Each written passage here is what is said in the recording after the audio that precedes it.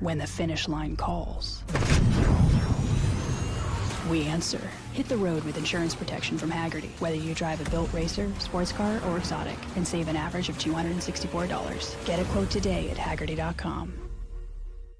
When the road calls, we answer with our guaranteed value, unparalleled service and expertise, and savings of $264 on average. Hagerty has you covered no matter what's around the bend. Get a quote today at Hagerty.com.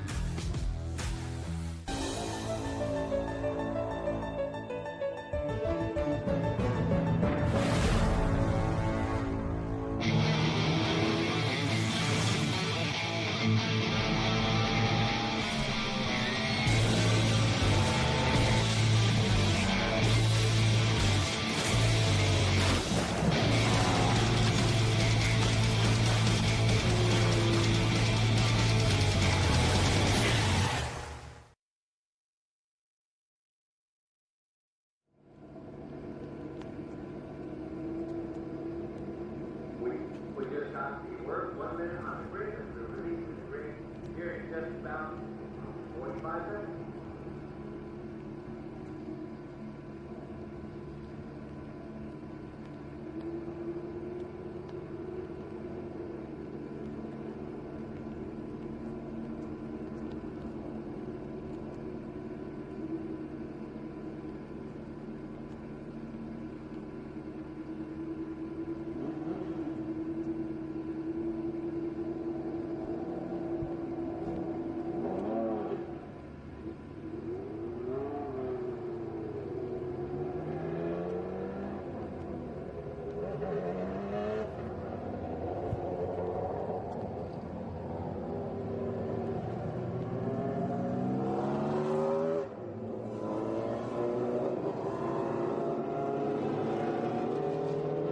Celebrating 10 years of Tony Perella's time at the top of SVRA as the owner of both SVRA, the Historics, Trans Am, and FR and F4, which he bought recently. But it's a wonderful celebration. Over 400 cars, Scott. I marvel at that every time. Yes, and most of them are regular SVRAs, but we have, for the first time and very welcome, a lot of our neighbors to the north, Canadian drivers and fans that have come across and come down to Watkins Glen International for this Hilliard U.S. Finish Grand Prix. Absolutely great to have them, great to have their cars and the drivers and teams down here. I'll tell you what, with the power and weight ratio to these small but very powerful lightweight cars, this is very, very tough, isn't it? And you really have, we talk about historic racing and you think of not known names, but these guys are very proficient in their driving and very careful. And I would argue that some of the big names like a Colton Herter or whatever would struggle more than some of these guys to wheel these things in these conditions. Yeah, 5 Alpha is the Sports 2000, which was based on the European Group 7 cars. But even those cars, which are arguably, and I will say this kind of in quotes, the slowest of the groups that we have out there, even though those go 140-something miles per hour, but not in the wet, not today. Then we have the Group 7 Can-Am cars and the Group 11 prototypes. And those big cars, I would agree with you, those are a handful in the dry, let alone in the wet, trying to put all that horsepower down to the ground, and that being a wet track, yeah, it's very, very difficult. As you know, Jonathan, this track very challenging. Turn 1 alone, the Mission Foods turn, we've had a number of incidents yesterday in the dry. Yeah, and as you can see, the wind blowing, and we looked at the weather this morning when we were having breakfast, and it didn't look as though it's going to change much. So we're going to have these sorts of conditions throughout the day. I don't think we're going to get a dry track, actually, for much of the day. What you're looking at now is a rather sadly depleted field, but in the full field, you'll have, well, the Audis. We've got Lolas, Swifts, Chevrons, and always nice to have a Chevron. We had a few Riley Daytona prototypes as well. One Maserati was due to be out there, but it's a combination of cars that go, what, from 1969 up to 2005. The Audi R8 that is a big regular feature on SVRA. Sadly not out there, although I did see it in the paddock. Look at this, here we go. To start our way, and they're almost 3 abreast as we go to the side, but the picture belies where they actually are. Look to your left-hand side. That's the man in pole position, leading the way, and the 29 of Benjamin Myers slotting in then to second place there. And a good clean start as they go through the first quarter, the Missions Foods turn 1 and up the hill towards the S's for the first time, Scott. Yeah, and that's not a surprise to see that Sports 2000 car. Again, these are, again, in quotes, the slowest of the group, but most suited to these particular conditions of the 3 groups we have out there, and headed into the Big Machine Spiked Vodka Coolers bus stop for the first time. Yeah, this is going to be interesting. But the bus stop, obviously, a very tough part of this circuit. Every driver I've spoken to, as we're looking to change for the lead, Myers looking for a way past, coming into the approach of the bus stop, and I think he's going to make it, and he makes it with a plume. But now he's got to get the anchors out, and he's done it.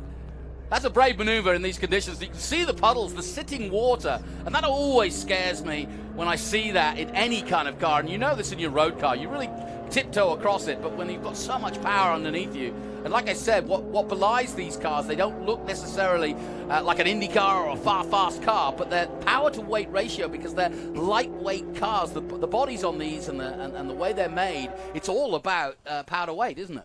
Yes, it is. The Myers family was out there yesterday, both Benjamin and Andrew, in Sports 2000 cars. That was a class, again, we were saying, based on the Group 7 cars that were in Europe. It was very popular here in the United States as a SCCA class. It ran for 10 years. John Fergus won 7 of those championships in SCCA in the Carrera S2000, and then his son Corey won the next year in Sports 2000. But it's now a regional class, but it was very popular back in the day. Again, these make 140 horsepower, about 140 miles per hour, and there were different iterations of the Sports 2000. Oh, we got to spin there. Oh, sadly, 2 cars going out, and this was the fear, I think, in these conditions, because as you approach the first lap, fine if you can get it going, and you know as coming into here that it's going to be slippy. Look, we've got the next one going off, but everybody tiptoeing past the 2 cars stop. They're going to wait. Both of them are still under power, and I'm glad to say both of them have recovered. Yeah. But that's what can happen very quickly. As we look first time at the 62.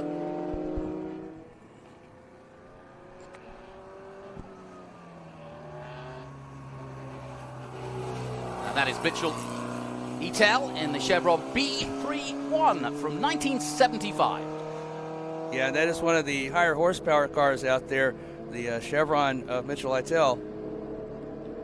There's Andrew Myers in the 51 in a 1996 Carbeer Sports 2000. I'm delighted they've recovered. The 7 is John Blizzard in the well, actually no. Let me just check that, because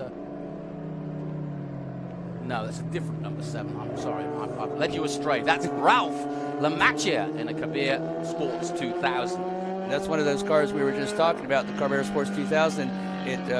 The first time out at Road Atlanta at the runoffs, again, these cars were raced in the SCCA. It finished second in the hands of John Fergus, and he ran off those championships.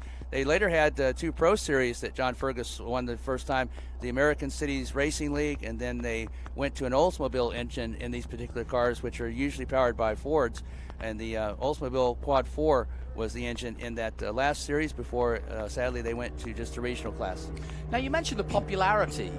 Was that because of the price point? I know that's a rude thing to talk about, but you know, when you get popular racing, it's usually because it's affordable, the parts are available, and you're not going into spending millions of dollars every time you go racing. So is that part of why it gained such popularity? Yes, they were sports racers, and at the time, most of the sports racers, you had to have quite a large amount of money to not only invest in the car, but parts and transporters and what have you. These cars were, again, cost is a relative term in racing, but they were affordable, as you say, and we had large fields. Again, my dad and I did the runoffs for about 26 straight years when they were held at Road Atlanta, and these it was not uncommon to see 40 or 50 car fields of Sports 2000s. Taiga was in as one of the Sports 2000 manufacturers, Lola in a number of forms, T496, T590. The Carrera CS2 was one of the manufacturers, and it was almost kind of Trans Am-like in that the manufacturers were very, very adamant about the cars being there and about them winning, and they were using the racing and their prowess as, you know, national champions or conference winners or division winners to sell those cars to clients. But yes, it was affordable. You're absolutely right about that. Much like, unfortunately, the Lola. The B2K10 was just a lighter version, the B240 was a lighter version of the B210, again, more affordable and able to be raced, John. And in terms of origins, most of those types of cars, and I'm thinking Lola and Riley, British-based. Yes. And again, this formula was based on the European Group 7 Championship, which Chevron and I believe Lola were the two most prolific of the manufacturers over there. And they basically just took the concept, downsized it a little bit. You'll notice that these cars are two-seaters. That was in the rules. It had to have two seats.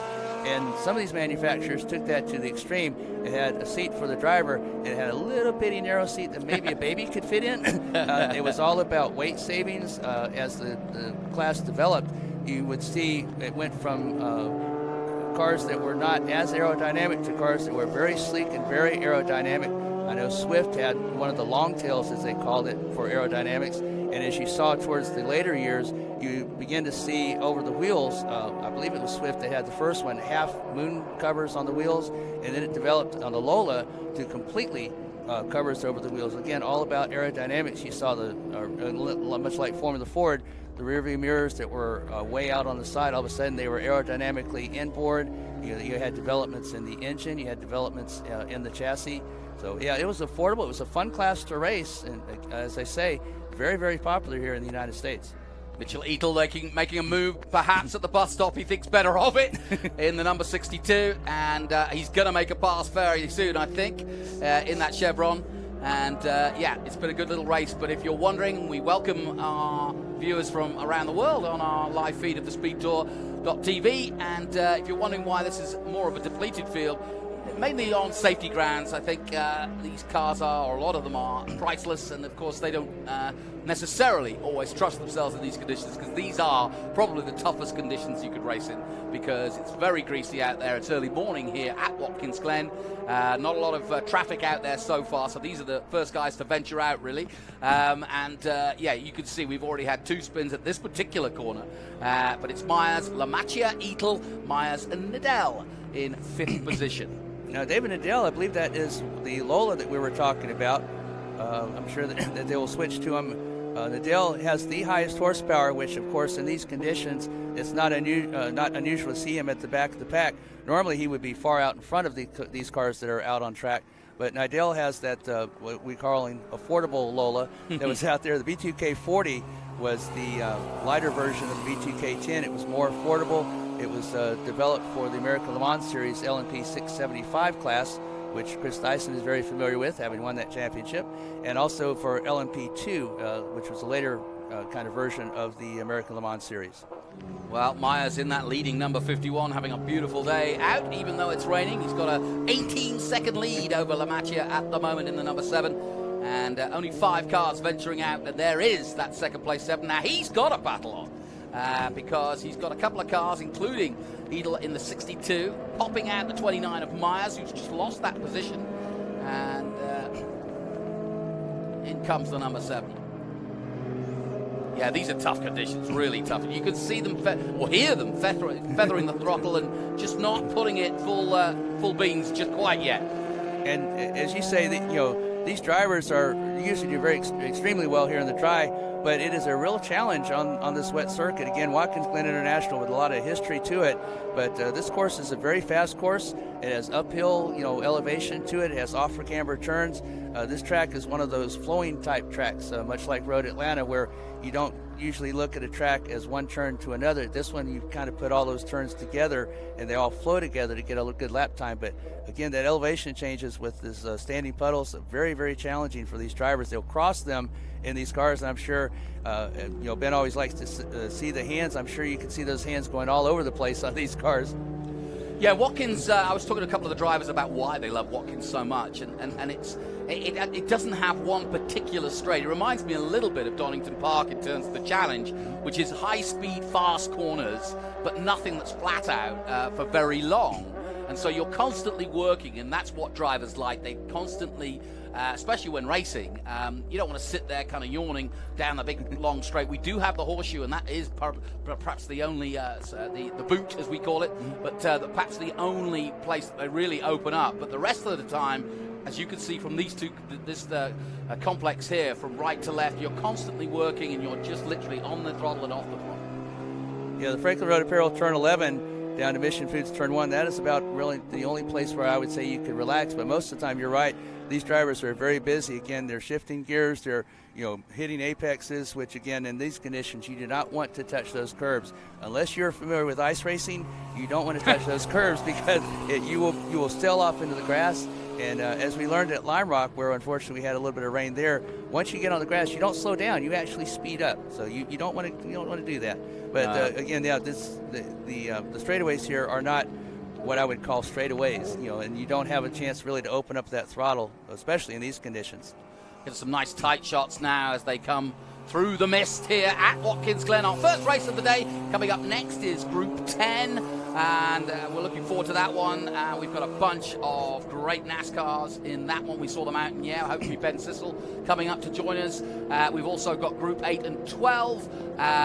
We've also got, of course, our big race of the day, which will be the TA, XGT, SGT, and GT. That race, local time 11:05 here in New York time, which is Eastern time in the North American time zones.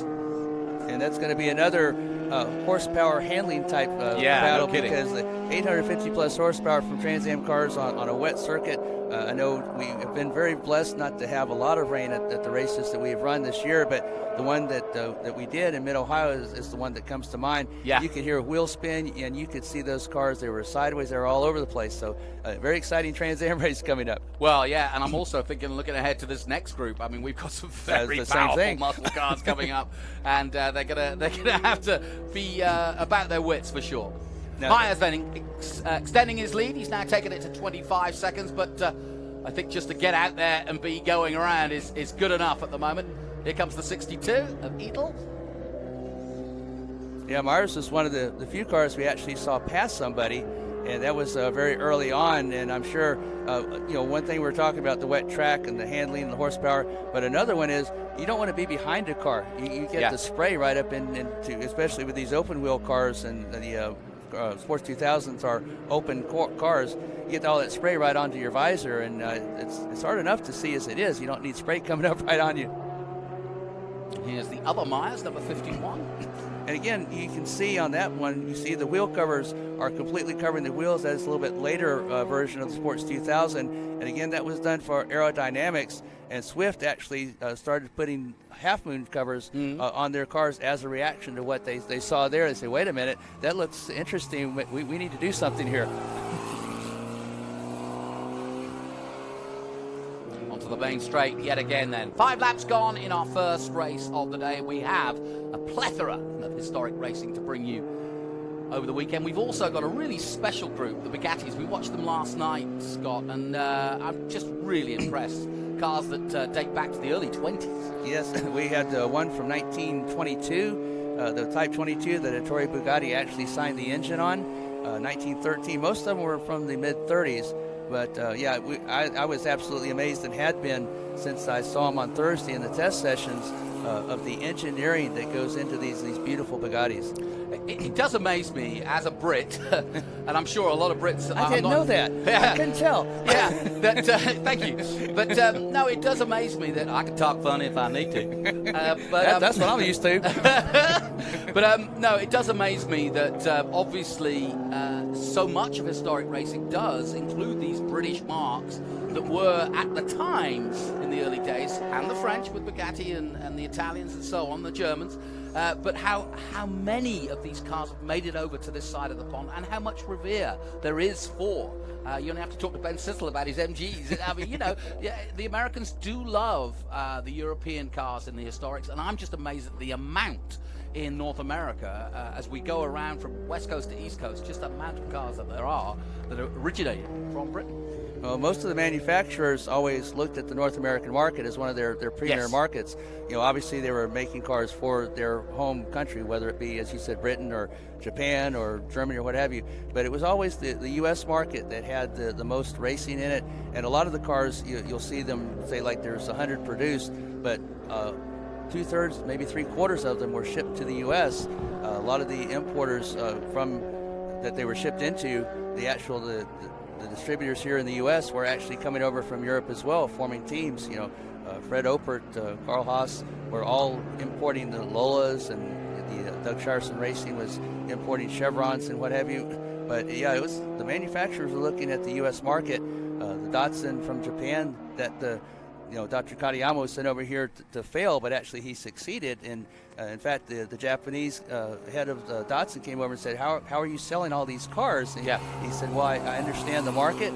They have a lot of racing heritage. You can use these cars to sell. And Japan said, well done. He sent over here to fail, but he succeeded wildly. Yeah, and I mean, that story is as good as any as we're on the final lap now, because the Japanese, the American muscle cars, the big cars, you'd never have thought that the Japanese would make a dent in the American market, but exactly that, the economies of scale, their efficiency, their ability to win on the track against the bigger cars, absolutely, race on Sunday, buy on Monday, and it was true for the Japanese, especially we'll see in Group 10 coming up, in Group 8 and 12 coming up, several of the Datsuns that made that voyage over and made it so popular. And of course, we all know about the 240 in America and how Paul Newman in many ways made that such a household name. Yeah, the 240Z was actually the car that kind of broke the tradition or mold, as you will, of the so-called small econobox Japanese cars. Yeah. Because they were always they were importing them obviously before Dr. Katayama came over, but Katayama brought the first what I would call true sports car from Japan over here. So closing stages of our groups 5A, 7 and 11. We apologise for the fact that it's not that substantiated with the number of cars, but of course you've got to think of safety in these conditions, and these brave men that are out there at the moment, including, it looks like a Myers fest, because it's going to be Andrew Myers who's going to take the victory in the Collier Sports 2000. And we're just listening to that beautiful sound of the Eagle going up in the number 62 Chevron. And lovely sound indeed. The checkered flag is being prepared. And the 29 of Benjamin Myers will take second place. And Lamacha, who had been in second for much of the race, will take the podium in third place. Conditions not improving as the race went on. I was hoping for it, but I think, like I said, this looks like one of those rather dull Snetterton days, and I've had many of them. You know exactly what I'm talking about, Scott, having tuned in, I'm sure. Yes. But this is a typical British day in terms of, and it's a typical British, it's a typical New York State day too. And the weather's starting to turn as we turn towards fall and winter. Yeah, the forecast was for 75% rain, but it was 100% when I stepped out of the hotel this morning. Yeah, exactly. We were kind of hoping that maybe these cars, as we worked through the groups, would kind of maybe get some dry lines forming, but unfortunately it doesn't look like that's happening. Not at the moment anyway. So, checker flag is being prepared for Myers, and there it is. And congratulations to Andrew Myers, who takes victory in the 1996 Collier Sports 2000 in atrocious conditions, I may add. Well done. You can see the clear visor. He needs that for sure, and he had the best of runs because obviously he didn't have any spray to deal with in his face anyway. And he takes victory over the number 29 of Benjamin Myers in a similar car. And in third place, Lamacha in the number 7. Ralph Lamacha in the Collier 2. So it's a complete Collier 1, 2, 3. All Sports 2000s, all Carbiers. John Fergus was a very smart man. He picked his cars very well. The Carbier, again, 8 national championships, 7 for him and 1 for his son. And the Myers family, very happy to be on the podium, first and second step. Thanks, Scott. Well, we'll take a short John. break from Watkins Glen. More action coming up. Stay with us here on the Speed Tour.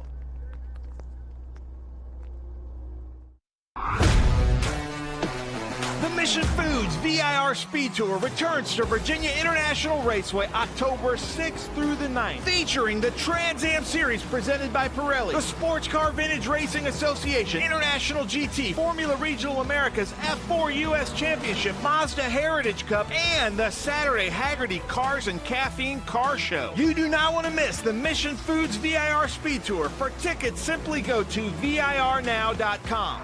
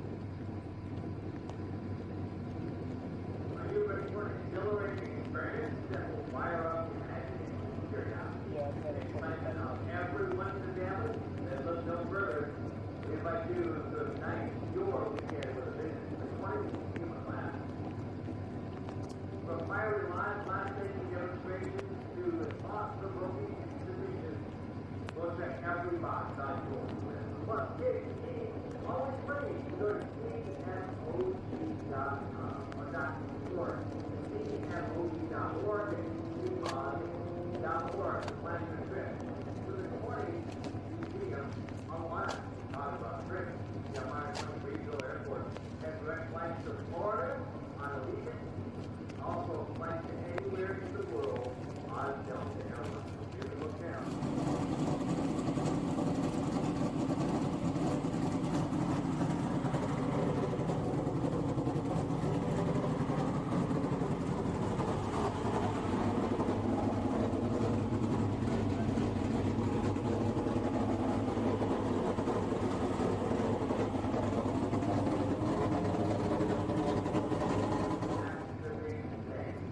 Take a victory lap with Steve Evans to find out what all these rankings about. Visit evansbank.com or stop by one of their 5 Rochester area branches and learn how a world-class team can help you obtain financial savings. Feel empowered and truly know your worth with the folks over at Evans Bank. 5 branches of the Rochester area. One this week.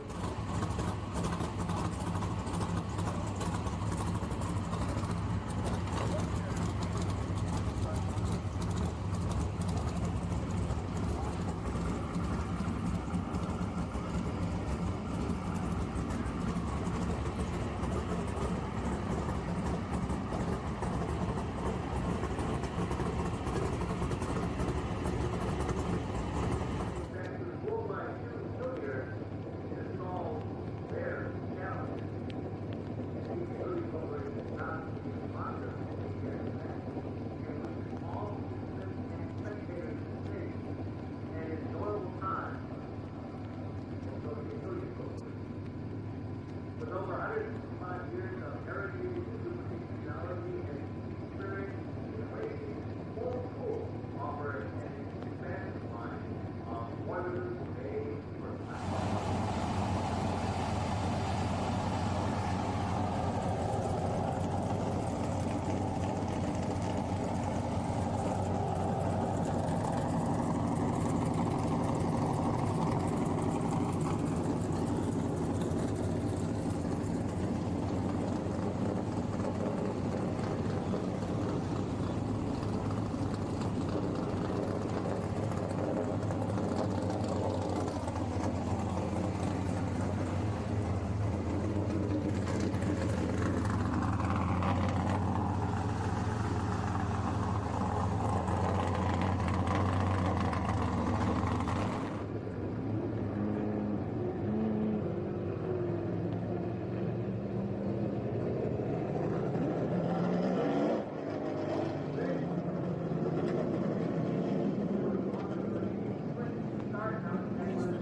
TA2, and he keeps moving up. It's how much work and effort he's putting into this. I remember last year I interviewed him at Road America, and he said, I qualified 4th. I out-qualified my teammate at the time. He said, I'm so happy. But he is an accomplished driver. You'll see him in a number of cars, hopefully today. The Group 6 race, he always is right up there at the top of the charts, man.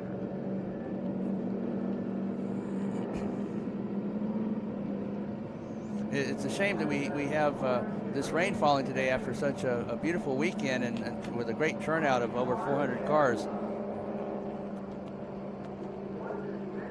But we have several of the field that has ventured out in these rainy conditions there. Looks like we are doing a split start. I wish we weren't. It's great when we have, you know, the 12 stock cars like we had yesterday, but now it's with such a small group. I wish we would condense it. Looks like only 5 cars are out there. So we've got Joe Nemechek up front, Brian Pritchard. That's the stock car group, both Toyota Camrys. Then in Group 10 GT, or GT4, GT2, is Scott Borchetta in 10 GT4, Alan Cohen in 10 GT4. Alan Cohen is in the 2006 Mustang Port City Tube. And then Yen Kirpada. Let me find him.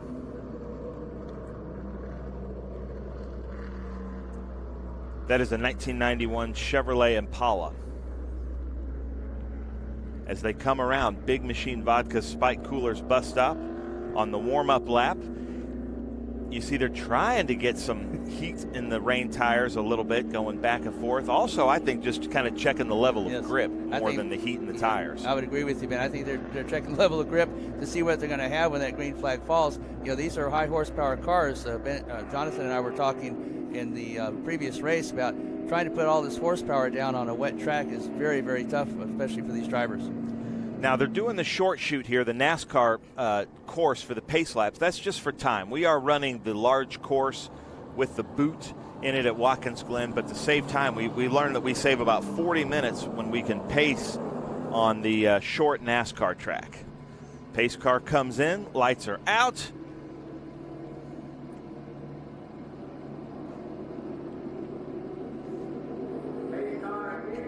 And we have a green. Here we go. Joe Nemechek pulls way out front here over Brian Pritchard. Here's the second group being led by Scott Borchetta as they come around Franklin Road, turn 10 and 11. Franklin Road Apparel. This is the Franklin Road Apparel Classic for the Trans Am races. And see here, that's confusing. I guess the flag takes the precedent over the green light board, as we see there. Jan Kirpata just coming in. So it looks like this is going to be a two-way race. And Scott Borchetta just slightly has the lead. You can see cars coming off. Now, in the last race, we had some spins at turn 1. Both being careful. Oh, he's getting sideways a little bit.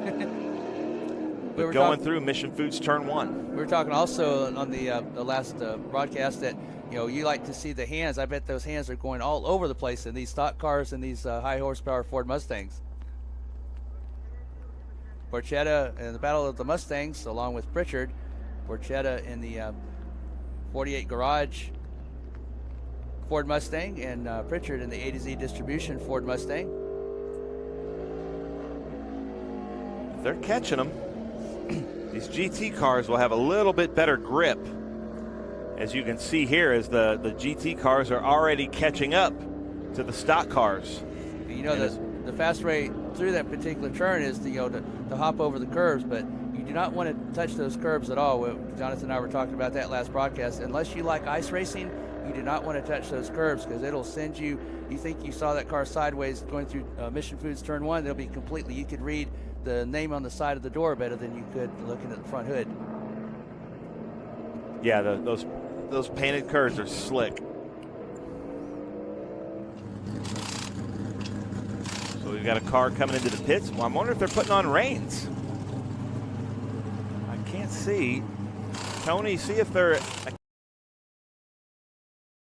grooves in those tires or if they're just tightening. No, those are rain tires, it looks like. So they've put on rain tires, and let's see what he's got. That's Kirpata going back out in that 1991 Chevrolet Impala. But this looks like this might be the race to watch. Scott Borchetta, Alan Cohen. Cohen is at a little bit of a disadvantage only because, yes, he's very close to Borchetta, but all that spray from Borchetta's rear wheels are landing right on Cohen's windscreen. He doesn't have the problem that we had in the open wheel Sports 2000s that just came off the track, and that his visor is not getting that spray, but his windshield is. And again, Borchetta not used to having somebody up that close to him racing with him. Borchetta always up at the top, as you know, Ben. Yeah, I'm just looking at how these cars are tracking. They're hitting their highest speed here, coming down. Now coming into the brake zone as they enter Mission Foods turn 1. These cars look to be pretty evenly matched. And look how gingerly they are on the brakes. And this is a kind of a steering feeling type of track at the moment because you have all this horsepower, yes, but you're really having to feather the throttle as you go through these turns. Too much, that car will snap sideways on you. Not quite enough, and Cohen will go by Borchetta. Joe Nemechek still out front in one of those Toyota Camrys. And you can even hear Joe Nemechek trying to feather that throttle, trying to get that big stock car to turn in. Again, not using the curves. We've We've talked about that already, Ben, but this horsepower, a lot of it in these NASCAR stock cars, whether they came from the Xfinity Series or from one of the Cup Series back in the day, whether it be Winston Cup or Sprint Cup or what have you, but see him being very ginger on the accelerators. He's going up through the S's and headed towards the Big Machine Vodka Spike Coolers bus stop. Trying to put that power down is very, very difficult with these cars, Ben. Yeah, this is Brian Pritchard here. Joe and they have the same looking cars, both black Camrys, both number 8, one's 8A, 8B, but this is Brian Pritchard, who's driving a lot more gingerly than Joe Nemechek. Joe Nemechek is really testing out what he can do in the rain. And this is Brian Pritchard. Here's Joe Nemechek. Looks like he did something wrong there. That looks like turn 8 as he comes into WeatherTech turn 9. But I think he's trying to push it, see what his stock car can do in the rain. He's constantly developing these cars. Well, he stepped over that imaginary line there just as we went to him, didn't we? Yeah, I just looked up and saw the 8. I thought it was Nemechek, but yeah. It's unfair to the announcers. They have two cars that look the same with the same number on them. Yeah. And a lot of teams do that as strategy because it's hard to penalize the cars. But it looks like he's got a lot of fog in that windscreen. Yeah. And again, that's going to really hurt the visibility. We were talking about that in the Enduro, that windscreen was actually the more troublesome to him than the actual trying to keep the car on the track. Yeah, you can't even see his hands on the steering wheel. That's going to be a huge problem. That's basically driving by braille out there. Listen now, Joe Nemechek always had great car control, but he is really feathering that throttle, being very precise on where he hits this apex, is not using the curb, but usually he would be all over the curbs and putting that car as fast as he could up through those S's, but not doing that at the moment in this wet conditions. Well, we've got Joe Nemechek in front. We're just going to call the overall race here now. Followed by Scott Borchetta. Followed by Alan Cohen right behind Borchetta. Then Brian Pritchard and Yang Kripata. There's Brian Pritchard there. You can see a lot of what we call weepers. So there's wet conditions, but then there's soaked. So there's these little rivers that go across the track because it's not like normal street roads where the roads are crowned. Racetracks are made to be flat, so you can see the puddles and the weepers going across. And I was talking to Chris Dyson, who knows this track really well, and he says there's a lot of weepers going across turn 1, a lot going across turn 8. This is an interesting race for the Ford Mustangs, one of our two featured marks at the Watkins Glen this weekend. Borchetta in a 2015 Mustang, and I believe Cohen has the 2006, but in these wet conditions, they're really evenly matched, both different generations. The 2006 is the 5th generation of the Ford Mustang, and the 2015 that Borchetta is driving, the 2015 is the 6th generation. Different horsepowers, but in these wet conditions, they always call rain the great equalizer, and certainly proving that in this Ford Mustang battle. They're running 1st and 2nd in Group 10 GT4.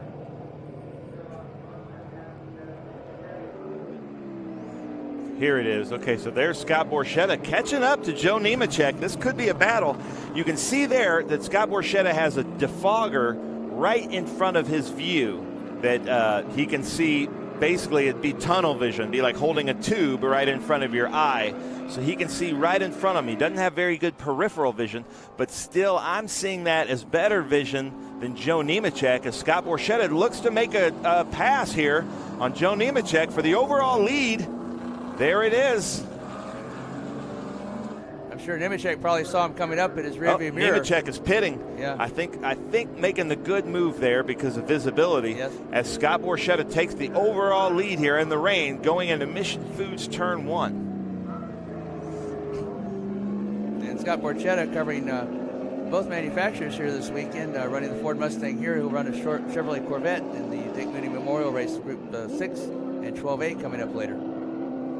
But Borchetta, who kind of burst on the SVRA season a couple of years ago, and he has really come to lights as a very good driver, very accomplished. Usually has the Audi R8 in the prototypes, along with the Chevrolet Corvette, this Ford Mustang.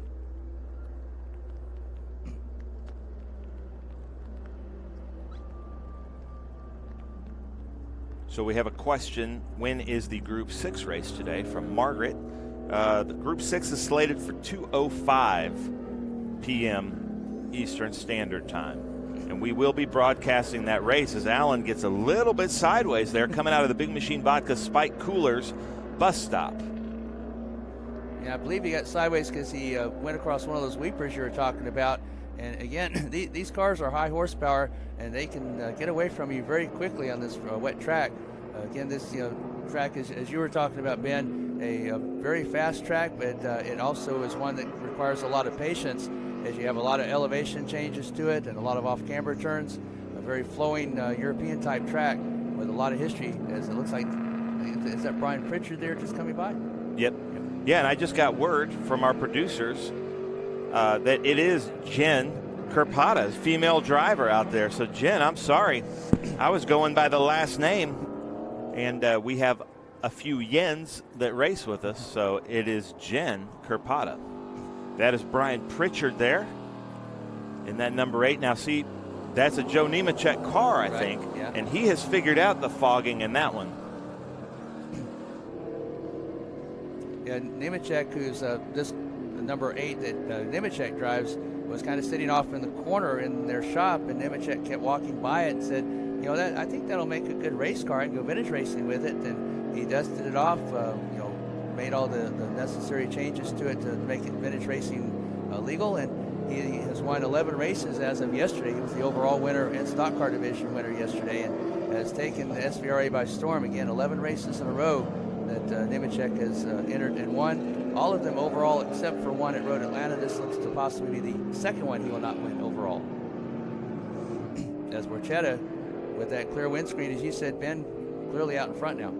So I know that some of our smarter Trans Am teams and drivers are watching this. If you're watching this on SpeedTour TV on YouTube, give us a comment, because I'm sure you're watching this to see what kind of grip levels you're going to get out there. And that's Joe Nemechek back out there. Somebody must have wiped his windscreen. Let's see what it looks like right now. Still doesn't look clear, though. And is he coming in, or is he making the pass on the inside here at Franklin Road Apparel, turn 11? I believe he thought about it, but decided better of it. I think he's going to wait till the straightaway, if at all. Bus stop is going to be his next chance, the Big Machine Vodka Spike Coolers bus stop. Very daunting. Quick right, and then just a very short momentary straightaway, and then quick left, and another right back out onto the Watkins Glen International. 3.4 miles, 11 turns.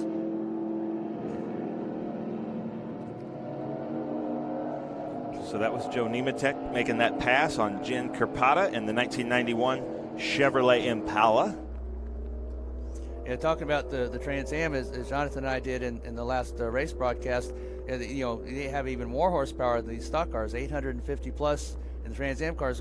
We could see a production car possibly be up towards the front because of the less weight in those production cars. Actually, the rain would more favor those production cars than it would the high horsepower Trans Am cars.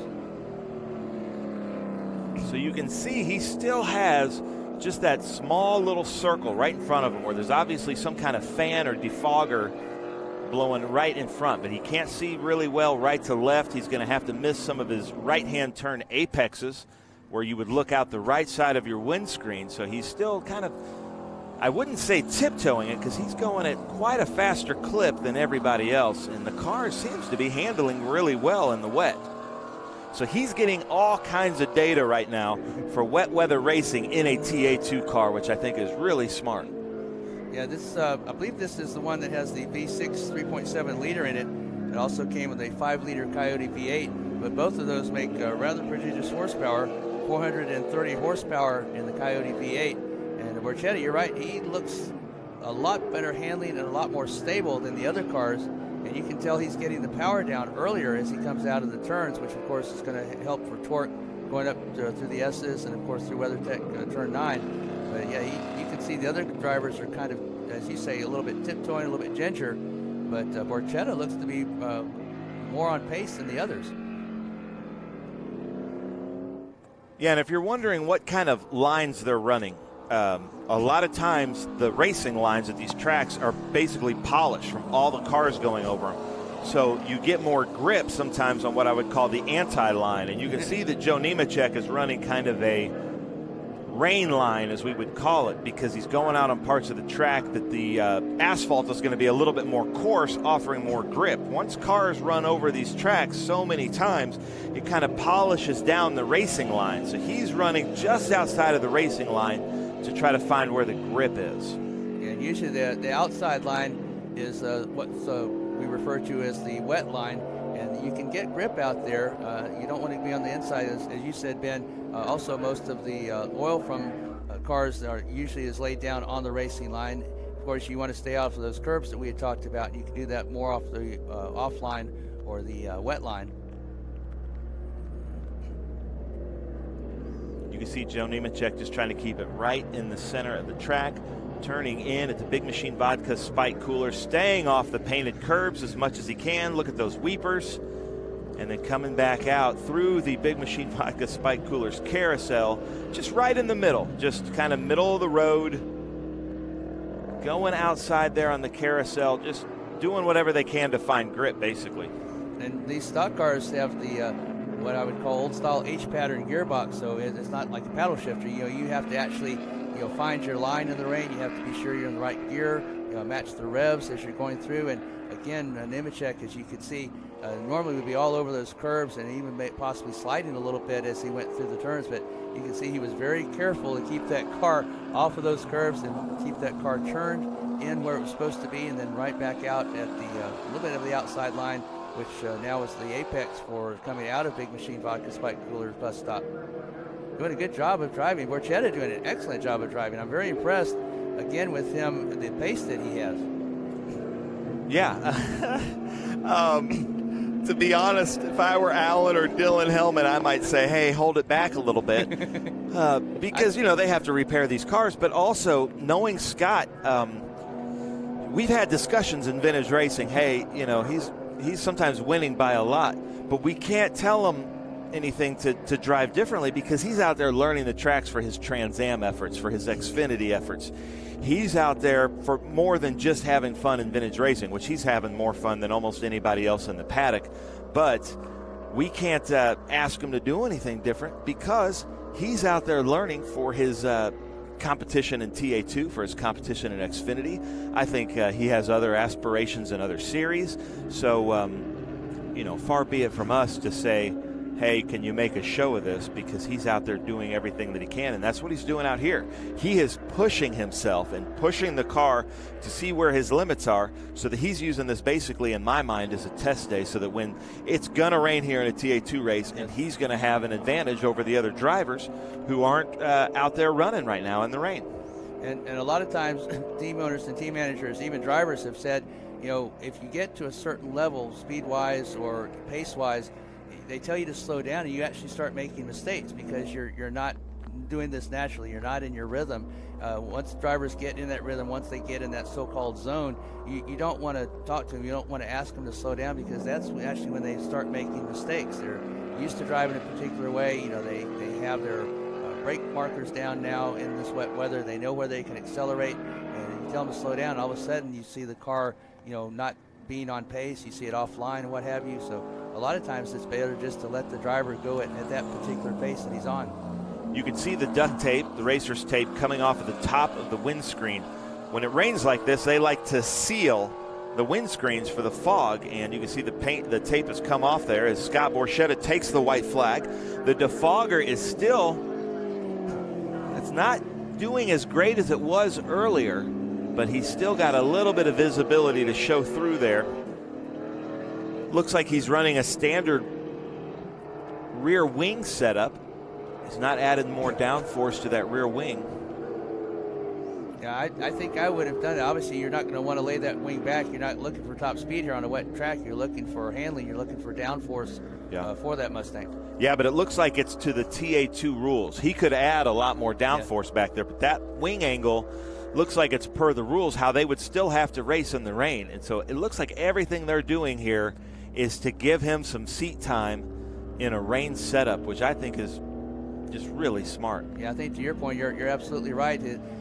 Not only just the Watkins Glen International track that it might rain at, but VIR and Circuit of the Americas is coming up, and VIR sometimes has some clouds that come over it. So you could have some data there, and as you say, a little bit of advantage over the rest of the field. Yeah, and what I'm seeing right now from Joe Nemechek, who's one of the most talented drivers in our paddock, is I bet you the next thing he's going to do is figure out how to defrost the windscreen. That's on his list of to-dos, I'm sure, after this one. I know in some of the Trans Am cars back in the day and some of the stock cars that they actually had a stick with a rag on it, and as they were driving, they'd reach up with that stick and do the inside of the windshield so they could see. I mean, we saw that as recently as Michelin Raceway Road Atlanta 2 years ago. Amy Ruman and Andretti, they had the little squeegee. Yeah. We've seen remember the rear windows on 80s cars that had the lines go across? Right. We've seen that on windscreens. We've seen DeWalt leaf blowers, being turned on and just thrown at there. I know Gary Seelix bought RC airplane jet engines and put those facing up. That seems to work. But here's Scott Borchetta coming through Franklin Road Apparel, turn 10 and 11, taking the checkered flag in this Group 10 overall win. But I think the win for him is all the data they just collected in a moderately wet to wet conditions here at Watkins Glen International. And again, I'm just very impressed with the pace that they have in these wet conditions. Again, Borchetta, a great driver, but that car looks like it's for a wet track at Watkins Glen, looks like it is absolutely glued to the track there, Ben. All right, well, as they come through, stay tuned. We've got a lot more great racing here at SpeedTour. That was our Group 10 race. Next is Group 8 and 12. We should see a lot more cars out there. Those are the production, kind of mid-bore production cars. But we're about to take a commercial break, but stay tuned.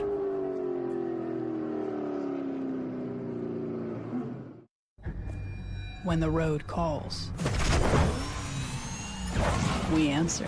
Hit the road with insurance that protects your classic for what it's actually worth and save an average of $264. Get a quote today at Haggerty.com. When hours invested become miles enjoyed. Whether you're customizing or building a car from the ground up, Haggerty protects your vehicle with guaranteed value coverage. Get a quote today at Haggerty.com. The NOLA Speed Tour returns to NOLA Motorsports Park April 8th through the 10th, featuring the Sportscar Vintage Racing Association, showcasing Formula V, Formula Regional Americas, the F4 U.S. Championship, and Saturday you can take part in the Haggerty Cars and Caffeine Car Show. You do not want to miss this exciting, family-friendly event April 8th through the 10th. Camping and tailgating is available. For tickets, simply go to speedtour.net.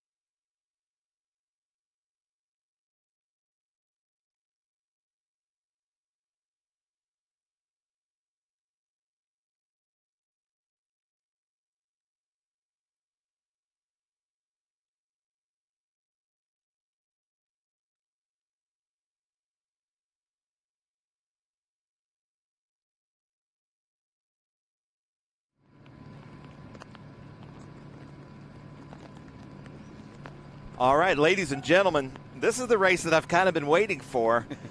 Group 8-12, we seem to get a lot more rain competitors, but me, as a Mini Cooper fan, this is what Mini Cooper fans are always about. You know, they've got that front-wheel drive. So here we are in the rain, Watkins Glen International for the Hilliard U.S. Vintage Grand Prix. We want to thank Hilliard. The company has been a longtime supporter of this event, came on just a few years ago as the title sponsor, so a lot of fun. We're going to walk through here. That's the number 3. That is Jim Lenahan. Jim Lenahan is a longtime sports car racer. I know him in a Datsun Z, now out here in a 76 Porsche 9146. That car should do pretty well. I'd call that kind of a mid-engine car, well balanced. Then we've got that, that's the number 46. I believe that's Michael Sollenbach, but I'm not positive. Yeah, Michael Sollenbach in a 2012 John Cooper Works Mini. So that should do pretty well. Front wheel drive car. Turbocharged engine. I can't remember, are they supercharged or turbocharged, the JCWs? The 2003 was the supercharged model, and then in 2008 they updated to the turbocharged. And Sollenbach, I believe, is driving the turbocharged, and his Team Octane teammate Paul Gravel is driving the supercharged version. So there's Paul Gravel there, and another John Cooper Works. We had a big mini celebration here a few years ago with Patty Hopkirk as the Grand Marshal of that. Unfortunately, we lost Patty Hopkirk just a few years ago, but that was really cool. I think we had like 40 vintage Mini Coopers out here. That number 38, is that, that's Dan, how do you say his last name? Witzak? Witzak, yes. In the 1998 BMW M3. I'm just going through and circling. Oh, that's Dawn Meyer. I don't like the front end damage there. She did that in the Enduro. She went off course at turn 4. Very glad to see her back in the car because we never really did get an update on the driver. So glad to see she's back. But yeah, she had it off at turn 4 in the rain. So she's already experienced these conditions in the hour-long Enduro. So Dawn Meyer's there. There's Nasdar. Dave Nicholas. That's a neat story on that car. He raced that car in the Camel GT at Lime Rock, and then it sat in storage. I think it was in the 1973 Camel GT at Lime Rock, 73-74. He's a Camel GT champion. Then it sat in a barn in storage for years, and Kevin Richards, his mechanic, found it and surprised him with it. Oh, wow. These Audi TTs, those should be pretty good out there. That should be Antonio Esposito, Group 12, 2012 Audi TT. That should be a well-balanced car. I'm going to disagree with you a little bit there because these were built on a VW Golf chassis and they had inherent oversteer. They didn't really do as good on the track as they thought they would. The design is beautiful, but they had a little bit of a handling deficiency to the rest of the field. That Porsche, though, I would agree with you, should do very good. Mid-engine car, well-balanced. And Jim Lenahan is just a very talented driver. He's one of our Sports 2000 drivers. I've seen him drive a lot of different things. Andrew Dahl is in that 1970 240Z. Now, Andrew also was out in the Enduro early, and he had 2 different spins. No damage, luckily, unlike Don Myers, but he's already experienced these wet conditions also in that hour-long Enduro early this morning, Ben. Well, to be honest, I'm a little bit disappointed in our Group 8, Group 12 competitors. I thought we would see more out there in this rain, but it looks like, from my eye, we've got 1, 2, 3, 4, 5, 6, 7, 8 cars. And in conditions like this, all bets are out the window. You know, I'm guessing everybody's on wet tires, I hope. I would certainly hope so, yes, sir. Yeah. You can see there the Mini Coopers have their windshields on, as does the BMW. Jim Lenahan, I don't see a windshield wiper going, but it looks like he's got some good defogging. Nasdar, Dave Nicholas has his wipers on. I can't see from Don Myers. Antonio Esposito definitely does.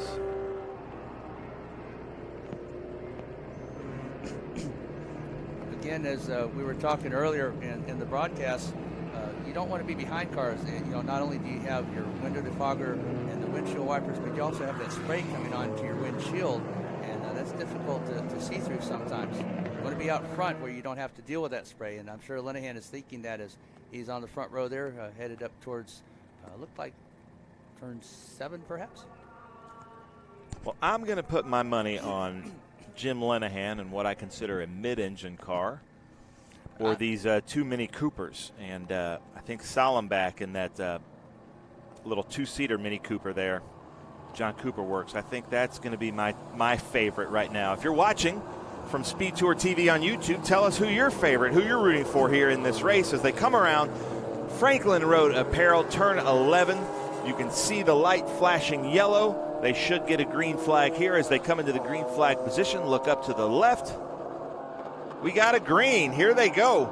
And now look at the visibility. We have low visibility looking behind these cars, as that's Dan Witzak coming in. But that JCW takes second place here.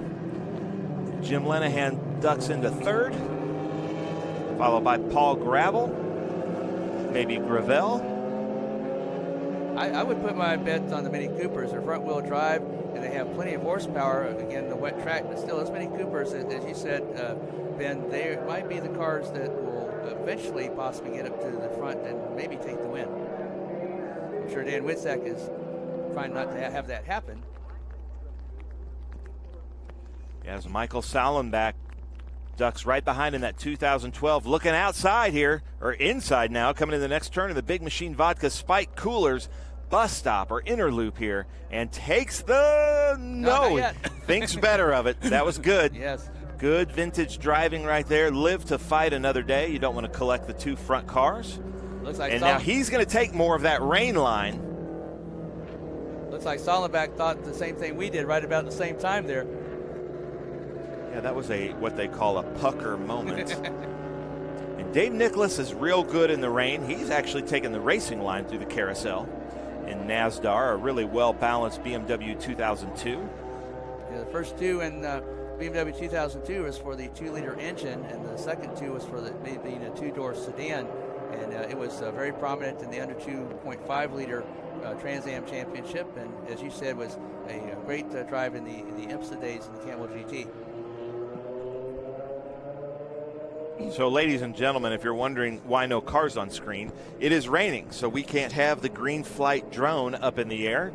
Dangerous conditions. They are working on putting a camera, hopefully at the toe of the boot, for the further races this afternoon. But right now, we're just waiting as the cars come into sight, and it's still Dan Witzak with that power, the BMW M3. But Salenbach, now that they get to the twisty bits, should have the advantage. But still, both of them are racing on the racing line. And here comes that front-wheel drive. Going to duck to the inside of this next Franklin Road Apparel turn 10 to looks like take the lead. And that Audi TT of Esposito coming out of nowhere.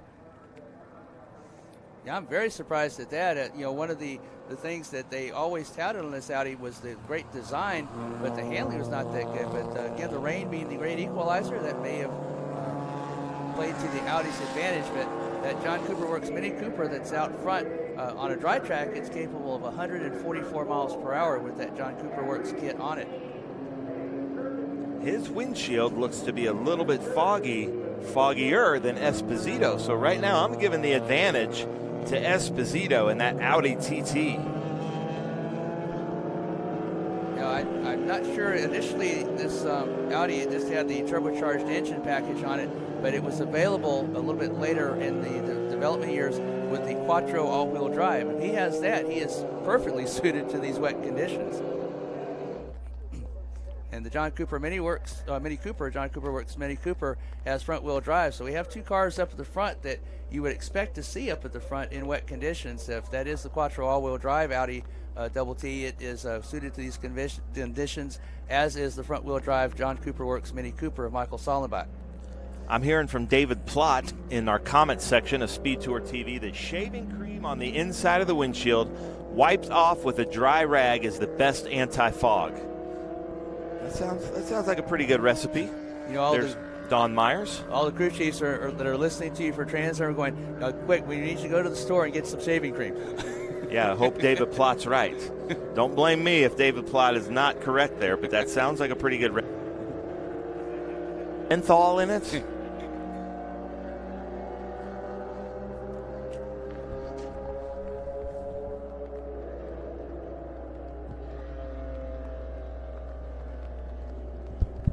Again, the John Cooper Works Mini Cooper that's out front that had an updated kit that was given to it in 2008. It has, in the dry conditions, again, a top speed of 144 miles per hour, and it can go from 0 to 60 in 6.8 seconds. And then in 2010, they came out with another update kit that reduced that 0 to 60 acceleration in, are you ready? Because I know you had a Mini Cooper, 6.3 seconds, 0 to 60, Ben. Wow. Okay, well, look at this. It's all changed now. Almost from the back, Andrew Dahl is now in third place in that Datsun 240Z from 1970, showing us that this rear-wheel drive with some power is getting after it. Looks like he's got some back left fender damage, and he is showing us he is pushing this car. And you can see there, see that left rear fender's got a little bit of damage. I don't know if that happened this race or in the Enduro. Probably happened in the Enduro, I would think. That's our Group 6 leader. I mean, Group 8 leader. Sorry about that. You can see him onto the brakes, squiggling around a little bit there. Looks like he's running the silver number 13 rather. Oof, that's tough on those painted curbs. Be careful out there, Andrew Dahl. Yeah, I'm surprised that he's doing that, especially after being out in the Enduro. That's one of the reasons he spun in the Enduro. I think he spun, I know at least once, and I think twice. This car called the Datsun 240Z in the United States, but it was the Fairlady Z when it was sold in Japan, and they thought that was a better name, the Datsun, as opposed to the Fairlady when it came to the U.S. market. Well, Sollenbach seems to have his windshield figured out as they come into Big Machine Vodka Spike Cooler's bus stop. And then there's Dan Witzak, all the way back to fourth place overall. Third in Group 12, followed by Jim Lenahan. But Jim Lenahan, he's starting to figure this out now. And looking inside, and then Dave Nicholas and Nasdar right behind. It looks like Witzak is his windshield wiper is vigorously trying to wipe, and he's getting visibility there just a little bit. It's a little bit fogged up still.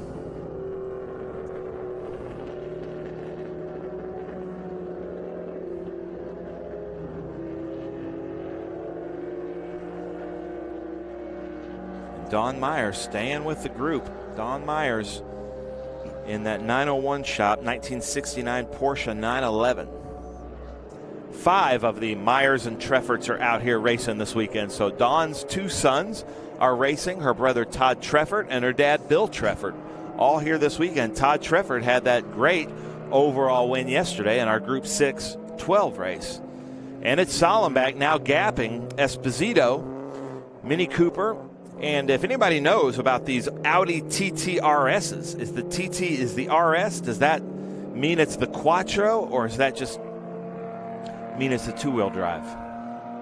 I think that is the later Quattro. I think that's why he's doing so well, but I'm not positive of that. Maybe some of our fans could comment and let us know for sure. That Porsche 914-6, that has the 6, that was a collaboration between Volkswagen and Porsche, and at the time it was the entry-level Porsche. The 4 is the one that uses the Volkswagen engine, the 6 using the Porsche engine from the 911T. So again, I thought he would be up a little bit higher, only because of that mid-engine, a little bit better weight distribution, a little bit better balanced handling. But again, up against, I heard that sounded like a spin. Yeah. One thing, rain or dry, you can tell when something happens like that. Yeah, somebody spun and they're restarting. If camera can look down to the left a little bit. Somebody spun. I'm guessing that is Andrew Dahl in that 240. Jim Lenahan looks to the inside here of Witzak and thinks better of it. Gets behind. Both look to have somewhat clear windscreens.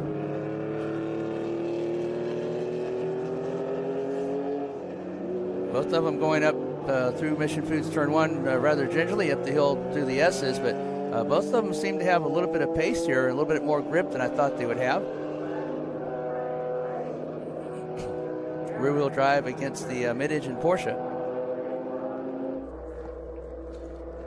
So we've got Michael Sollenbach in the lead, followed by Anthony Esposito in second, Andrew Dahl third. We think he had a spin at 1. Dan Witzak fourth, Jim Lanahan fifth, Dave Nicholas sixth, Don Meyer seventh, and Paul Gravel in eighth.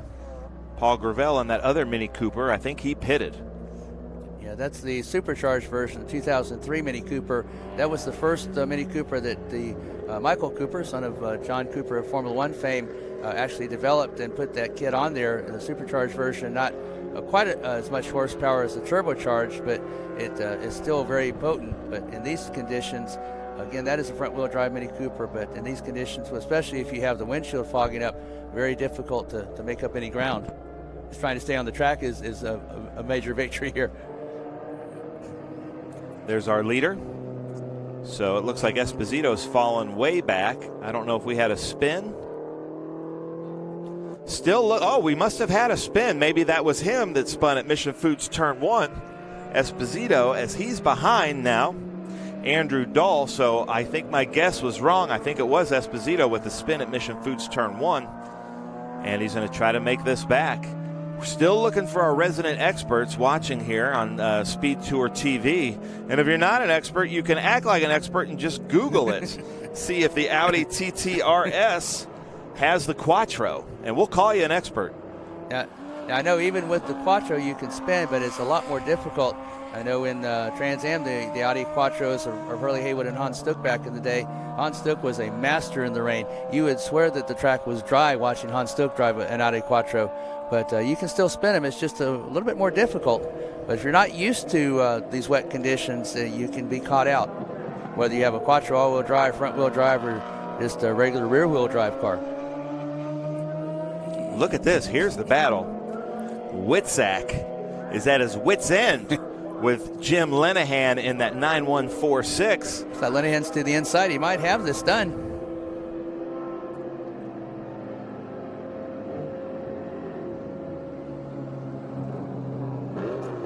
There's Dave Nicholas there and Dawn Meyer. Dawn Myers, sorry, Dawn. And she's coming in. Looks like that car's winking at us. You're talking about her brothers. They finished first and second in the Sports 2000 feature race. Nice job.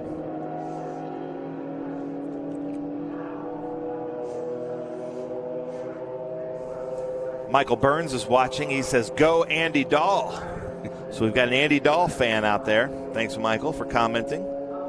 See if you can find out about that Audi Quattro for us.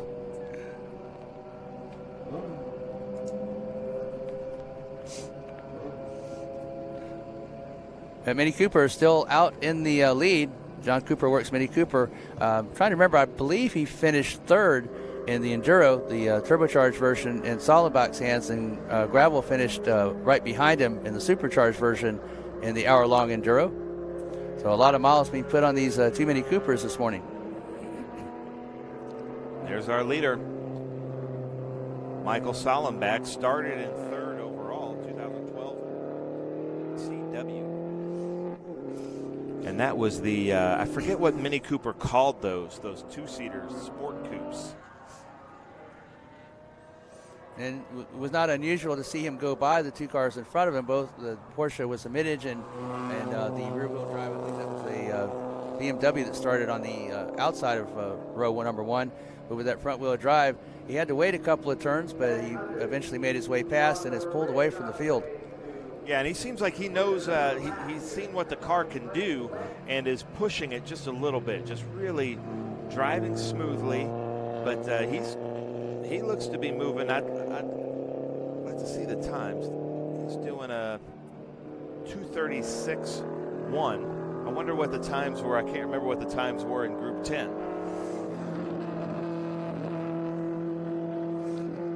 I think, if I remember correctly from the Enduro, I think he was in the 2:35s in the Enduro, but both he and Gravel were out in the Enduro and benefited at least from having been out on this wet track already, and has a little bit of track knowledge along with what type of grip levels you would have had in this particular car in the wet.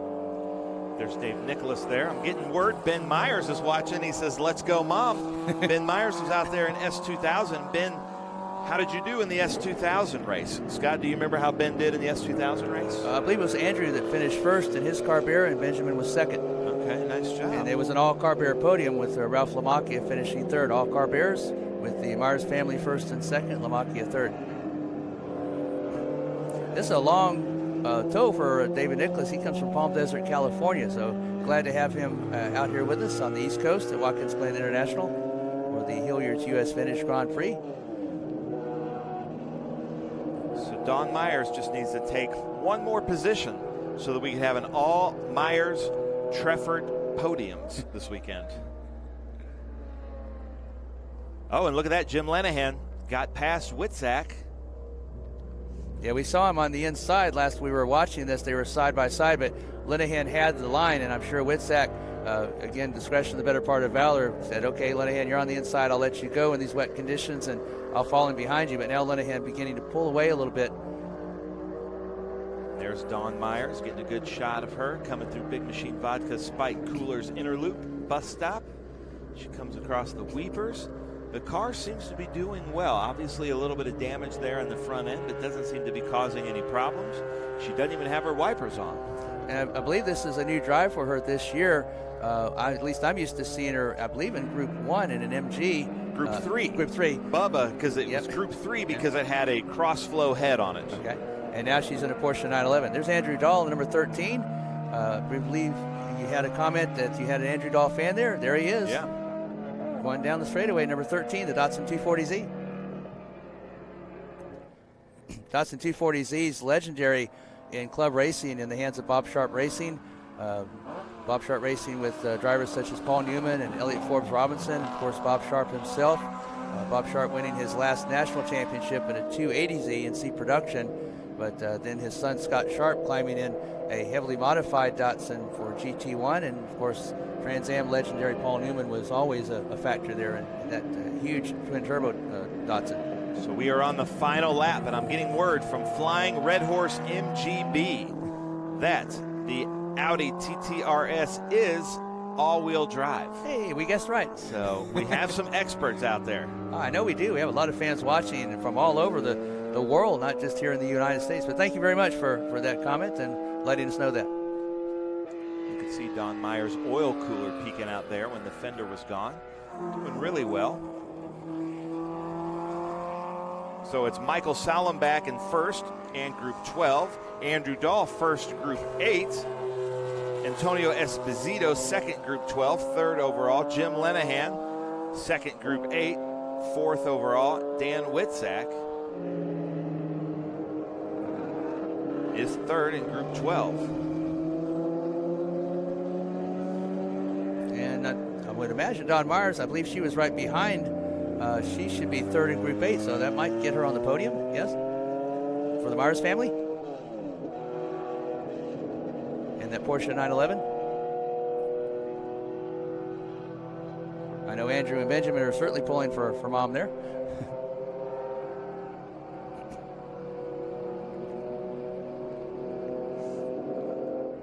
Hollenbeck still continues to lead in the John Cooper Works Mini Cooper. There he is on screen.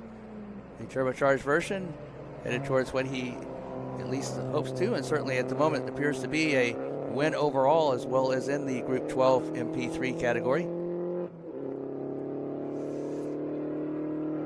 I'm sure Antonio Esposito very upset with himself because he was at least keeping pace with Sollenbach at the time of his spin.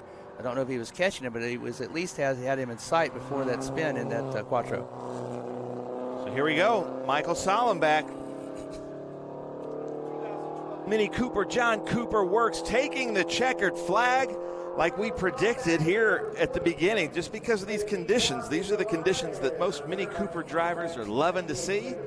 Well, congratulations there. Come around Mission Foods Turn 1. Well, ladies and gentlemen, we are going to take a break, but stay tuned because we have the TA, XGT, SGT, and GT race. And will this be the first XGT overall victory in these conditions? We have some great Porsche drivers in XGT, so stay tuned to see if we have a GT overall win in the National Series, as Eric Joyner won at the West Coast Championship last year at Utah. But we're going to take a short break, but stay tuned.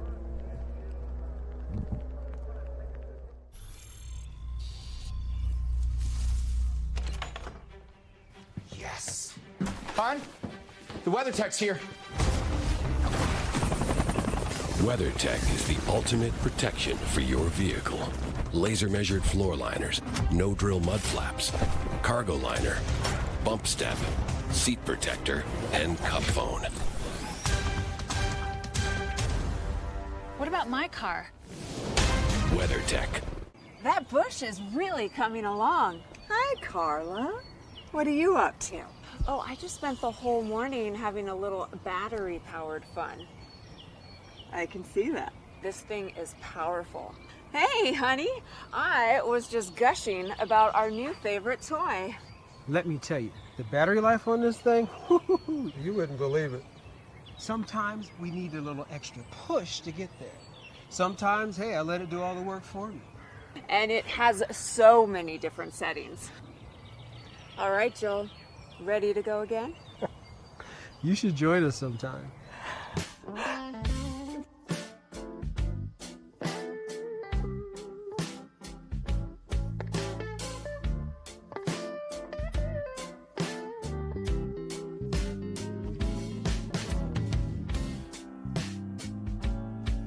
I've got to get me one of those.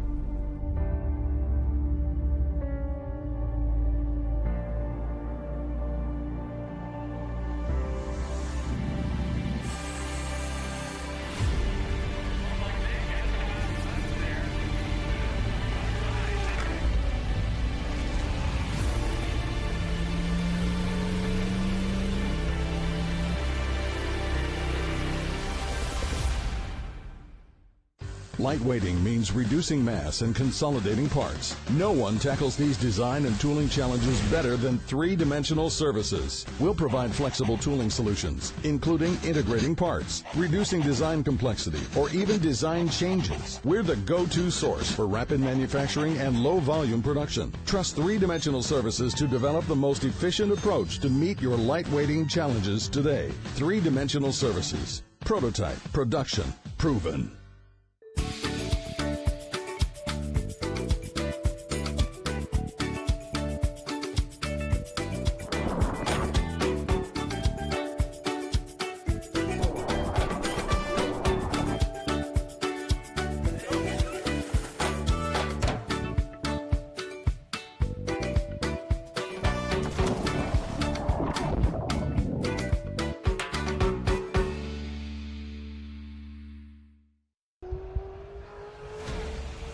As you can tell, I like to go fast. Our race team is really well prepared. We like to look good, but we also like to dress good, and that's why we shop at Franklin Road Apparel. I own the company, and I wear the clothes that we sell in that store. So check us out. We carry all the top brands: Baldwin, John Barbados, Billy Reed, Goodman brand, and on down the list. So come see us, Franklin Road Apparel, Franklin, Tennessee.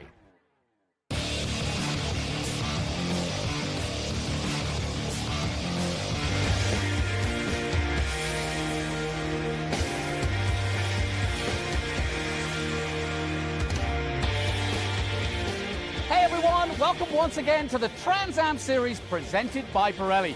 We're at Watkins Glen for the latest Speed Tour, and what a backdrop. With me, Tony Pirella, and this is always a great occasion here because we celebrate the history of Watkins Glen, both as a street circuit and, of course, the famous iconic racetrack itself.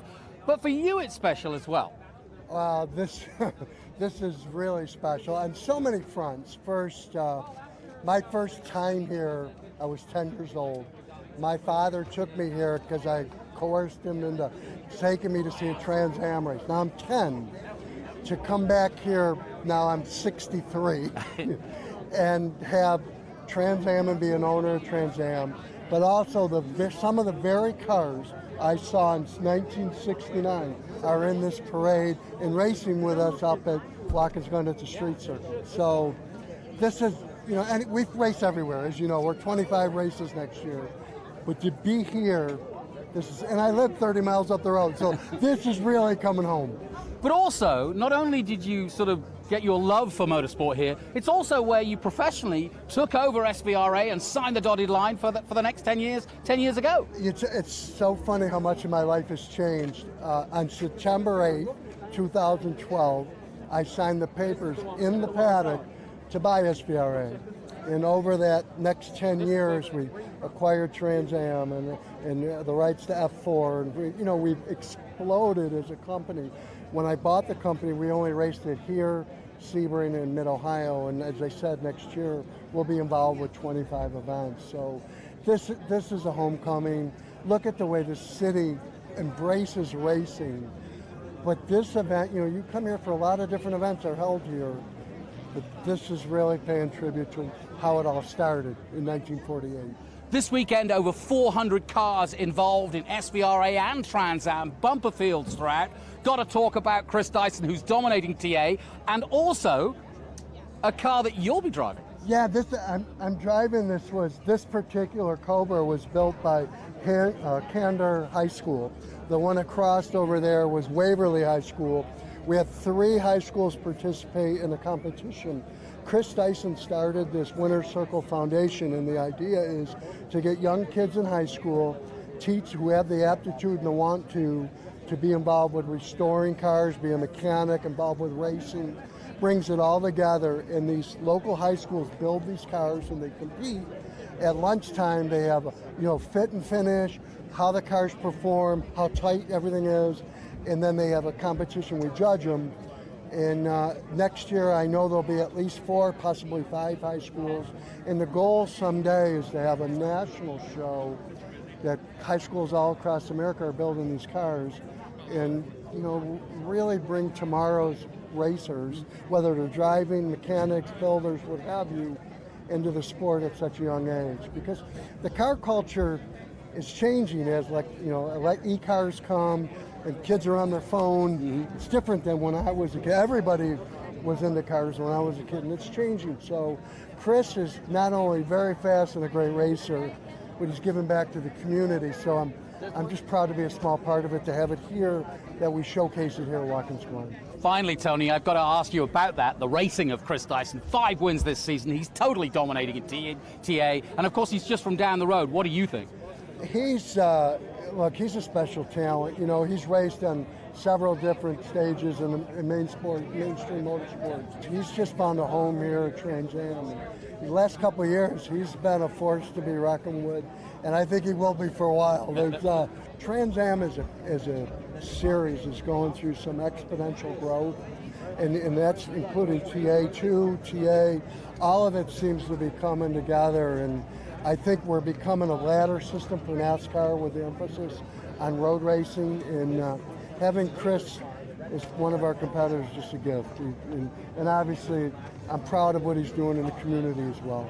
Well, thanks, Tony. We'll let you enjoy the festival and the big weekend ahead. And talking of Chris Dyson, you've heard what Tony thinks. Let's hear what his competitors think of the great man leading the championship, Chris Dyson.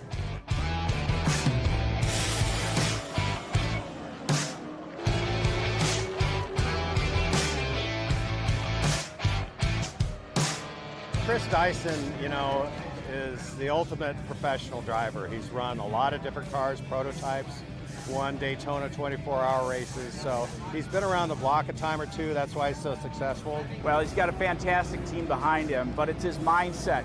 He's a fantastic champion. He's been a champion in many different racing series over the years, and he's brought that to Trans Am. Chris obviously has a ton of experience in all kinds of avenues of racing. He's a champion through and through, so it's exciting to race against great people and great competitors like the Dyson family.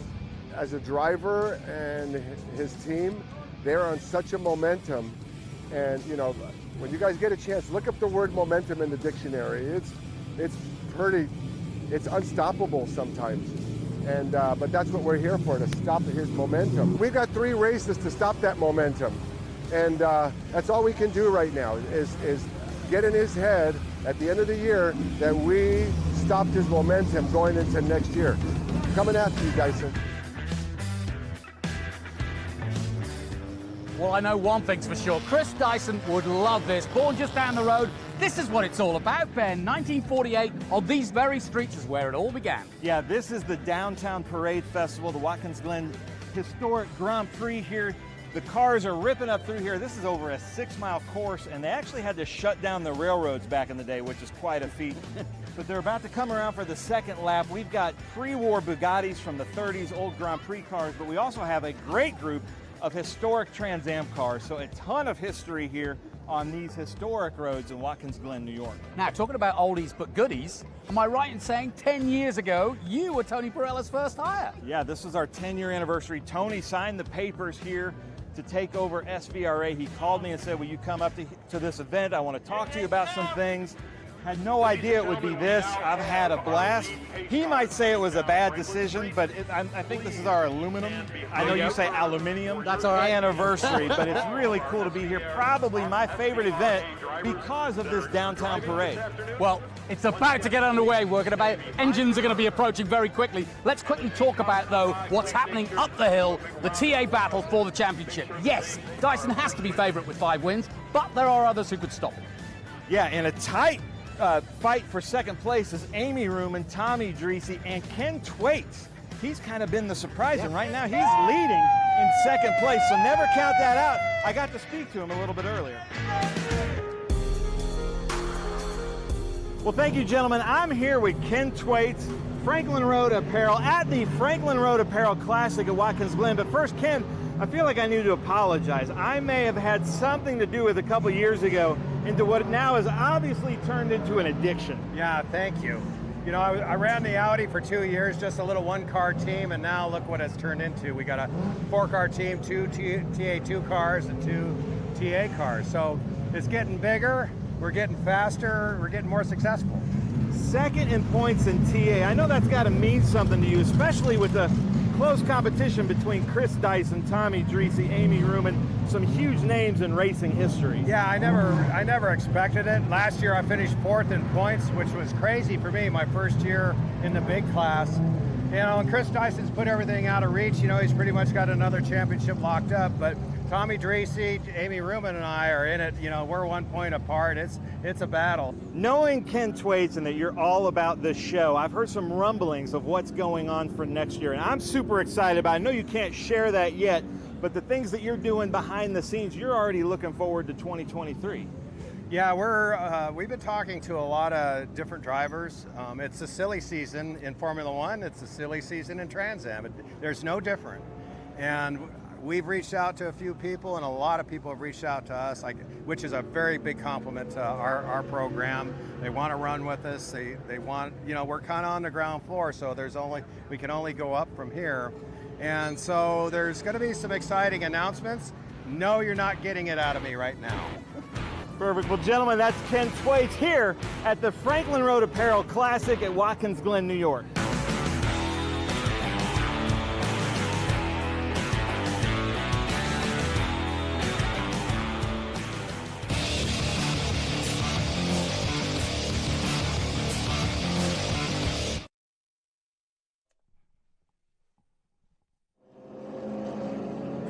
Hey everyone, welcome to Watkins Glen International for the Franklin Road Apparel Classic. And certainly it's going to be tough out there. You can see the conditions for yourself. They haven't changed since early this morning. The rain started coming down as predicted, and these are the sights and sounds of Watkins Glen at the moment. The wind has dissipated a little bit, but as you can see from the track conditions, it's not drying up any. And right now SVRA still out on track, and the spray and conditions just not good for racing, especially in a big 850 brake horsepower plus Trans Am car. But history continues here at the Glen, and as you heard from our dear leader Tony Pirelli, came here as a 10-year-old back in 1969. The tradition of the longest road running series in North America continues here today. I want to make sure we remember that it is September 11th, and as a Brit, I just want to give my condolences to all my fellow Brits and the Commonwealth around the world for the loss of Queen Elizabeth II. The fans, though, they don't care about the weather. They're used to this sort of stuff, and so they have continued to sit in the stands, and they'll be filling those stands very soon for the start of our race. But one man who doesn't care whether it's good, shiny or not is our Ben Sissel. He's down there in the thick of it. Down to you, Ben. What's happening?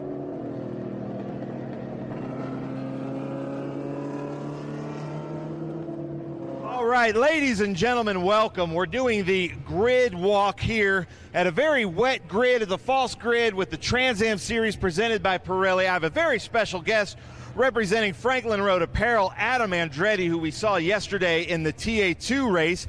He's going to be the color commentator here for our broadcast. But Adam, I know you have a lot of experience here in the wet, but tell me some of the drama that a driver's going through at the grid like this. Well, first of all, you know, our natural road course that we have here at Watkins Glen, as you can see, is pretty unforgiving with those baby blue barriers all around. But what I love to see here this morning, above all, is the die-hard race fans that we have that stuck it through with this weather, and we love to see you still sticking around here. So thank you for that, and we have not gone unnoticed. But yeah, the anxiety that comes about you, because there's a lot of rivers that come with this place as well, with the elevation changes, and you know, and it's not a brand new surface, so it is kind of polished in areas, so you really have to know where to place your car. So there could be some home field advantages for the people like Paul Fix and the champ behind me here, Chris Dyson, who has a possibility of locking up that championship here today, Ben. Nice. Well, let's try to talk to Chris Dyson here before he gets in. Chris, before you get in the car, from the Empire State here. Yeah, I'm what's fine with your that. strategy? It's you know, it's kind of unlikely to see you starting second. You're going into the rain, single file start. What's your strategy here at what I would consider one of your home tracks? Well, obviously it's to survive first and foremost. Conditions can get pretty treacherous out there in the wet, and the car's been great in all conditions all season, and I'm really happy to have the Altwell car up here on the front row, and we've got a decent points lead. I'm just looking to consolidate that and take it down the home stretch here. Do you think you have the visibility issue that we've seen in conditions like this? Do you feel like you have that figured out? I think I can see it through the windscreen, and that's a big start. It's going to be clear sailing ahead, and we're looking forward to it. Nice. Thank you, Chris Dyson. Adam, if you'll come with me, because you're really familiar with this car with Pancho Weaver. I was talking to Pancho Weaver and Boris said ahead of time, and Boris was going to go out in his 16-inch wheels that he used at Road Atlanta a few years ago against you, and Pancho was like, I don't know, but am I going to go to the 18? So now, what's that? Bought a set of wheels. Yeah, so he bought a set of wheels. Look, Pancho's trying to correct, or Boris is trying to correct me. Now they're on the 18-inch wheels, no longer on the 16-inch wheels. Are they brand new tires, Boris? Boris is shaking his head, brand new tires. So Pancho Weaver, I love it, going to try to put Boris up front. What can you tell us about that strategy? So you know what you love about that is this is really the story of that David versus Goliath, right? Pancho brings this thing out of an awesome shop that he has down in his basement of his home, believe it or not. And so this is a big stretch of their budget to also get this. That's a big shout out to Brant Gladstone, who's here from Fixie Wheels, who is Fixie Wheels. So big shout out to Brant and Fixie Wheels for stepping up to help out this operation like they did, and Pancho doing everything he can to make sure Boris is up front here today and wreaking havoc on this field like he can do. Nice. And now we got to brag on our friend starting third in this Franklin Road Apparel, Ken Twaits out here. You're representing Ken Twaits in the Franklin Road Apparel with your shirt on. You're going to be announcing for everybody, but you've raced just about for every group in here in the TA class. But how cool is it to see Ken up here in third place with his front car in Justin Marks qualifying first, so first and third. You got to be really proud of that. So proud of it. I mean, we've seen Ken just come leaps and bounds since he's entered the Trans Am paddock. He started off in the GT class cars, and then he got a taste of these TA cars and has not one to let go, and who can blame him? But on top of that, he's put in the effort to absolutely get better. And talking with JJ over there, he had an eclectic time yesterday on his data. You know, that puts together all our best of our laps, and his eclectic time would have put him easy P2 to Justin Marks. And Ken's got a really solid head on his shoulders, so in these weather conditions, he knows what he has to do to keep this thing underneath him, stay on the black stuff, and we look to be real proud of him also in another 100 miles. Now look what I'm noticing right now. We're talking about this rain, this visibility. Everything is sealed up. You can see there's some redundancies. He also has these blowers.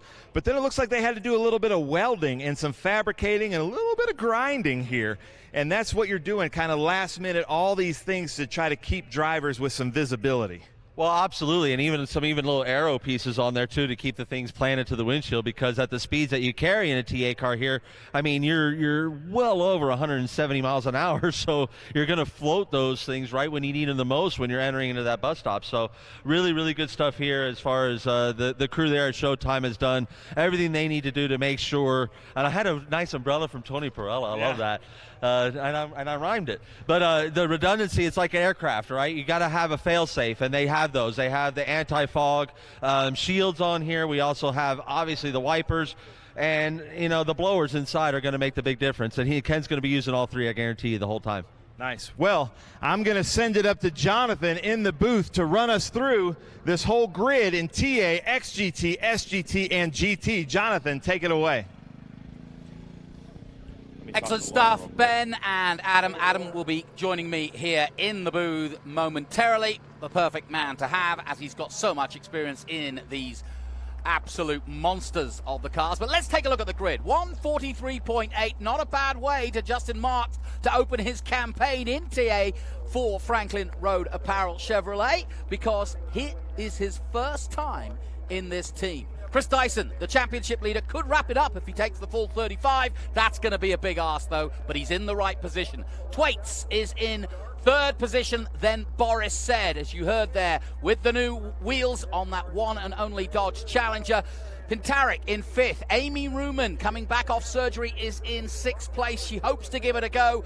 but loves racing here and has had some great times here at the Glen. Paul Fix rejoins us. He was pole here back in 2016 in his Ford Mustang. He starts 7th. Tommy Dreesy also has had some good times here and some wins here at the Glen in his Ford Mustang in 8th. Then it's Hamann coming up from his IGT. He's got double duty this weekend as his Jody Miller. It'll be good to see the battle for 9th and 10 between those two in XGT.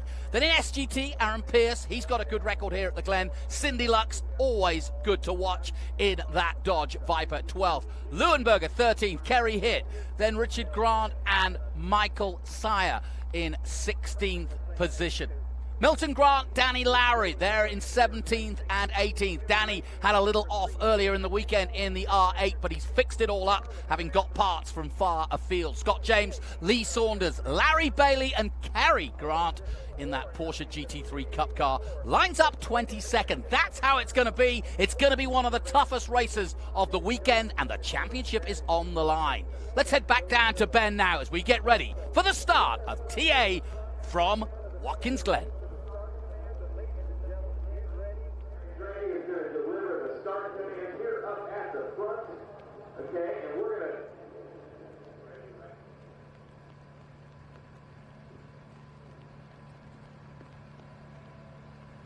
Ladies and gentlemen, so happy to be here at the TA XGT SGT GT grid. Adam Andretti is going to deliver. We've had an Unser here with us as the Grand Marshal. Now we've got an Andretti here to deliver the most famous words in motorsports. Adam, take it away. Well, very proud to present Franklin Road Apparel, and thank you to all the race fans here and at home watching. Proud to deliver the most famous words. Ladies and gentlemen, start your engines.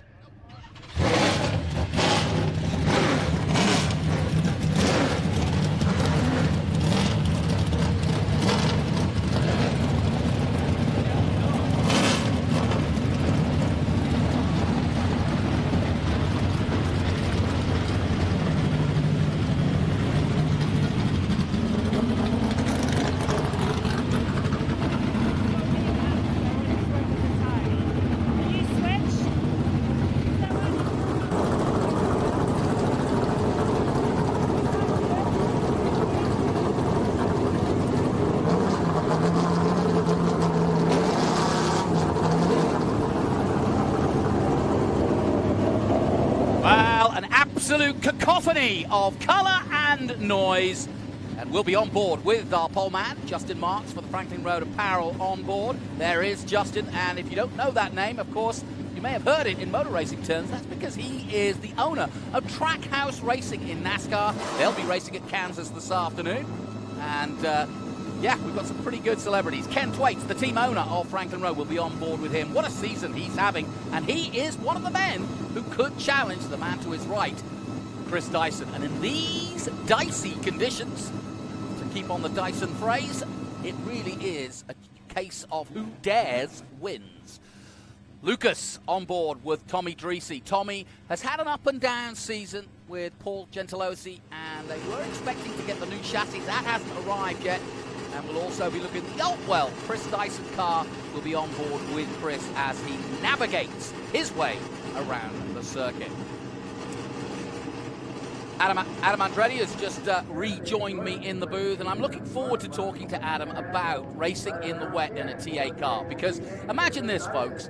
These are purpose-built for racing. Yes, they have the silhouette, if you will, and the engine of the famous manufacturers like Ford Mustang, like Dodge Challenger, and so on. The Camaro right there.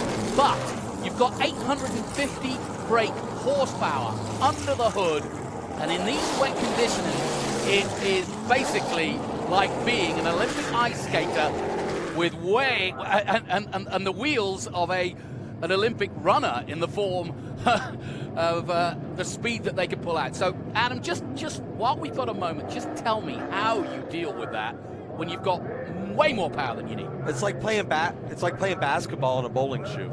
Yeah. You have no idea what kind of grip level you're going to have from moment to moment. I was very fortunate to be able to talk to most of the drivers out there and get their take on what's going on. And And it's funny. And what you love about the wet as a racer is it's the great equalizer. So honestly, like every single driver, even the ones that maybe after time trials felt like their chances today were to win a race were not that great, but it's totally salvageable now because of this great element of rain. And that's what's so fun about our sport. It's the unpredictability of it, and this just adds that to it. I so enjoy this part of it. Well, let me ask you this. I mean, you know the circumstances. You've raced Chris Dyson yourself. You know how good he is, wet or dry.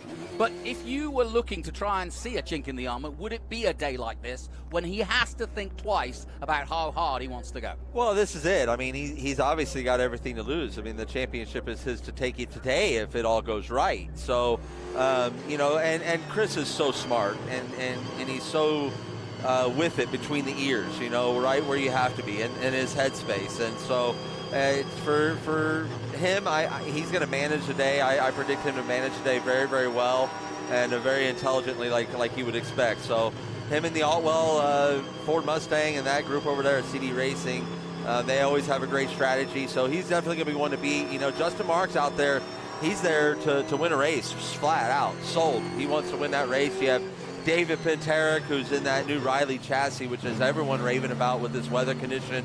Let's not forget about our good friend there, Boris said, in that Pancho Weaver Dodge, and what he can do in these conditions. Time and time again, you see him as a maestro in the wet. So this is going to be a very, very exciting day, and I really look forward to calling this race with you today, Jonathan Green. Well, they always say the lead dog gets the best view, especially Justin Marks in this case, because he has got nobody in front of him, no spray. But let me ask you this, how do you prepare for these sorts of conditions?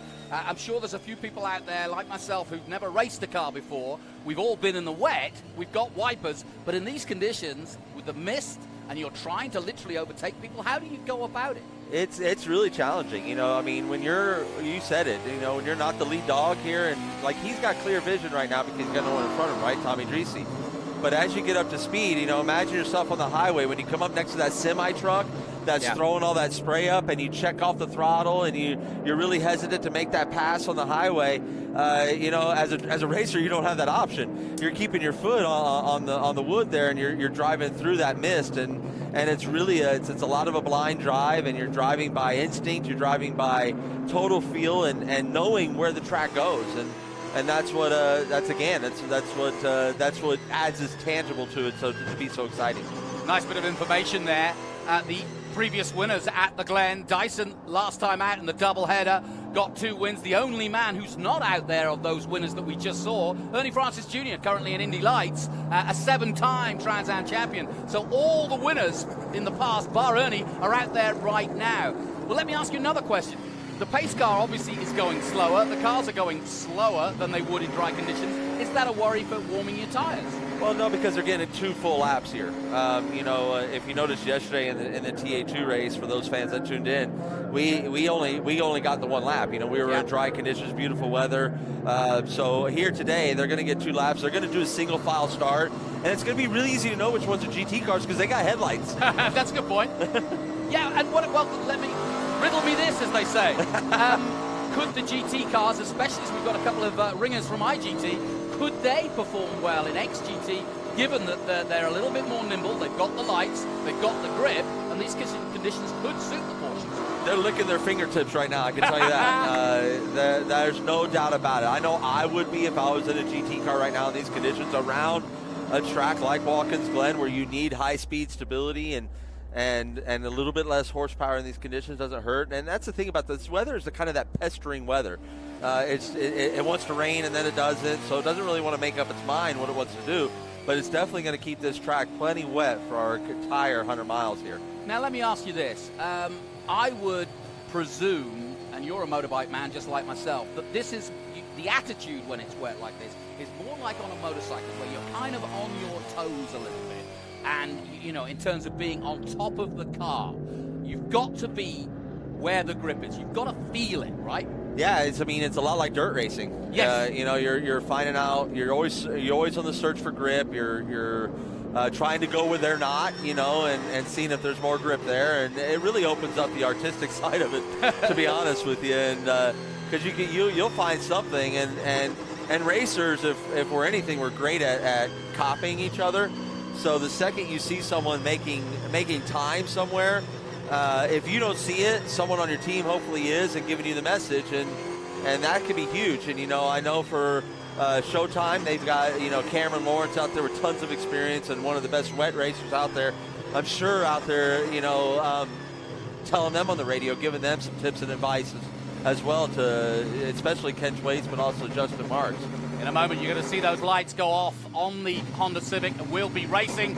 And it's going to be like ice skating at 160 miles an hour, I can assure you. This is where the skills of the likes of Justin Marks, who's got a huge history himself in NASCAR. He's done all 3 categories, from trucks to cup racing and to Xfinity. He has done a lot of sports car racing, and in fact, he used to be brought in as a ringer for NASCAR at places like Watkins Glen because he was a road specialist. As you can see, the lights are off on the Honda, which means Justin Marks will lead the field to green in a moment. He's trying to get as much acceleration and grip. Dyson's right there. They're going to try to bunch it all up. They're going to have a single file start, and that's important too because usually we're 2x2. Does that make any difference to your approach? No, as a racer, you want to go side by side. That's your advantage. Sure. Starts and restarts are always your best time. So understand what the Trans Am officials here are doing, though. It's to ensure. It's something that's not uncommon in motorsports these days to see them take starts. We've seen plenty of even Formula One races abandon their standing start and go to a rolling single file start. So here we go, Jonathan Green. Here we go, coming out of the last corner then. It is showtime for Franklin Road Apparel's Classic here at Watkins Glen. Watch those lights. They'll go to green in a moment. And there's the green flag. Just out the sight there, but saw it out of the corner of my eye. Justin Mark gets away well. And already, good start from Chris Dyson. He's looking up the inside as the Mission Foods turn 1, and already side-by-side racing action. Whoa, that was daring from our championship leader. But he has to settle for second place, and Marks leads the race. Look at this spray, Adam. That was a classic example of what I was saying of go with or not. Yeah. All the top 3 did just that. Some of that is for vision, and some of that is for track position. We're on board with Ken Twaits maintaining that P3 position, but Justin Marks found a lot of grip out there on the outside where when you looked at Chris, when he tried to plant the power where he was at, it was not just getting it down. So good job there, great racing. It seems a single file here. Boris said right there in P4 maintaining good position there, and David Paterick right there hunting down the top, right there ending out the top 5. Everybody tiptoeing through the Big Machine Vodka Spike Coolers bus stop. And here come the GT cars as well. Watch out for those Porsches. Watch out for the Vipers. So much power, but so careful on that power, especially for Cindy Lux and the likes of Lee Saunders and those Vipers. We're on board with Dyson here, but already losing ground to Marks, and it's great that Marks is here to give him some competition. Absolutely, I can see why. I mean, Justin's like he's at Eldora there. He's up on the cushion, just with the back end hanging out, just doing an awesome job, holding himself a nice, pretty wheel. Accelerating down in here. They call this the heel of the boot. What's the toughest part of the track? I believe it's the boot by far. It's the most technical. It's a really challenging part of the track. So basically this whole section they're in now is called the boot. And every bit of that is a very technical part. So from the carousel on in through here, I believe are the toughest parts about Watkins Glen International. Just thinking about Ken Twaits, we're on board with him now. Surely he wants to get past Dyson as quick as he can, because Dyson's not going to fight too hard in these conditions, but Ken's got to make it clean, and he knows that Boris is behind him in that Dago lit yellow Challenger. Well, we know that's the points battle too, right? Yep. As Ken Twaits is points, and if you don't think Chris Dyson knows that, you're wrong. He knows exactly who's in a points battle with and who he needs to have a gap on, and right now this is looking very, very good for Ken Twaits, and he's got, like I said, a very sharp, square head on his shoulders. So he'll keep doing what he does. It's a long race. You can see the time clicking down for 57 minutes. So there's a lot of racing left here. Go. Yeah, and for those that don't know, what a great story, Ken Twaits. Not only is he a team owner, but he had 10 years off from racing while he obviously built his own career and was able to afford to build a team. But that's a long time away from racing. You've never done that. I believe it was even longer. That's it? Yeah, no, I believe it was even longer. Whoa, there goes Boris. I believe it was more in the 20s, range when he last raced. So, he built a wonderful business. There's those headlights you were talking about in the Porsche. So Ken Thwaites loses a place to Boris Said, who is, well, with his vast experience, we're talking about Justin Marks' experience. Boris Said has done every form of racing, from sports cars to NASCAR to Le Mans, you name it. And Boris, semi-retired, but when Poncho Weaver, like you said, in his own basement builds a car, Boris will race it. Boris, yeah, absolutely, 100%. And, you know, everyone knows that these are Boris Said conditions. Yeah. Everyone knows that. And I even went in there, you know, my little chat with Boris beforehand. I go, man, you got to be just chomping at the bit. And he's so humble and modest. Like, he was, you know, we hope to have a good 100 miles. But, you know, he's getting a feel for the track. He's as smart as they come. And he's going to give this Poncho Weaver Dodge a good ride today, I can promise. Well, Lowry is in 18th position, but Stephen Hammond is leading in XGT at the moment as we follow through, watching out for Saunders as well. He's 19th at the moment. We're on board with Chris Dyson, and you can hear the wheels spinning and him struggling to keep that grip. There's Paul Fix, haven't mentioned him. Paul Fix coming in for Hamid Massoud. He's having so much fun in that Stop Flex Ford Mustang, and working with CD Racing, and he just was really, really jazzed about being a part of this group and getting out here to do this. So he's hoping to get to do some more, and you know, I think he's equally enjoyed by CD Racing and Chris Dyson. So that's a great partnership there that we could be seeing develop here in front of our very eyes here at Watkins Glen. Yeah, Paul Fix, not a regular, but of course he was in pole here back in 2016 in Trans Am. So Fix knows his way around here for sure, as we take a look at the 72 making his way in these atrocious conditions. That's Stephen Hammond from Barrington, Illinois, in the TLM Racing Porsche GT3 991 car, and he's already had a lot of action on track, but not in these conditions, because he's done his regular job, if you like, is for IGT, so he knows the car well. They don't have to change it, and that's been a real opener, because it means that we can get more of these sorts of cars involved in Trans Am. We hope to see more. On board with Tommy Dreesy there, struggling, as you can see, with the conditions like everybody else. There is one of the crowd favorites in the Corvette of Amy Ruman. Yeah, that was a heck of a pass by the GT car that was just made to again accelerate them further up the grid there. Made that pass on Paul Fix. So again, that's a whole other deal that we talked about with these GT cars and how competitive they're going to be in these conditions, especially as they get a feel for it. They have more adjustments, and so they have traction control and ABS, a lot of them, or most of them do. So they have those adjustments to twist on, and the severity of it. And, you know, when I hear Pippa Mann is down there driver coaching as well, so you got someone with a lot of experience on the mic with that kind of thing, you know, with those items, sharing that information. So there's a lot going on in these races, and that's, you know, when you get to know a lot of that involvement, it gets you more and more excited about the sport. On board with Dreesy as he's chasing down Amy Ruman. And these two have had some great battles over the years. Amy Ruman, in fact, beating both Dreesy and Thwaites last time out in 2021 at Watkins Glen, finishing in front of them. Like I said, she's recovering from some surgery she had during the break, but luckily she had that 5-week break off, and so she wasn't sure how fit she would be. She hasn't been able to work out, and so this is going to be, in some ways, a better race, that she's not having to physically go as fast. But as you can see, here we go, Dreesy and Ruman, round, I don't know, 1,500? Right, exactly. No, she, exactly what you said, to add to that sentiment, that she was very blessed and fortunate to have that break, you know, if you can be, with the health issues that she had there. But happy she's back on 100% mend, and definitely the physicality of a wet race is not as much as it is in the dry.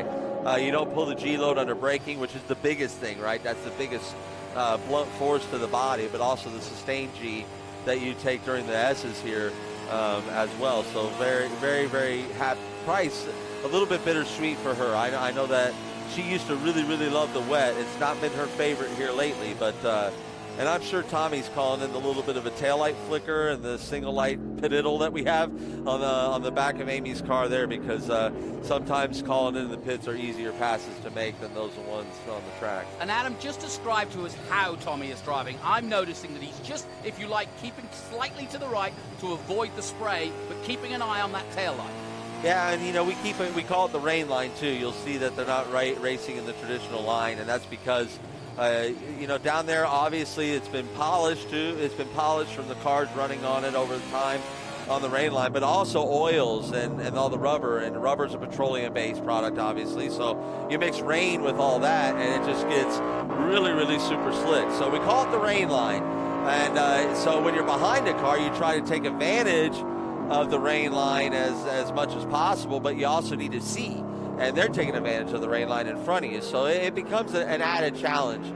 As we're seeing this starting to add up to be a 3-car battle here between Ken Twait's a GT car here that we have of the 72 of Stephen Hamann, and then we also have right there again said Paul Fix. So this is going to be a good little battle here, and you can see how these GT cars are up against these monsters here in the wet. Yeah, I spoke to Stephen Hammond earlier in the weekend, and he's really excited for this because this is his first real Trans Am run, and he's delighted because the mechanics don't need to change the car from IGT.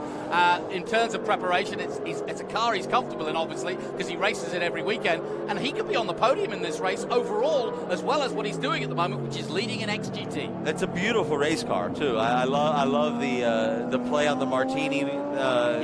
Martini Rossi that they have there with the Martini Hammond. So beautiful stuff. Glad to have him here, and a new addition, like you said, to the Trans Am paddock, and not new to these Speed Tour weekends per se, but really fortunate to have him and that team as a part of this paddock. So congratulations to the run so far, and looking forward to the rest of the 100 miles for them. Well, I'm glad my director's sticking with this battle because we've got 2 former Trans Am champions going at it. Tommy trying desperately to get past, but I'll tell you what, Ruman's not going to give it in easily. She does give it in at the bus stop, but now watch her follow him because these two are maestros at it. I was talking to one of the old-timers here at Watkins. Oh, no! Out goes the 55. That's a Grant. And he'll need a Grant to fix that. Milton Grant's out. That's a darn shame. Like to pan out, you see where that might be. But, yep, the man from Germantown, Tennessee, one of 3 Grants in the race. And sadly, he's hit. Oh, yeah. Looks like one of those baby blue barriers, as you called them. That's out of the heel of the boot. So that's downhill, off camber. And the thing is, I'm suspect it might have touched the curbs there. The painted curbs here can be very slick under the wet, and so we may get a possibility of a replay on that to show us exactly what happened. But that's what I'm suspect of right there. Ken being really cautious and smart as they come around. But he hit on the paint right there. See the curb on the exit, yeah. Well, we and saw it'll cross you over. This particular corner where he went off, we saw right at the beginning of the day 2 cars going off in SVRA. So that is probably the slippiest corner on the track at the moment. So we have a caution. We're under caution, and this does change the complexion just slightly of the race as we go through. And this is going to give Justin Marks some pause for thought. It allows Chris Dyson to catch up, but we are very privileged to be listening to the sounds of Adam Andretti, who's raced these machines for many a year. What do you do? How does it change now under caution? What do you do? Let's put you in, let's say, Dyson's position. How do you go about this? Right now, you're starting to kind of analyze exactly where you were at with your car. Brake bias, especially, those are some of the adjustments you have. These have sway bar adjustments. Chances are in these conditions, you're full soft front and rear. But you may tweak on that a little bit depending on your balance, right? If you have... Well, tell us about that. Okay, where do you balance the brakes? Yeah, so if you have... normally in the wet, I know it's preference, Mike. Yeah, it's always preference. But in the wet, you would discuss with the engineers, and the engineers would give you a guideline. But it's usually a rear bias because you don't want to go to a front lockup. Right. So you're on a rear bias so that you can keep your steering underneath you, and that's a big part of that. And I'm guessing that pushes the car down as you approach a fast corner, and therefore gives you a bit more stability. It definitely settles the car down, and you're doing all your braking in a straight line in the wet anyway, so it's not like locking the rears as you turn. The other thing is these cars, like we mentioned, is the sway bars. You have adjustments from full soft to full stiff, and I mentioned probably started at full soft, to get the most grip.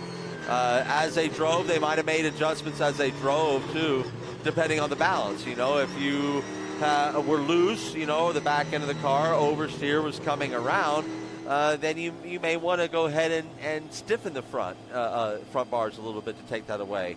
And vice versa with the rear. If you were sliding the front around, you would want to maybe stiffen up the rear to start to even that out a little bit. So there's plenty of adjustment here. you would definitely be going back and forth with your team and your engineers. What would you want to know from your engineer at this point? Very little. I mean, it's so early. It's absolutely so early. You know, Justin wants really probably no information. You know, he had pulled a gap and was maintaining it comfortably. We saw no drama out of him, so he's just going to keep his head down doing what he's doing. I mean, a 2:07.7 pace in these conditions is pretty impressive. So I think that's going to be very, very good. And you know, here in the Porsche, he's really excited about this yellow because it bunched it up right as he was getting a very good feel for that 911 GT3. I wouldn't count him out for a potential podium or win here. I know the cars ahead of him are a lot more powerful, but in these conditions, it's a leveler, as you've mentioned already. As you can see, the lights are off on the Civic. That means we're going racing again. Take us through it. What does Marks have to do? Well, Justin Marks, you know, he's got to keep doing what he's doing. It's that simple. I mean, he has not put a wheel wrong. He's got a good feel for it. He's pulling a gap. Chris Dyson is not taking any unnecessary risk. He doesn't need to. He's a reigning champion. If all goes right today, he could clinch it here today, and the next two races are just fun and games for him. So that's where his head's at, and I can promise you, one of the smartest racers out there with Boris breathing down his neck. With so little past history there, I don't see him putting up too horrible of a fight. Well, you've all heard the song Slippery When Wet. Well, that's what exactly it is, because we're about to go racing at a very slippery Watkins Glen here at the Franklin Road Apparel Classic. Away goes Marks in the mist. And these gorillas are just that, gorillas in the mist. As another restart. Dyson looks to the inside for two reasons. One, maybe an overtake. Two, to stay out of the spray. Boris Said is up to third. Amy Ruman is just ahead of Ken Thwaites.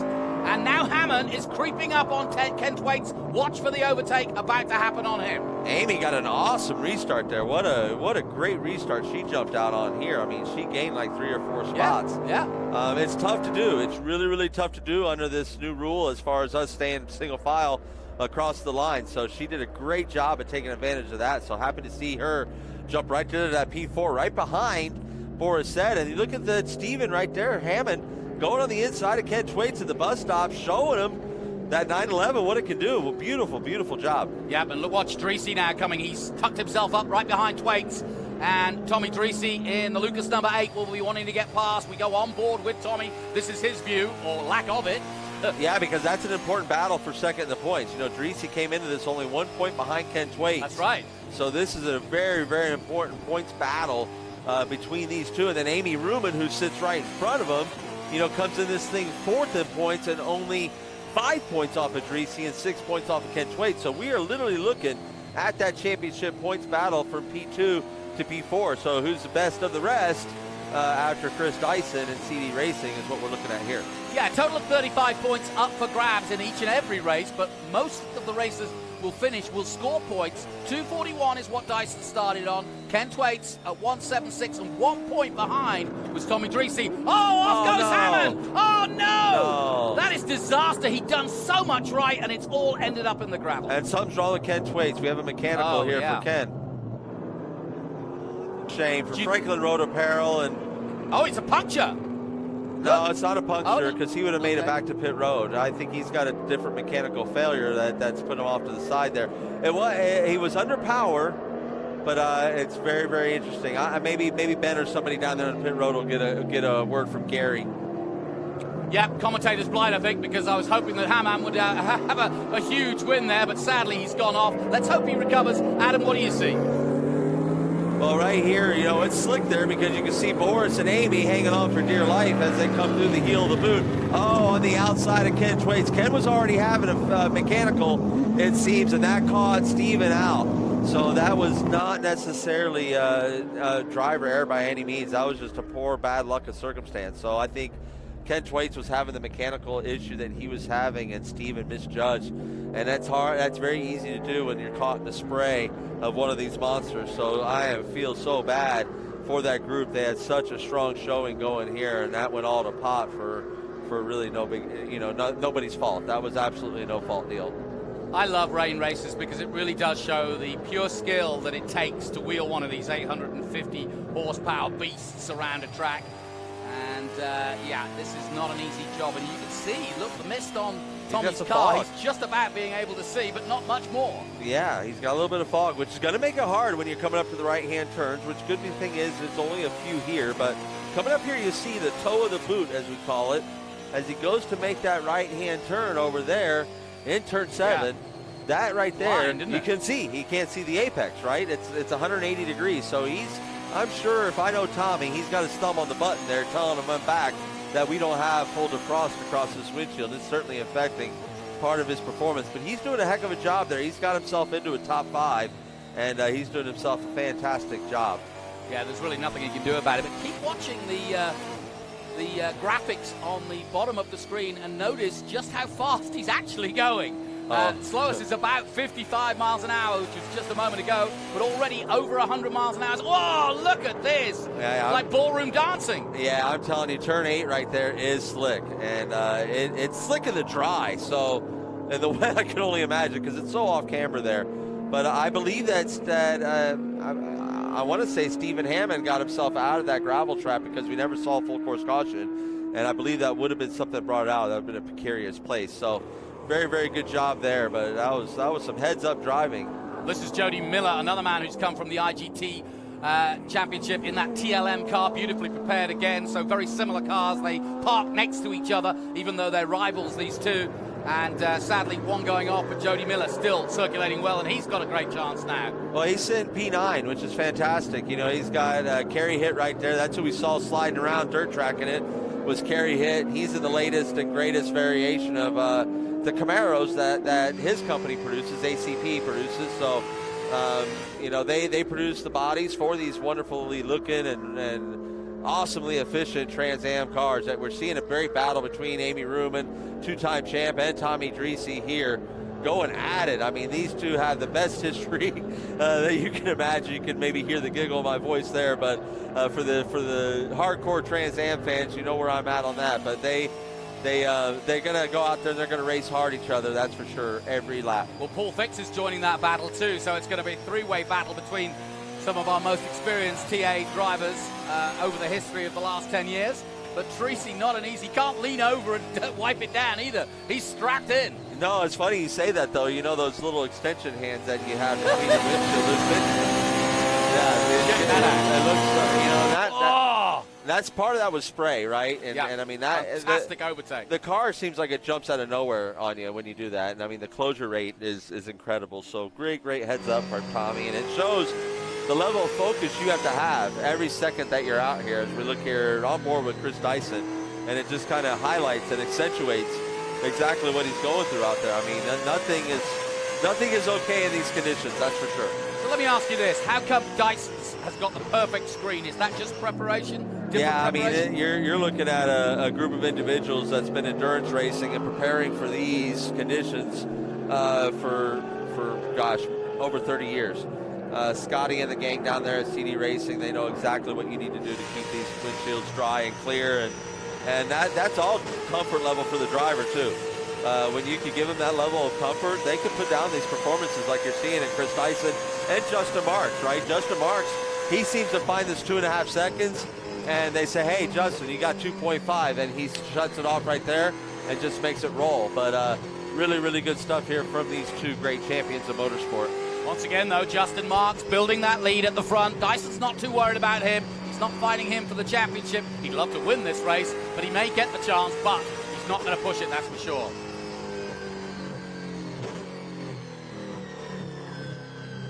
We're under yellow. Yeah, full course caution is out right now for the Trans Am race. Don't know right where yet. There it is. Confirmed that. Can be tricky to spot, sometimes where it can be in these conditions also for our crews. So there's David Paterick. We know it's not him. Nope. It's also not the car behind, which is the car number 6. Oh, it's Larry Amy. Bailey. Sound reports are coming in that we got Amy Ruman. Oh, no. So hopefully everything's okay there. And Back to the leader. Yet. Justin, visor down. Now, hang on a down. minute. His wipers have stopped. You know what, though, at the speed that these things carry, you gotta. That's not the most crucial part of your vision. The most Easy crucial for part you of your to say. vision. Well, I'm telling you, I'm in there. The most crucial part of your vision is the fogging. If he's not fogging up, he's fine. Yeah. You No, I hear know, you. when you start going over 90 miles an hour, they've got enough treatment, you know, like a Rain-X style treatment on the windshield that stuff will just fly right off. But if Dyson were able to get a better start at the restart, then he'd have a problem. Well, the spray would affect it, especially as they got to the low speed stuff, but it's not the worst. He's not sitting there exactly. So I tell you what, sometimes I turn my wipers off because they're worse for you than better. So he might have shut them off. You don't know. That's a good point. Well, listen, we're under caution here at the Glen. Adam Andretti and Jonathan Green. We're going to get our galoshes on. We'll see you in a moment. Speed, endurance, desire. For 160 years, Motul has helped engines and drivers go faster, further, and stronger. Tested in the heat of battle, driven with passion, with one aim: to give you superior powertrain protection and performance. Motul.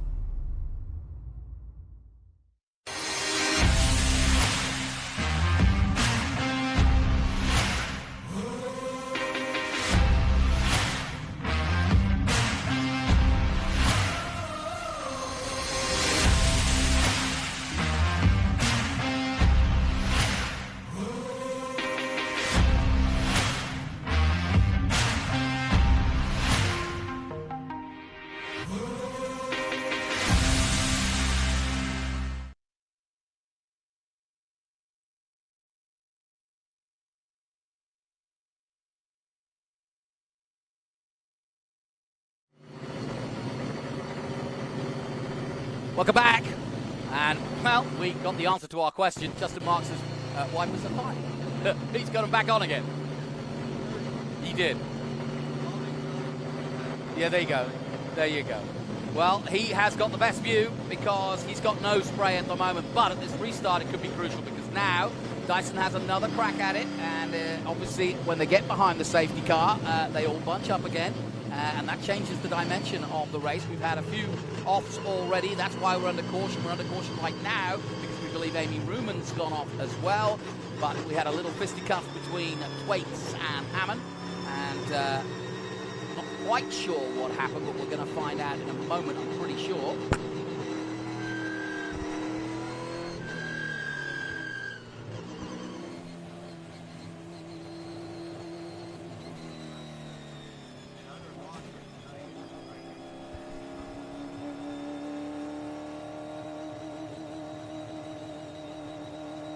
There's Tommy Tracy, and again, that view is not great at all.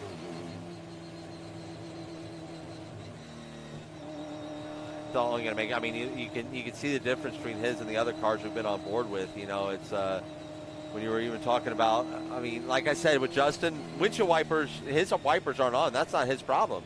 The problem is the fog. He's fine. He can see perfectly fine until he looks to the right, and so that's when it becomes tricky. So we're under caution here at the Glen. This is Trans Am Racing, the championship on the line. It's being led at the moment by Chris Dyson, as it has for the last 16 straight races, dating back to Lime Rock 2021, where he won and took the lead from Ernie Francis, and he hasn't looked back. That's how dominant. He's the Verstappen of our championship, if you will, because he has just dominated. Chris Dyson grew up watching his father race here at the Glen, and they claim this and Lime Rock as their home races. Poughkeepsie is where Dyson hails from, just down the road, and Tony Pirelli likewise lives just 30 minutes away from here. So it's a special weekend for a lot of the drivers and organisers here at Watkins Glen. Do you like racing here? Oh, of course. I mean, I wouldn't be able to call myself a driver if I didn't love racing at Watkins Glen.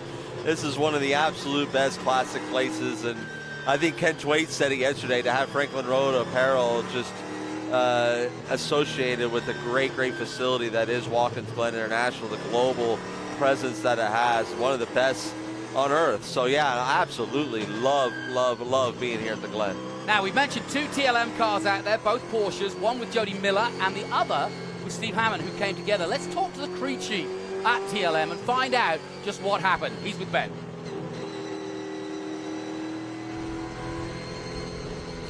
Well, welcome back. I'm here with David Lear, crew chief with TLM. First, I got to say, what's up, people, to David Tuwati.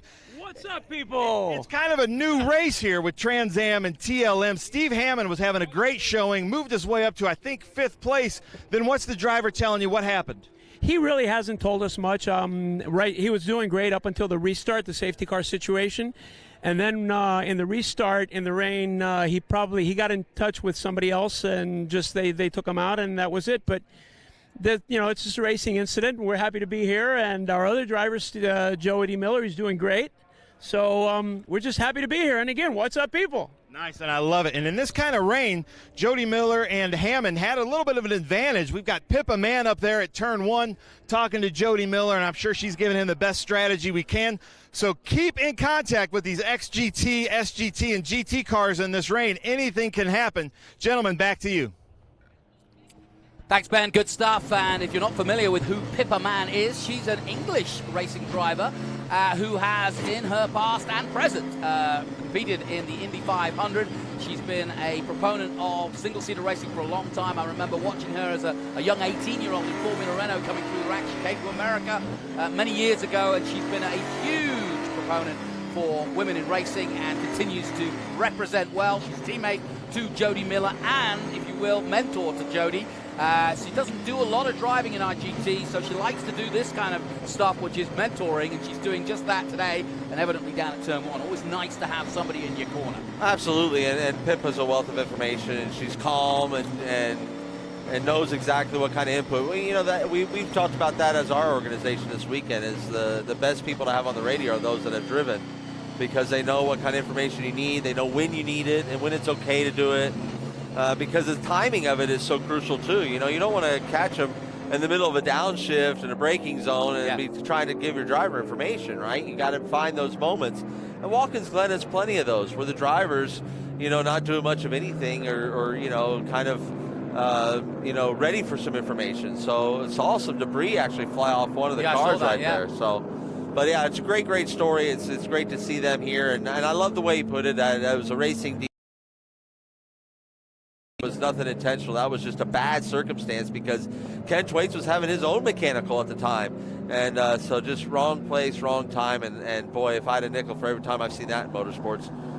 Yeah, no kidding. And I was just thinking, we were saying that turn 8 is probably the most slippy, but I noticed that turn 9 at the bottom of that hill, as this race continues and these conditions continues, do you start thinking about how much of that water is running down and then effectively making turn 9 even slippier?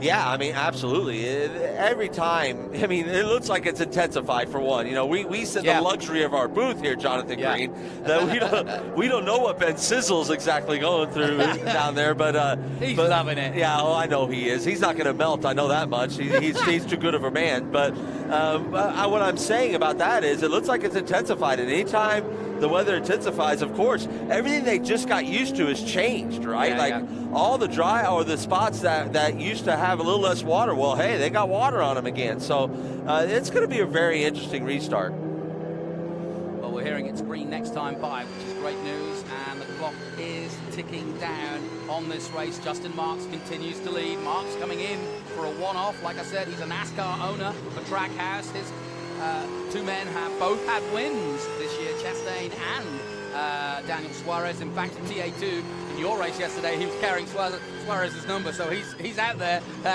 representing. Yeah, absolutely, getting it done, and that's what makes us tune in, right? Is these stories? Oh, look at the fans here, Boris, I love it. And they've all got the haircuts. Oh, of course they do. Great stuff from our cameraman. I remember being here when my brother John was in the Cup Series, and Boris was doing one of the one-offs here at love this. This is great. She's got the little checkered flag on and the haircut, but yeah, no, we've lost an R. Yeah, we dropped the R. Okay, let's get that R back up. Come on, I. What are you doing, I? Get up. We're watching you. There you go. The youngins aren't as enthused about they Boris. What is my parents making me do on a Sunday? Who is Boris? They probably think it's Boris Johnson, the ex-prime minister. There you go. But back to the story. I was with my brother John. We're on pit road, and across from there must have been 5,000 of them all chanting at the same time. Who said? Boris said. Oh, God, that's great. And they all had those wigs on, and so to see that flavor still here, and like I said, I can't thank the fans here enough all weekend long.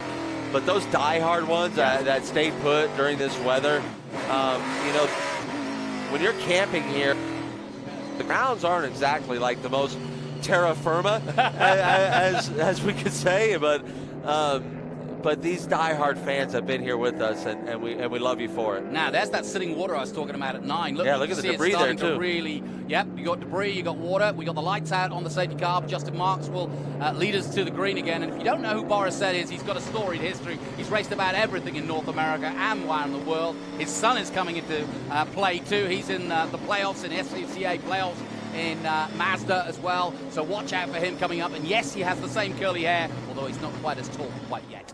Here we go then. We're about to go racing again. One more corner now for Justin Marks to prepare himself to go racing. He's got the Trackhouse colours, as you can see on the front of the hood. But now Dyson's got his chance. Will he make his move now? Because he's been in second throughout this race, and Justin Marks has been able to stay right ahead of him. Let's watch for the green flag from the mist. Tommy Dreese's looking racy too on this restart as we go green right here into turn 1. On board with Dyson in second place. You can see how bad it is. Here comes Boris. Those fans will be happy, but so too. Right behind him, as you mentioned, Tommy Dreese right there in 4th position, and behind him is Paul Fix. Yeah, Tommy seems to have found, oh my goodness, so he is flying blind up the S's. Ladies and gentlemen, I can't tell you how tough of a job he's got in front of him right now. I mean, this is so disappointing for him. It's a struggle as a driver, right? You're stuck in there, and you just want to pull through, but at some time you got to really look for your own safety and the safety of your fellow competitors. So hopefully that clears up as speed comes, but sometimes the cautions really, if you're fogging, just makes it so much worse. Well, as you know, Tommy's often been very generous and lent us his radio during races. I'd love to hear it today.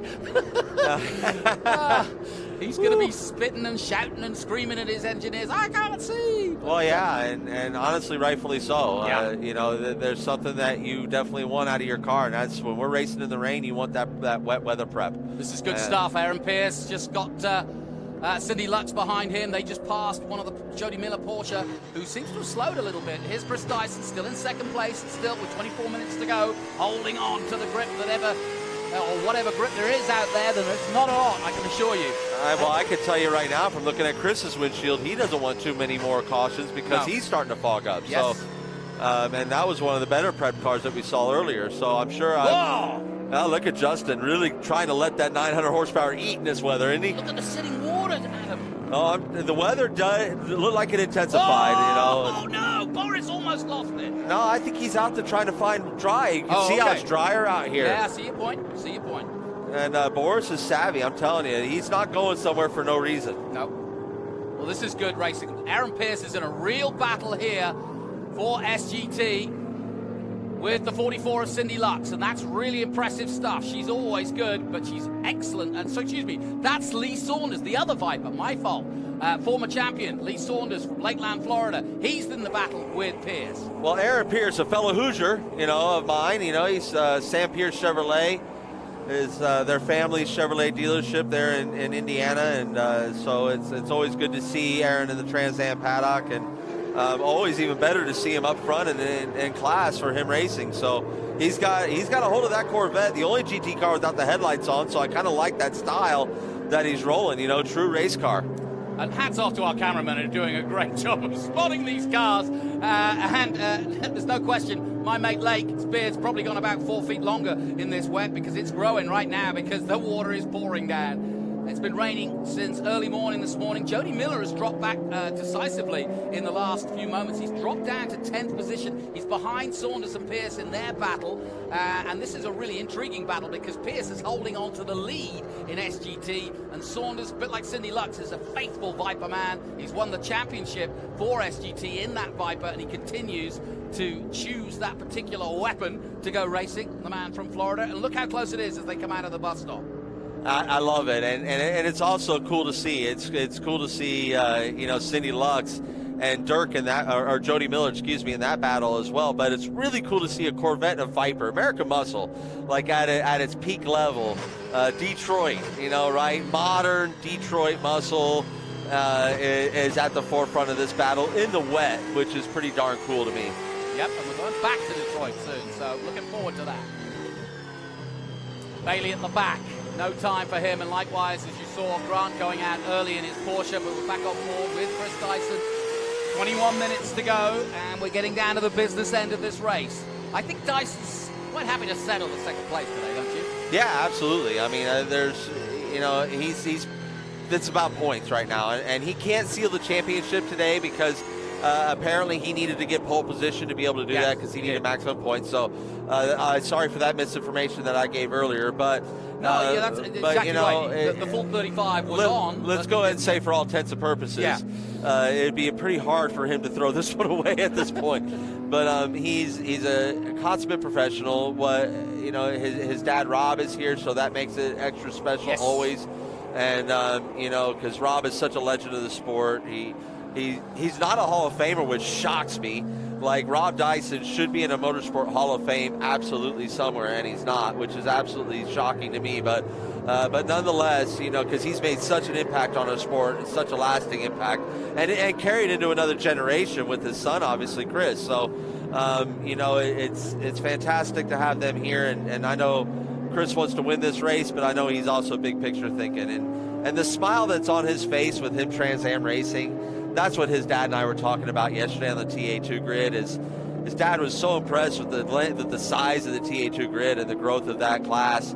But at the same time, he sees how much joy. Ooh, Kerry hit all over the brakes. Luckily, he's been able to go through the bus stop there. He takes out a ball, but that's okay. Luckily, he did it there under braking because he was able to gather it all and not go completely off track, and that's really lucky for him. But he's just about to get involved in this battle for SGT. They're 8th and 9th overall, these two. But they're still going on. Great stuff by Pierce. And yeah, you mentioned having, you know, a dad like that. The pressure is on. If you've got a family member, and I don't know, I'm thinking of another family that I know called Andretti. I think it adds a little bit of pressure when you're racing, doesn't it? Yeah, I mean, oh, look at Dreesy now. He's almost fogged shut. That's a shame. He's got to stop, but, surely. I mean, you know, well, we'll hang on. He'll hang on. And I know Tommy, he's brave, and he knows the track well, and he's going to try. Look at him. He hasn't lost really a whole lot of ground. He's given up on the wipers. To Boris said, yeah, he doesn't need it. I mean, he doesn't even figure he needs it. So, but yeah, that's a darn shame right there to see that thing fogging shut on him now. But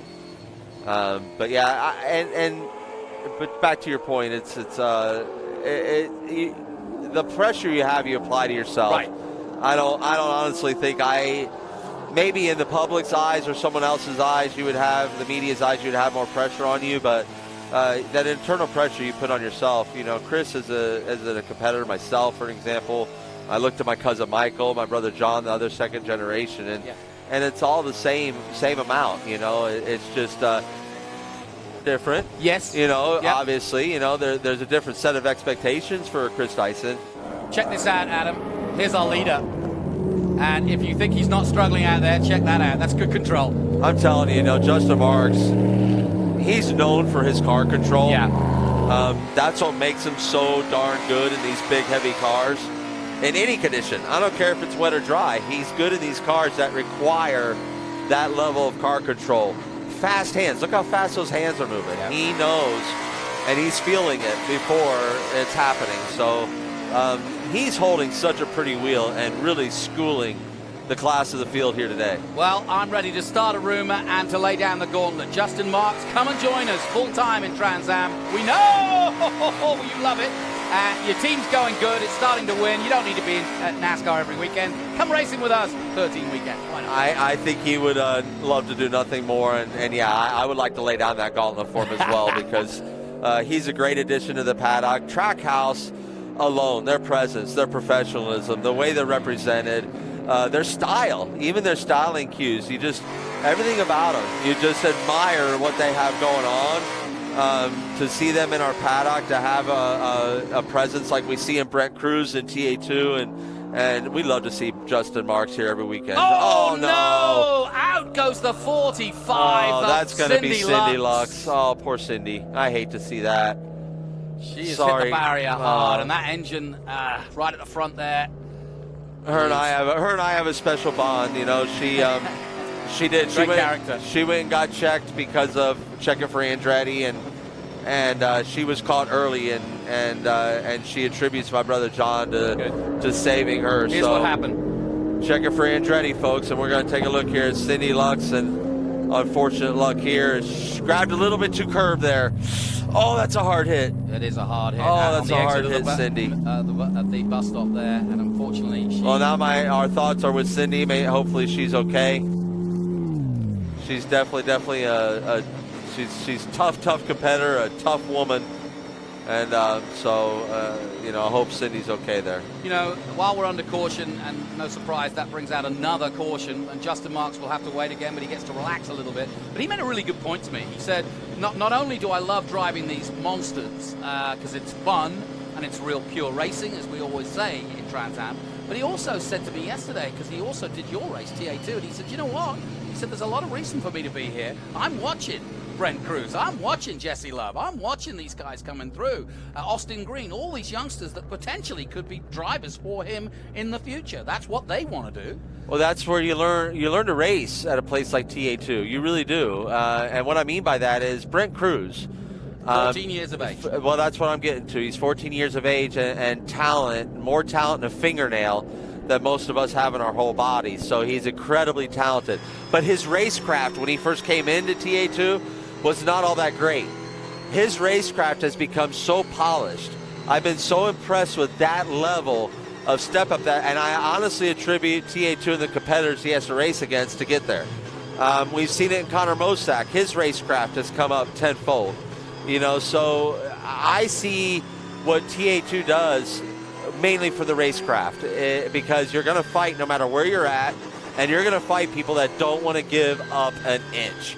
And that is like true short track racing on a road course. And now that NASCAR is stacking up road courses left and right, basically built a road course car for its next gen car, let's face it. Of course, Justin Marks should be looking here, should be carrying his talent through these series, because it's going to be important as they make that stepping stone into his daytime, what he likes to call his daytime job, right? That's the NASCAR teams. Yeah, Connor Zilic, under the management of Kevin Harvick, currently trains with him. Just 16 years of age, another one. You know, jumped out of nowhere to our minds anyway. Last year, or a couple of years ago now, at VIR, taking the pole position. He's another one on his way, and there's no question that one of the points he made to me yesterday, Connor, he said, you know, what I love about racing here is I can learn from Morris Hull, I can learn from all these people about what it's like to go racing without the pressure of, let's say, being in NASCAR. Now, we've got some more information about what happened to Ken Thwaites. Let's head down once again to Ben Sissel.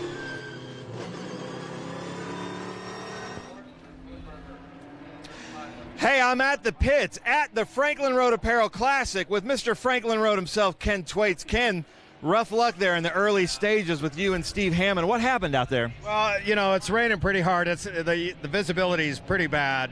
I let him by me, you know, we're not racing each other, and we came up to the heel of the boot, and, you know, he stopped pretty quickly. I went up inside him. I wasn't really racing him. He didn't see me. We touched, and he broke my front suspension, so we're out. But it's not over. The Franklin Road car is winning with Justin Marks. What are you hearing out there? He's made some unbelievable saves in this nasty weather. Yeah, you know, he's a good driver. He's just searching for grip out there. The rain is coming down harder than it has been all day, so it's getting worse and worse traction control-wise and traction-wise. So he's just looking for grip. He's got a pretty good advantage, it looks like, on Chris. But, you know, these restarts, anything can happen. All right, well, gentlemen, you heard it right here from Ken Thwaites at the Franklin Road Apparel Classic. Back to you. Great stuff, Ben. Yeah, despite the fact that the boss is out, it could be a big day for the Franklin Road Apparel Classic. Yeah, you know, Ken, I'm glad he gave us another perspective, because all we saw was the tail end of that, Jonathan. Yeah, well, let's take another look at it, Adam. Yeah, and now we know that information. Yeah, exactly. I want you to kind of analyze it differently, perhaps, than what we just saw, because obviously we got a really good insight there. Yeah. Let's take a look at it, Adam. Right, because the earlier replay was just really the tail end of it. Now that we got more of the insight from the early on, so yeah, he's hard on the brakes here, down to the inside. Oh, yeah, I see. Yeah. No, that's a challenge, right?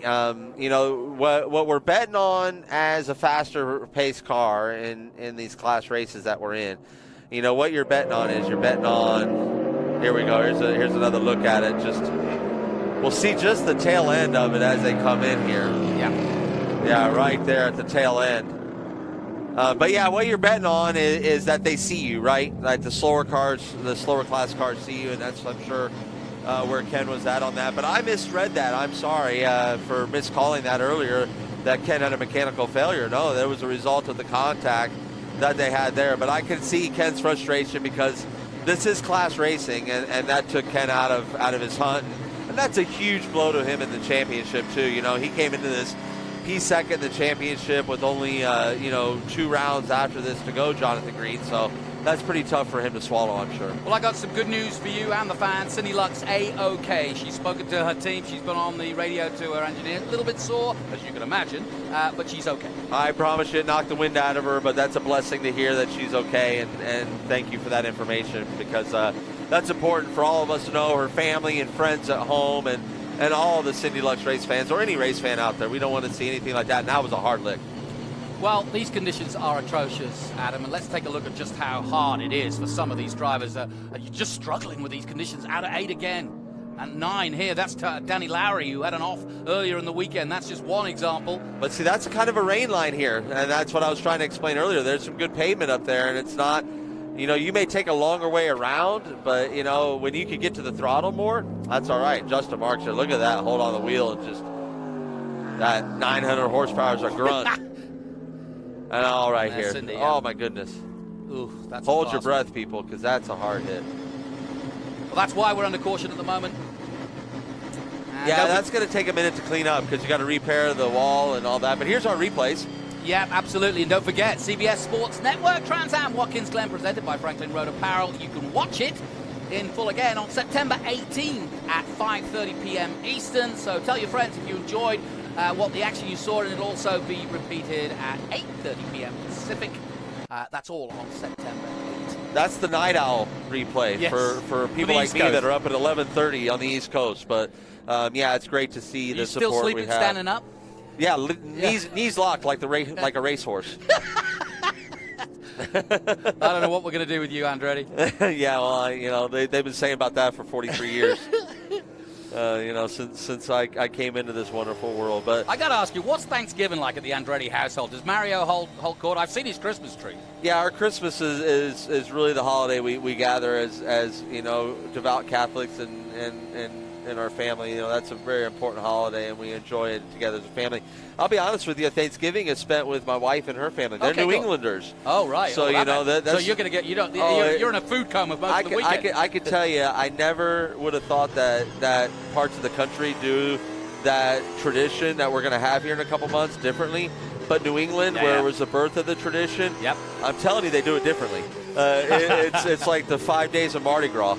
I'll bet. Now, I've just heard from Race Control that those lights that you see just in the distance are going to go out fairly soon as we come through the bus stop, and that means it's going to be her last hurrah, really, for Justin Marks. The last time he's going to have to do a restart, and the last time that Chris Dyson, I say that, but is going to have another crack. As you can see, Boris said in third, and Tommy Dreesy needs to get past Boris if he can. Yeah, and I tell you, he wants that. He wants those points, right? He wants to keep this heat on Dyson. He doesn't want Chris going home on that short drive back to Poughkeepsie, as you mentioned. Yeah, exactly. He wants it in his head on that drive home that, hey, you got to go to VIR and you got to lay down the stink, or else, because Tommy is very fast at VIR. He's had a very successful career there, so it's going to be interesting to see here. And you can see Justin starting to test the grip levels. Yep. Trying to get some heat back into some things there, but he is definitely on another plane here this weekend, and showing why he is who he is. This has been a long delay too, so there's a lot of water come down on the track in the last 10 minutes or so, and Justin Marks is going to have to be wary of that, which he will be.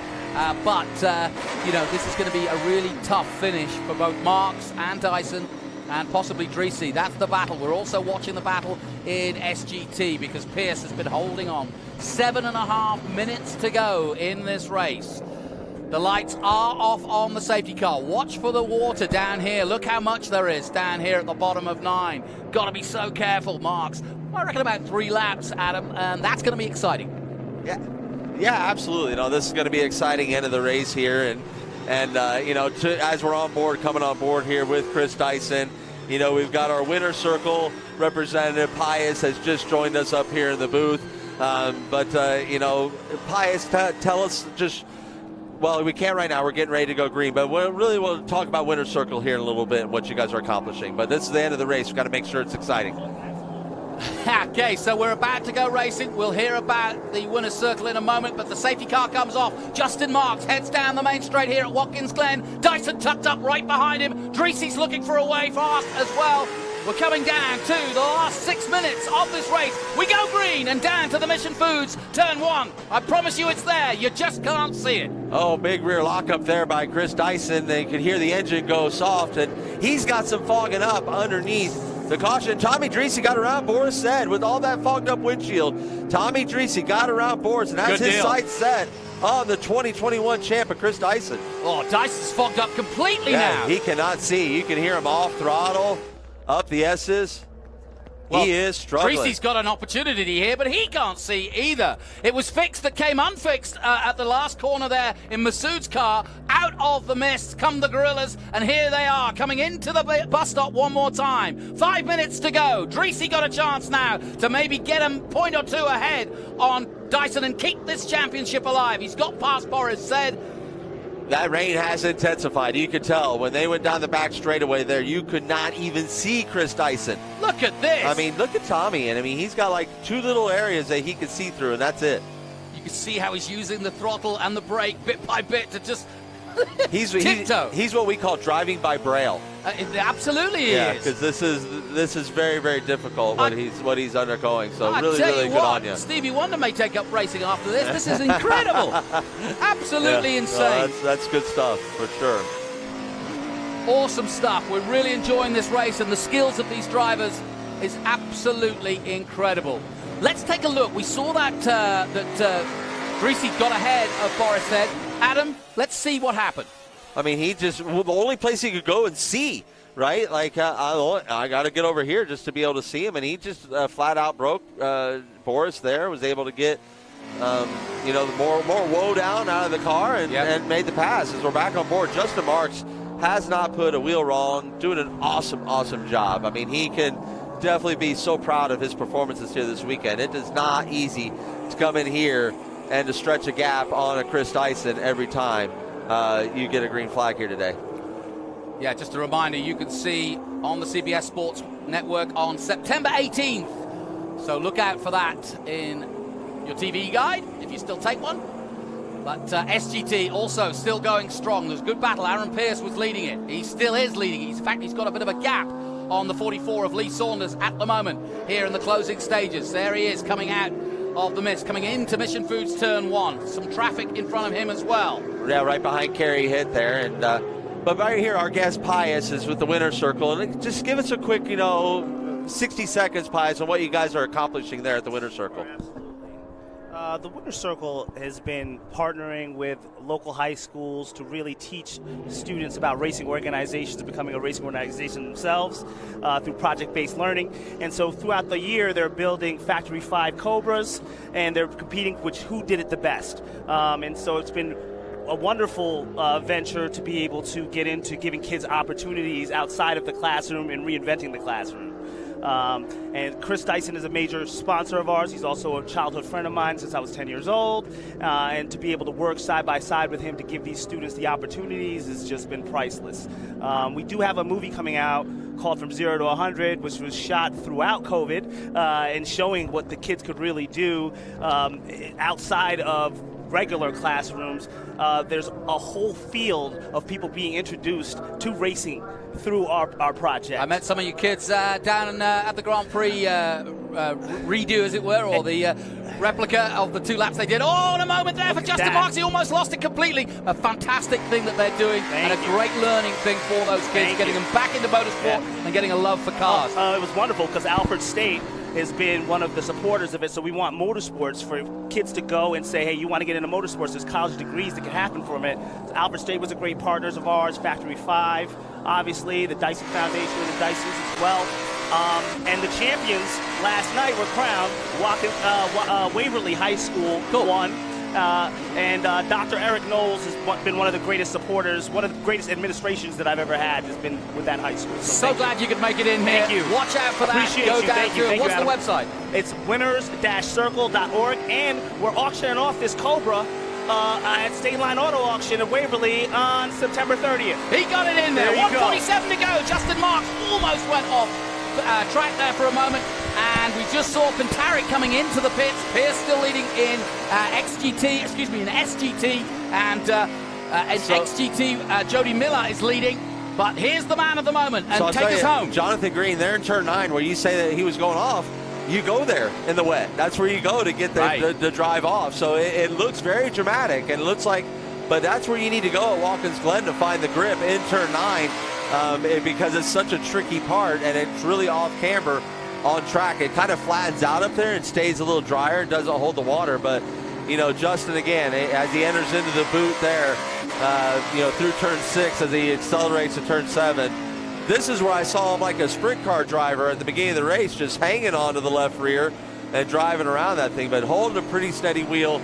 And, a lot to play here. I'm imagining he's getting the white flag this time around, don't you think? I think so. And Suarez, if you're watching, this is how you do it in the wet at the Glen. Yes, sir, it is. Yes, sir, it is. Except you don't have to deal with this part. Nope. They don't have to deal with the boot. That's true. So we're getting down to the nitty-gritty, and Justin Marks is almost sideways at every corner here. See, he's going to go wide here. I see that? Yeah, I gotcha. And then he can point it straight. Gotcha. Now with the wheel straight, I could be on the power. Gotcha. Good see that? knowledge. Yep. Yeah. No, I totally appreciate that. Yeah. And absolutely, to the unclassified eye, as it were, yeah, it looks as though he's in trouble, but no, he's just straightening the corners. 100%. We call it diamonding the corner off, is making that angle, right? You go in. You know, my teammate in TA2, he is a magician at that driving style. He is so freaking good at it. There's your white flag. Out. 1 lap to go here at the Glen. What a day it's been for everybody involved. I can just see our cameraman perched up there at turn 1. That's his view of the front straight. Incredible stuff. Dyson's going to come home in second. Wipers flailing from side to side as he tries to desperately see through that foggy windscreen he's got there, but he's done a sterling job, as has Greasy in third. And you notice it has cleared up since he's caught speed. Yep. You know, under caution, it's like you just hate to see a caution all the time, so you know, when you're up front, but it's especially a big struggle in the wet because you're just so scared of this fogging. But as you can see now that he's moving up at his speed, he's got some pretty good vision now. And that's, I'm sure, how he's been able to reopen that gap up on Tommy Dreesy there. Because I'm guessing if we went on board Tommy, we would see a pretty fogged up windshield still. Yeah, and I've just heard that Boris said might be challenging again for the third, so it isn't over for that battle. But it's pretty much going to be game over for second place. I think Dyson's got this now. He just needs to nurse it home. Same for Justin Marks, just a few corners to go, but this is when the gremlins start to creep in. You start to relax, think you've got it, and then suddenly you can get caught out so easily in these conditions. And this has been a masterclass in the wet. And I tell you what, Chris Dyson they're rooting for Boris said right now to take some more points away from Tommy Dreesy, and because, you know, Chris has had a pretty darn good points day. Justin Marks came in, stole the show today, 100%. Has just had a great weekend.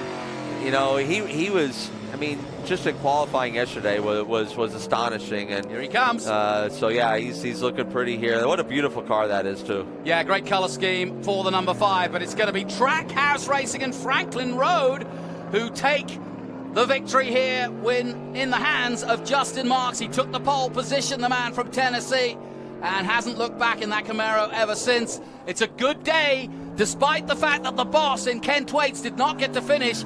His car is gonna take a win here, and a special one at the Glen for Justin Marks. He comes out of the last corner. There's the checkered flag, and Justin Marks goes from pole to win here at Watkins Glen in atrocious conditions, and a high five for Ken Thwaites and the team. They'll be celebrating long into the night, I'm sure. Well done to them, and what a season it's turning out for the Franklin Road team, no question about it. Dyson comes across the line in second place, and at the moment we're just waiting to see who takes third, whether it's Said or Dreesy. But celebrations all round and thumbs up. That's nicely done. Here comes Tommy Dreesy. Yeah, that does look like it was going to be Tommy Dreesy there at the line. And here's that battle for SGT, and it's not over.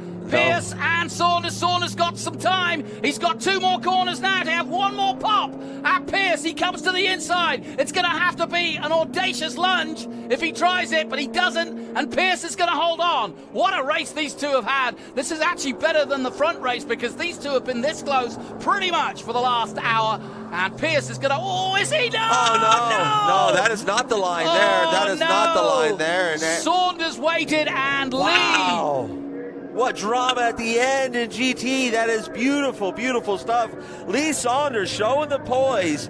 And my Hoosier buddy, Aaron Pierce. That's not going to be a fun trip back home to Indiana, buddy. I know you're going to hate that I-80 stretch, but back on board here to the big race winner, Justin Marks. Great job for Trackhouse. Waving to the camera. No, you should be proud. That's when you come win Trans Am races, TA2 races, you've done something. This is a historic series. It's a very competitive series, and we're just so happy to have him and representing it and doing so from the front. What a race. That had everything.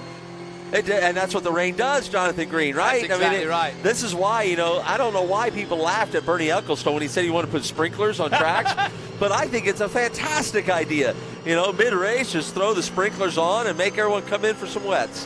One thing's for sure, Chris Dyson's still leading that championship by a country mile, and that was a good, calm performance by Chris Dyson and the Otwell team, because it could have gone 2 ways. That he could have pushed and made a mess of it, or kept his head and not worried about the win, and that's exactly what he did, and that's how you win titles. Yeah, absolutely. He's a consummate professional. He knows he was raised in a championship winning atmosphere. He knows exactly how to do this stuff, and so he stays poised, and he put out the performance exactly what you would expect today, and so did this man. Exactly what you would expect out of Justin Marks. I've seen him do some incredible things. I watched him bounce off the wall there on the downhill at Road Atlanta, not even burp the throttle in a TA car, and still carry on, I believe, podium there that day in the wet. So this is cool to see him pull into victory lane. Great to see for Showtime and Franklin Road Apparel. This is their weekend, so to be able to capitalize on that, I know that's very special for Ken Thwaites, his wife Shelly, and the whole gang over there. It's a really good feeling for everybody. Well done to Justin Marks, and well done to the Franklin Road Apparel to win their own classic, which they sponsored. They are the headline sponsor, so that's a lovely moment for them, and they'll be celebrating as they come in to victory lane. It's all done, Justin. Now it's over. You're get out and celebrate with the boys and gals of the team, and this is what it's all about. This is the joy of sport. Ken's going to be one of the first to greet him. This is Jeremy there helping him out. I believe crew chief on this car.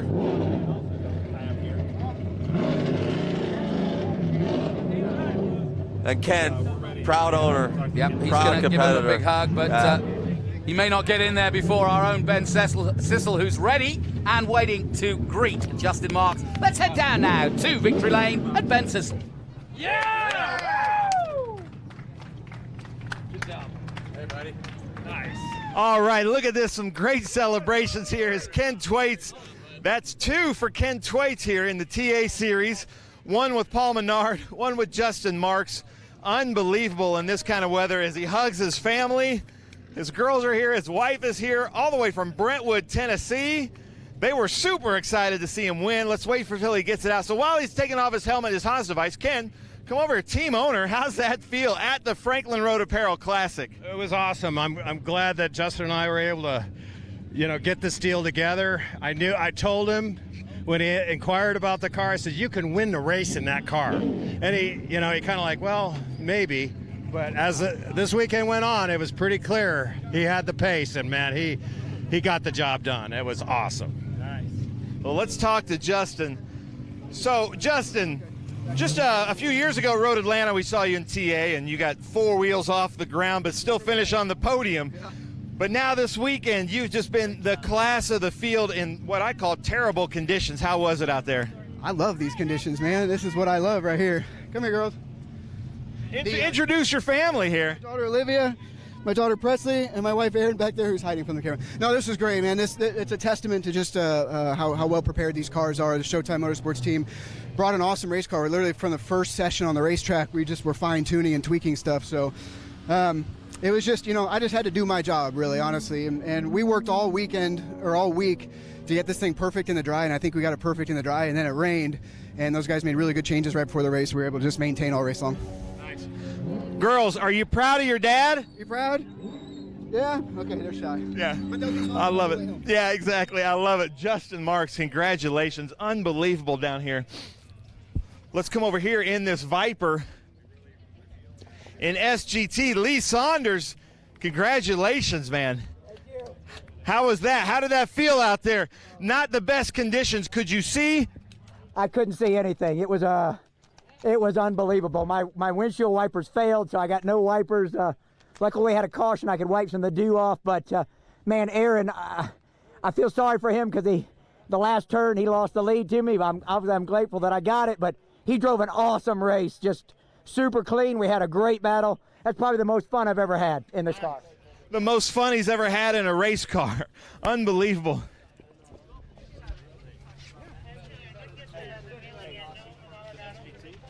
And then over here, first time in the Trans Am Series, had some great races this weekend in International GT, but Jody Miller winning in XGT. How cool is that, Jody? Wow, what a great time. I really appreciate everybody. It was safe out there. A lot of difficult driving. Visibility was zero. Just a great experience to get through this. Really hand it to this gentleman, SGT, made an awesome pass. He won that. He did a great job. But to be honest with you, visibility was near zero. Cars without lights, probably pretty sketchy. But I had a great time, and the Trans Am Series has been really welcoming, and I couldn't be happier. Give a little what's up, people, to David Tuati. Hey, what's up, people? Nice. That's kind of the TLM signature, if you don't know. Hopefully TLM will be back in the Trans Am Series. Nice job. Tony Pirelli, owner of the Trans Am Series. You started in Trans Am here back when you were a kid. Tell everybody about your experience and what a dream it is to own the series. I was here as a 10-year-old kid in 1969 in names like Pernelli Jones and Roger Penske and so on. To come here all these years later, this is the 10th anniversary of us being involved with SVRA and Trans Am. And it's just what a day. I mean, yesterday was the best weather you could ever have. Today was the worst. And I don't know which show I enjoyed more. The THO, these guys are warriors to driving this stuff, but it's a thrill. I'm just so appreciative. The fans that came out and weathered this, and just a glorious weekend, and despite the weather. But great job by everybody. And you said names like Parnelli Jones and George Fulmer, but now we've got like Justin Marks and Chris Dyson out there, and Boris said, how cool is that? I mean, it's just awesome. I mean, the TA2 seems to become a ladder system for NASCAR and the Cup Series, yet these guys with the Trans Am Group are just putting on a show. And you get a guy like Dreesy in the rain, and he came through at the end to get Boris. What a show they put on. And they don't blink, they don't complain, they just drive, and it's awesome. I love it. And we got to, before I go up to you, Jonathan, I got to cover this. Pierce, Lee Saunders, you guys might have had the race of the weekend. Oh, man, it was, it's fun to race with somebody you trust. And, I mean, I was really good up the hill, and he was really good back through the bus stop and through the carousel there, through the boot. And, coming out of 8, I could get him up the hill. And then when we got down the front straightaway, he's out braking me down here. I didn't have any analog brakes. I mean, that car doesn't have them.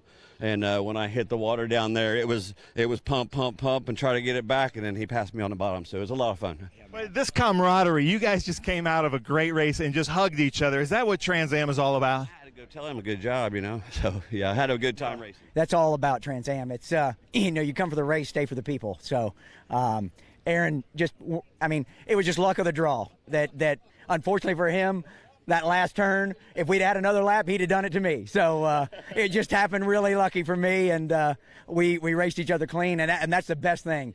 When you know somebody is going to race you clean, and you know you can stick it in there, and they're not going to hit you, and you're not going to hit them, it just makes for that's the most fun I've ever had. Yeah, a lot of fun. Well, congratulations, guys. That was awesome. Jonathan, I'm going to send it back up to you in the booth so we can start our celebration.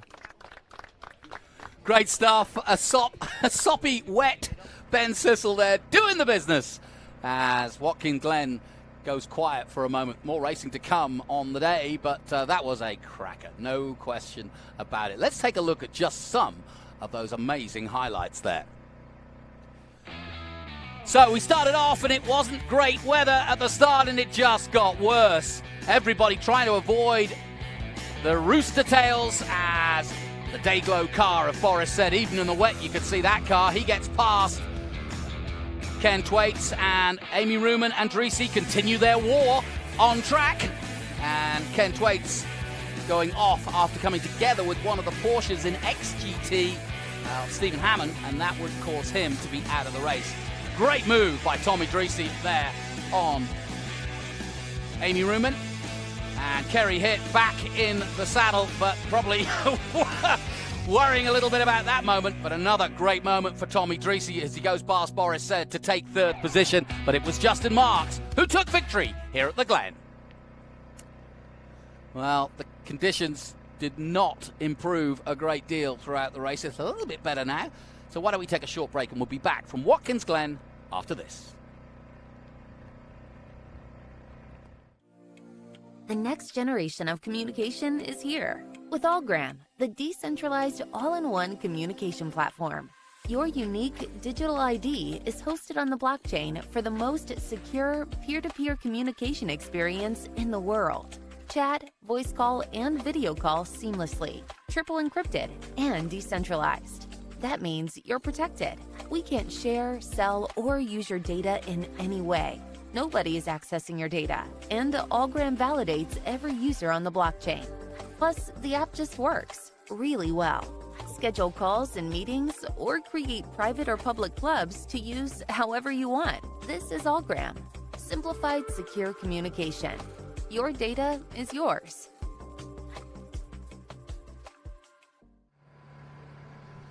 Welcome back to Watkins Glen, and that camera shot tells you everything you need to know.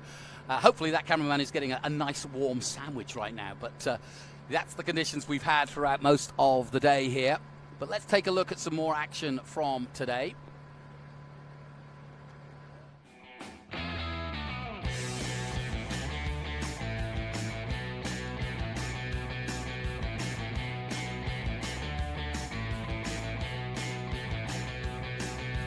Battles throughout, but Grant was the first to succumb in the 55. And then Hammond went out, and luckily not too much damage to his car, but it did take Ken Thwaites out. Jody Miller got going in the all-blue GT3 Cup car and would go on to take victory in XGT, his debut run.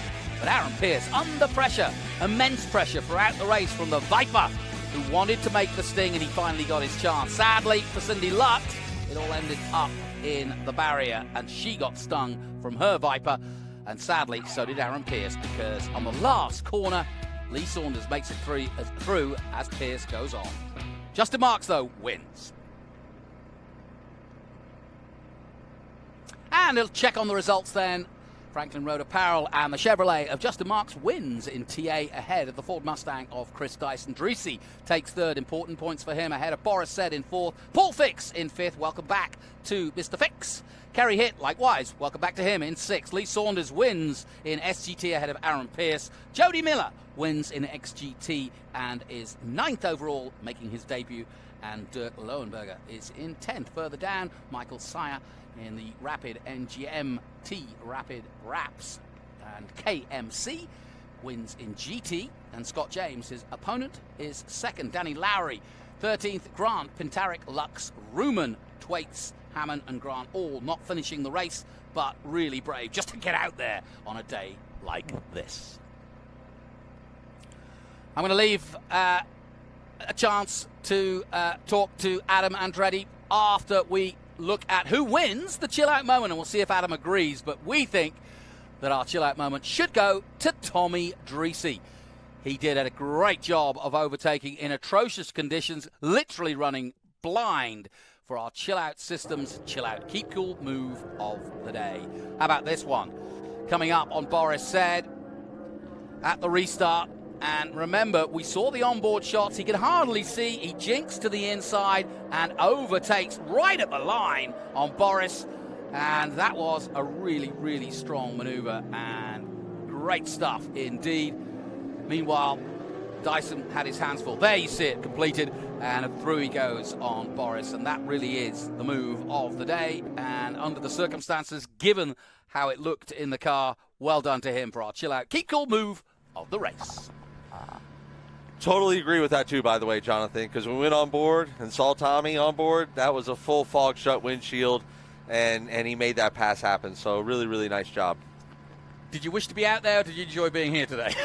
I love driving race cars, no matter what the conditions. So yeah, of course, I always want to be on the racetrack, and but I was blessed to be out there yesterday for Peterson Racing and Three Dimensional Services Group. So you know, I got my fill.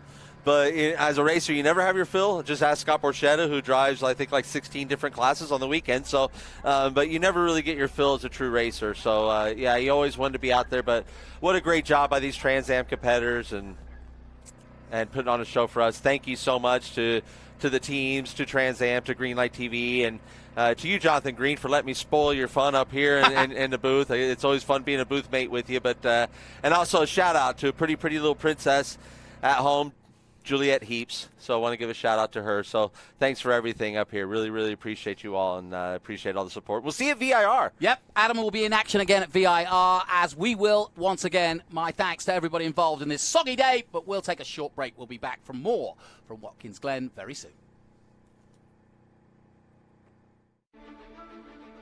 This is my house. My parents helped build it. Now we don't get wet when it rains. I don't get too hot or too cold inside. I can play with my sister, I can play with my brother, I can play with my mother, my father, my family. This is my house. This is my house. This is my house. This is my house. This is my house. Visit Habitat.org to find out how you can help more families like mine. My name is Monse, and I am a senior at Cristo. We bring high school students and corporations together to transform education. I work 1 day a week at Ryan Companies. There are Cristo schools serving students across the country. Visit CristoRayNetwork.org and learn how you can become a corporate partner today.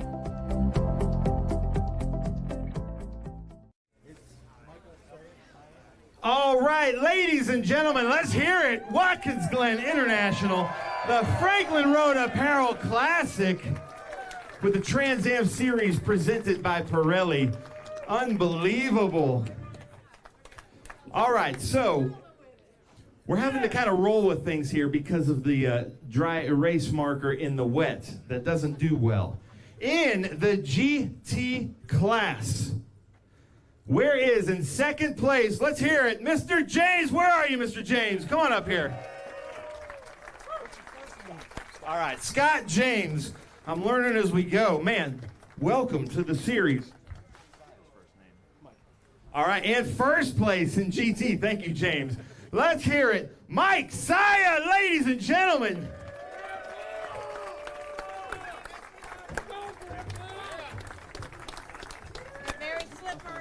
Yeah, they are very slippery. Be careful. So, how was it out there in your Porsche? Tell us about your race. It was treacherous. Tons of spray. Visibility was terrible. My windscreen was a layer of fog. I couldn't see a thing. But I made it through, and it was fantastic. Great to be part of the Trans Am Series, and thanks for having me. Nice. I love it. Let's hear it. One thing you should know, this is the first time in history that we have had a Porsche represented in all three GT classes, and today was definitely a Porsche day. Mike Saya, tell us about your race out there. Well, first of all, I want to say thanks to KMC, crew chief Chris Ross, my teammate, Trans Am, for a great show, and I need my head examined to be out there for that long. So I had a couple of spins, came back, rallied, and just thank God I got through it. So thanks, everybody. All right, on a scale of 0 to 10, what was the visibility out there? 10 being the best? Yeah. Minus 50? I think that's what we're hearing from everybody. Exactly, I love it. All right, ladies and gentlemen, hold those trophies up. Let's hear it. GT class here at Watkins Glen International. That was some fantastic racing. Good to see you guys. We're going to put on the Pirelli hats. Let's hear how loud Watkins Glen can get for two Porsche drivers. Let's hear it. We got James in second, Saya in first, here at Watkins Glen International, the Franklin Road Apparel Classic. Welcome to the Trans Am Series. Thanks for coming out. And that was quite a show. Uh-oh. Let's see it. Oh, here we go. Right in the eyes. So now you got 0 visibility for the rest of the afternoon. One more time for our GT class here, Watkins Glen International. Congratulations. That's awesome. Super GT. Well, hold on now. Let's see. Who wants a hat? I know, but see, I can throw there. That's easy. I'm gonna try it for the bleachers way up there.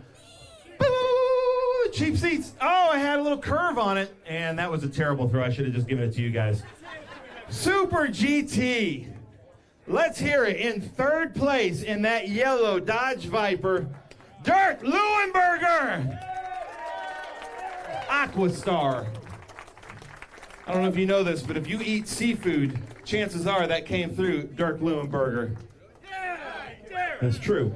Second place in SGT. Came down to the final lap. These two had quite a battle and so much fun. Let's hear it. Second place, Aaron Pierce. No, it's fine. He's wearing Sam Pierce. I was like, what? Yeah. It's always confusing because you're wearing Sam Pierce, and we'll talk about that later. And then in first place, I think he took it on the last lap. These two had a great battle. Good friends in that beautiful Dodge Viper. Let's hear it. Lee Saunders, first place, Super GT. Now, Dirk, being teammates with Cindy Lux, I know that had to be a little disheartening out there at the end of the race, but nice finish. Yeah, it's not the way I want to advance a position, but Cindy's doing fine. She's doing well now, so I think that's the upside of this day, actually, for me. But appreciate all of you being here. Not the best conditions for any of us, but I always love racing at Watkins Glen. I love racing with Trans Am, and thank my team for a great car, and we'll see you at the next race. Nice, I love it. Dirk Leuenberger. Aaron Pierce out there just, I think, wishing for some anti-lock brakes or something, but man, nice race. Tell us about your race out there. Yeah, there at the beginning, I had a good race going on with Cindy, and you know, the longer I went, I've only raced a car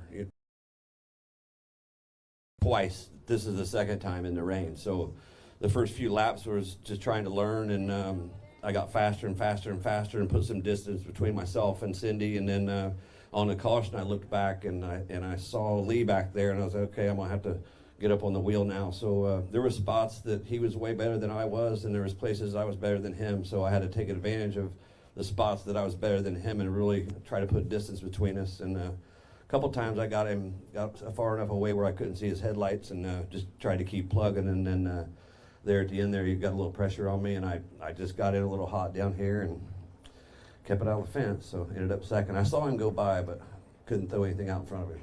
Nice, I love it. And Lee, you've been with us a long time, but you got out of the car saying that might have been your favorite race. Take the mic, tell us about your race. Oh, thank you. Yeah, that was actually my favorite race. First of all, before I get anything, I'd like to thank God for allowing us to be here today, for keeping everybody safe. So glad to see Cindy was okay. Thank you for Trans Am. This is unbelievable. I've never been to Watkins Glen before. Absolutely beautiful facility. Thanks for the fans for coming out. Just awesome seeing everybody. And also, for one more thing, I'd like to dedicate this race to my best friend Brian. He lost his battle with cancer about a month ago, and it was really special maybe to win for him today. He would have been watching if he was still here with us, but I know he's watching from above. So anyway, yeah, great race. It was unbelievable out there. The visibility was definitely negative 50. The good thing was I had Aaron to follow, so I just watched for his brake lights, and because that's all I could see.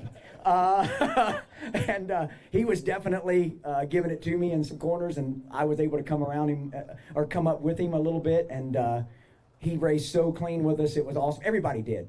You know, it's just awesome knowing that these drivers are so good that you can hang right beside them and know they're not going to take you out and you're not going to take them out. And it was just luck of the draw. Another lap, he'd have come around me. So I got lucky today. Aaron drove a hell of a race. Everybody did to stay out there. And just thanks again. Thanks for coming out and had a fantastic time. Nice. Thank you. I love it. Let's hear it, ladies and gentlemen. Dirk Leuenberger, Aaron Pierce, Lee Saunders, Super GT here at Watkins Glen International.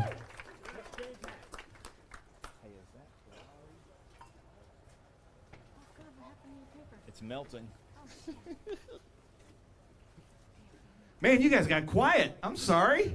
We don't like quiet here.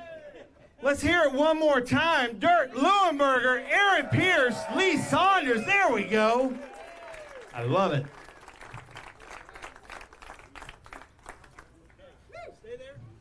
Stay there. Glenora Wine Cellars with some champagne. You've got some trophies. You get champagne. You get all that and a bag of chips. Don't forget your bag of chips. Oh, he's getting the crowd. Look at that. That's some good tasting champagne there. One more time, Super GT, Dirk Leuenberger, Aaron Pierce, Lee Saunders. Nice job, guys. Oh, they say come this way. Exit stage right. We're very coachable. Yeah. Extreme GT. I got to brag on this person real quick.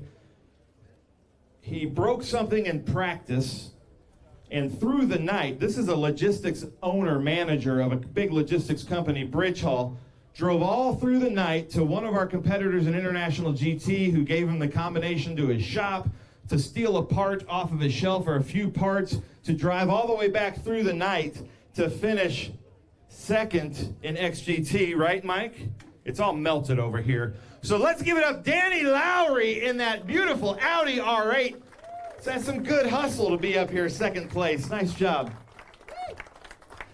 First time in XGT, finishes first in another one of our Porsches. Let's hear it, ladies and gentlemen. Jody Miller out here with Team TLM.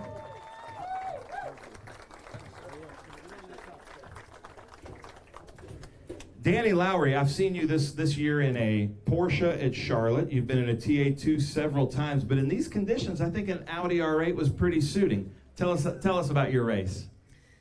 Well, normally it would have been the exact car I would have wanted to be in, but due to our issues on Thursday, we lost a wheel speed sensor, so we'd never had any electronics in the car. So the goal was just simply to go out there and make soft laps and finish the race, stay out of trouble, and have some fun. So we did it. We accomplished our goal. It wasn't pretty, but we got her done. Did you stay out of trouble? I stayed out of trouble. That's what counted. I really like to give a shout out to my buddies at Ricky Sanders Racing for all their support, and Tyler Hoffman coming up and helping me, and we even got help from Goldcrest and Autometrics, and my buddy Rick, I can't think of his last name, he's from Connecticut. He showed up like an angel. He saw how we were struggling working on the car, and he showed up and had mercy on us and helped us fix the car. So it was all in all a great weekend. I love Watkins Glen. It is my favorite racetrack on the circuit, and Trans Am is just always incredible to work with. So thanks, Ben. We appreciate it. Nice. I love it. So Jody, Steve Hammond, man, he just took off like a rocket early on, and I think watching the broadcast, we were even saying this could be an overall win in XGT, and then had an unfortunate incident, was off the track. So then it was up to you to represent TLM. And actually, while the broadcast is going on, David Tuati's texting me. So you know he's watching you and cheering you on. How did it feel out there? Well, first of all, it was... Sure, you take the mic. You're tall, man. It was treacherous. I think that's the word of the day. Visibility just was not there. But what I liked about it was everybody kept their head about them. I didn't see any dangerous driving. People were courteous. I think we all had our heads in the game. And for a first-time Trans Am racer, I could not be happier with the field. I will be back. TLM, awesome job prepping the car. Mark Exton did the crew chiefing this weekend on this car and just helped a ton. I would not be here without Pippa Mann. Pippa Mann has been my coach for 2 years. I've been driving for almost 2 years now. And without her guidance and coaching, she sat up in that bleachers in the rain and helped me call every turn. And I am so thankful for her in my paddock. So thanks to everybody. Thanks to TLM. And just could not be happier. It was so unfortunate for Stevie. He was making numbers up so quickly. He is an unbelievably good, talented driver. And it was just unfortunate. I should be there, and he should be here, but we'll be back next time. Nice. I love it. Well, let's hear it. You know, one thing to know about this mixed class racing in conditions like this, usually the faster cars have headlights and they can flash at you. Nothing. So you can't see these faster cars coming up in the mirror, so that's crazy. Let's hear it. XGT, Danny Lowry, Jody Miller, hold those trophies up high.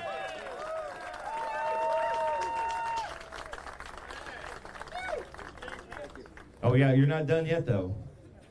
I know you've been on the podium with us this weekend with International GT, but we got to do this thing called the hat dance. So let me take this hat, and then you'll put that one on. Hold your trophies up high. Look at the photographer. One more time, Danny Lowry, Jody Miller, welcome to the Trans Am Series. Jody Miller, nice job.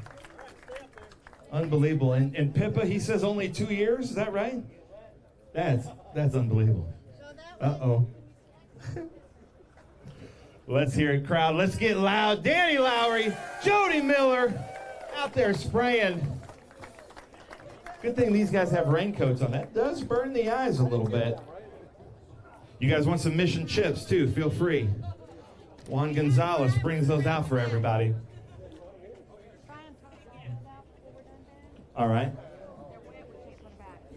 Trans Am Masters. So happy to have him back with us. We have missed him so much throughout the season. Let's hear it. Kerry Hitt, Trans Am Masters. Come on, people. He makes these awesome bodies for us. Advanced Composites, longtime Trans Am supporter. Kerry Hitt. You know, when you come back to the series, you want it to at least be good conditions. Tell us about your race out there. Well, I think treacherous was the word of the day, so I agree with it. But it was really great. First thing I got to say is to be here. Mark Meissen came in and helped get my car ready. I thank you for that. And Adam Taylor and Noah Blake and Ron Weiss, those guys worked their butts off getting this thing ready to even be able to come out here. So but the race was great. I like the rain. I know, but it was interesting. One thing I want to bring out and I want to point out, we changed our car number. We changed it to number 22 of our veterans who end up giving up and leaving us, and that's per day. I don't think enough attention has been brought to that. I'd like people to realize that the reason we are here and be able to do the things that we do are for people who have given it all. So I just want to, we're going to run that number the rest of the year and hope that will love people. There's a group called Racing for Heroes, and they're the ones, they'll be VIR, they're stationed at VIR, and they do a lot of work with veterans who have PTSD, and they use racing as a therapy, and what better therapy could there be but racing? But thank you all for coming out. Thank you for being here, and thank you so much. It's so great to be back to the Trans Am family. Missed you guys. We missed you, Kerry, and thank you for everything that you're doing. 22, that's unbelievable. Thank you for wearing that number. Let's hear it for Kerry Hitt here. TA Masters. Kerry, would you consider Watkins Glen your home track or Lime Rock? What would you say? Probably. I can't remember how many times I raced here, but yeah, I love it. Yeah, Watkins Glen, I would say, is probably my most favorite. Yeah. Watkins Glen is his most favorite track. Let's hear it. Kerry Hitt, Masters in the Pirelli hat. Kerry, welcome back. And I love that you're running the number 22. We will talk about that a lot.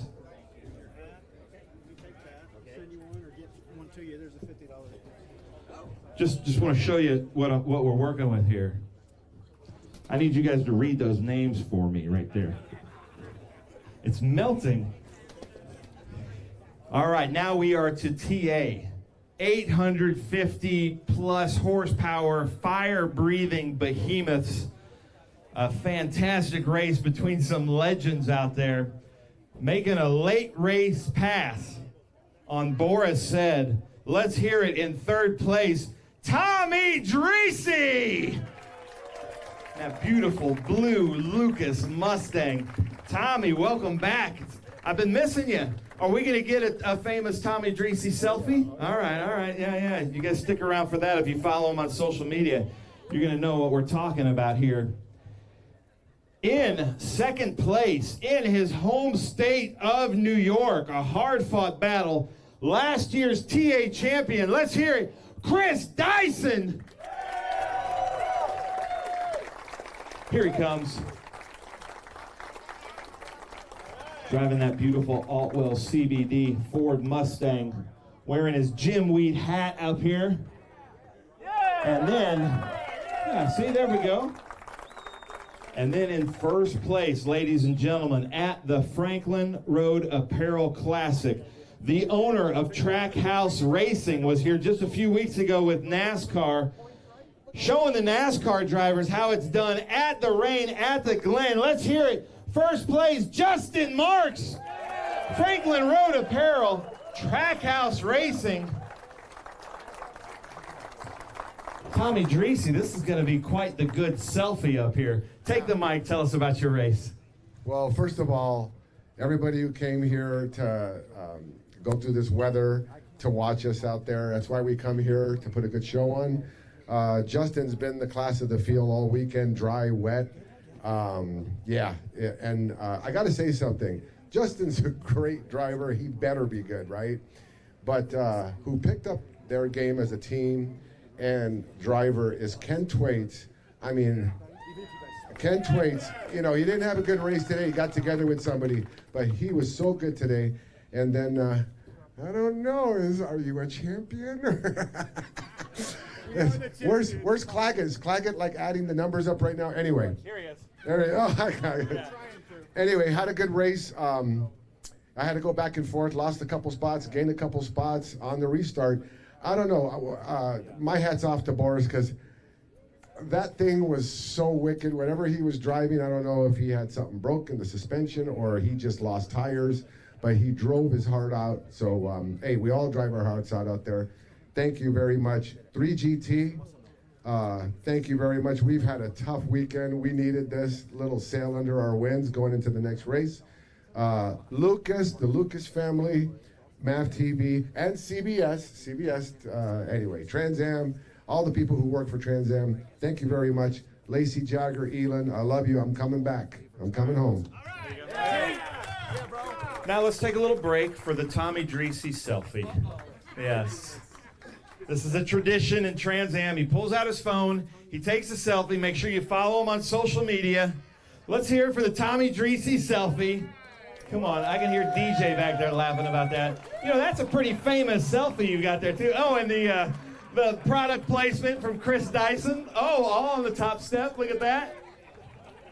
We got some good product placement from Dyson, too. And I got to mention, last year, Dyson clinched the championship at VIR. According to Chris Dyson's math, we cannot officiate this or make this official, but according to your math, I don't know how mathletic you are, Dyson, you're going to have to cover us on this. He thinks he may have clinched the championship here one event earlier in his home state at Watkins Glen. What are we saying here back there? Somebody's yelling at me. Is that Ashley? It's provisional. It all has to go through tech. There's so much to go through. So I think that's what John told me. Here's what John's saying. John's saying it's provisional. So that's according to the series president, not Chris Dyson. Yeah, that's according to John Claggett. Now, hold on here. You take the mic. With the visibility I had out in track today, the last thing you guys want me doing is math right about now. I'll tell you what, this was, it's always great to come up here to Watkins Glen. We've had a hell of a season. Tommy's run me hard the whole way.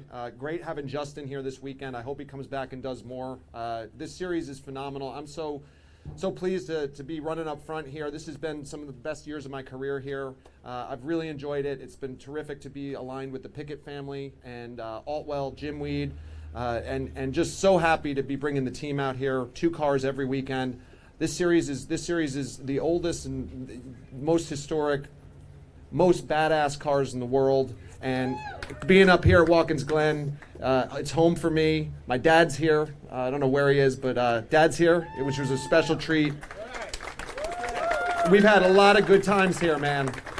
We've had a lot of good days here, and today was certainly one of the more exciting ones. I think Justin put on a clinic out there, and Tommy, damn it, you're running me hard. He played possum all weekend. I couldn't believe you made it up that hill. But so happy to be here with Altwell, Jim Weed, joining forces with the series and obviously branding on the car. We're just trying to grow this thing, and if we can keep having weekends like this together with the racing and the competitive fight we had up front, I think this series is just going from strength to strength right now, and really proud to be here, proud to be a champion. Thank you. Nice. I love it, Chris Dyson. You had a busy weekend too with Winter Circle and the high schools that made these Cobras. That was a really cool thing. I want to say something about just being a motorsports fan. All the work that Justin Marks does with his new team, Trackhouse, the NASCAR team, Ross Chastain, Daniel Suarez, he spends his vacation time, his time off here, racing with us at Watkins Glen. How cool is that as a motorsports fan? Justin, I hope you can race with us more in Trans Am. I'm just going to put you on the spot. Do you plan on coming back more this season or next season? Well, not this season. I got to go to these. I got 8 more Cup races I got to go to, and we're making a run for the championship. In 2 so, weeks. But it's race car driver vacations aren't necessarily at the beach. They're just at maybe a track they haven't been to in a while or something like that. So no, it's awesome. Look, this car was great right off the truck. This Franklin Road Apparel guys, Showtime Motorsports, they built a really, really great race car, prepared super well. And I have not driven a TA1 car here, so it was just great to be able to get in that first test session and have it just work immediately well, so we could just kind of go to tweaking it. So ton of fun. These are my favorite race cars in the world. I mean, I've driven a lot of cool stuff, and these things there's just nothing that quite compares to one of these things. So it's definitely we got to get the world out there to the world how amazing, get the word out to the world how amazing this series is, and I'll certainly do my part. Just honored and humbled to be able to just have a great weekend with everybody here. 100%, Nice. Justin. Well done. All right. Well done, Chris Dyson says. You got your trophies? Chris Dyson's got his Jim Weed. I can hear DJ out there laughing. You got to hold the trophy, too. He needs another hand. Let's hear it. Tommy Dreesy, Chris Dyson, Justin Marks, and Chris Dyson.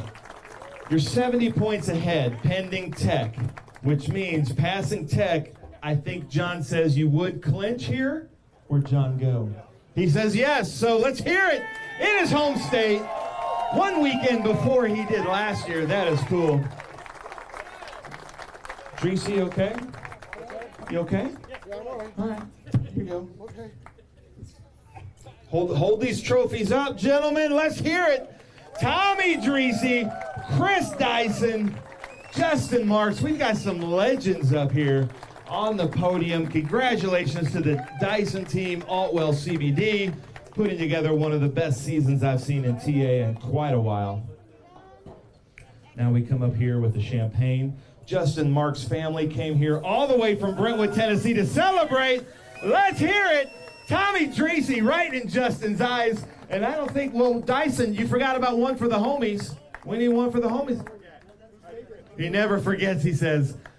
Tommy Dreesy, Chris Dyson, Justin Marks, showing us how it's done in the rain. Justin Marks, super talented in the rain. There's one for the homies right there as he gives it out. I love it. And we will do family photos. Yeah, hold on, Justin. Before you leave, come up the top step. We've got his daughters here. Come on up here. You want a picture with your dad? Okay. MCO is going. Okay, yeah. MCO is Justin. Who's still out there? All right, so Justin, if you'll, here, stand up here in the front, Justin, with your daughters.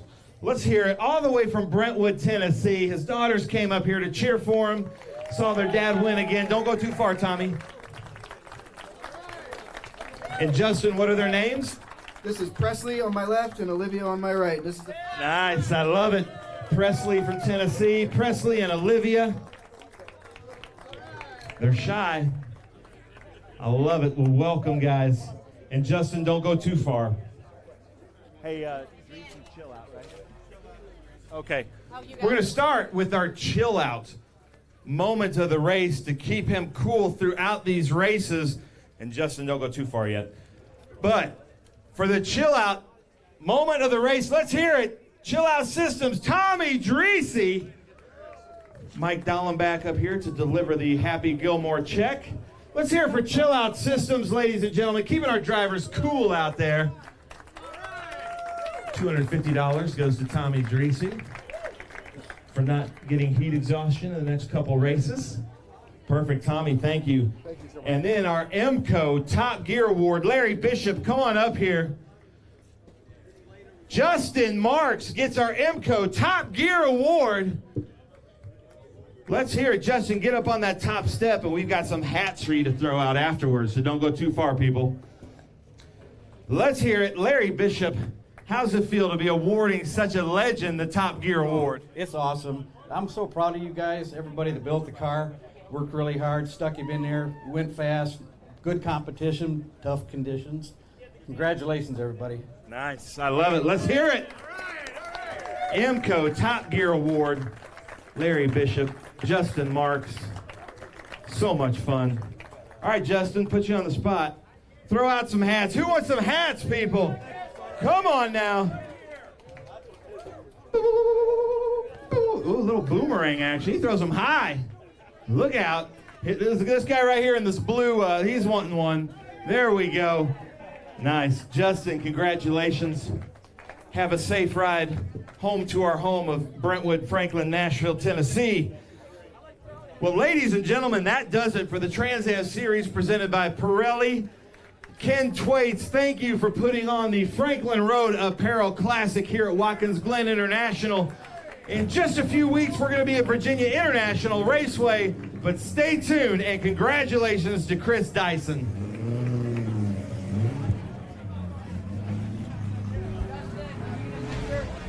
Hey, you Rob, can tell, I like to go congratulations, fast. man. Thanks The for team being is here. really well prepared. Yeah, it was we awesome. like to That look was good, crazy. but we also like to dress good, and that's why we shop at Franklin Road Apparel. I own the company, and I wear the clothes that we sell in that store. So check us out. We carry all the top brands: Baldwin, John Barbados, Billy Reed, Goodman Brand, and on down the list. So come see us, Franklin Road Apparel, Franklin, Tennessee. If your tooling isn't quite ready and you need parts, and you need more parts than just a few, or if your run is just not that big, look to the experts in low-volume production, three-dimensional services. Whether it's 10, 100, or 1,000 parts, we can meet your needs. And if it's 10,000, we can do that too. Three-dimensional services delivers high-quality parts for short runs, 70% faster than industry standards. Three-dimensional services. Prototype, production, proven.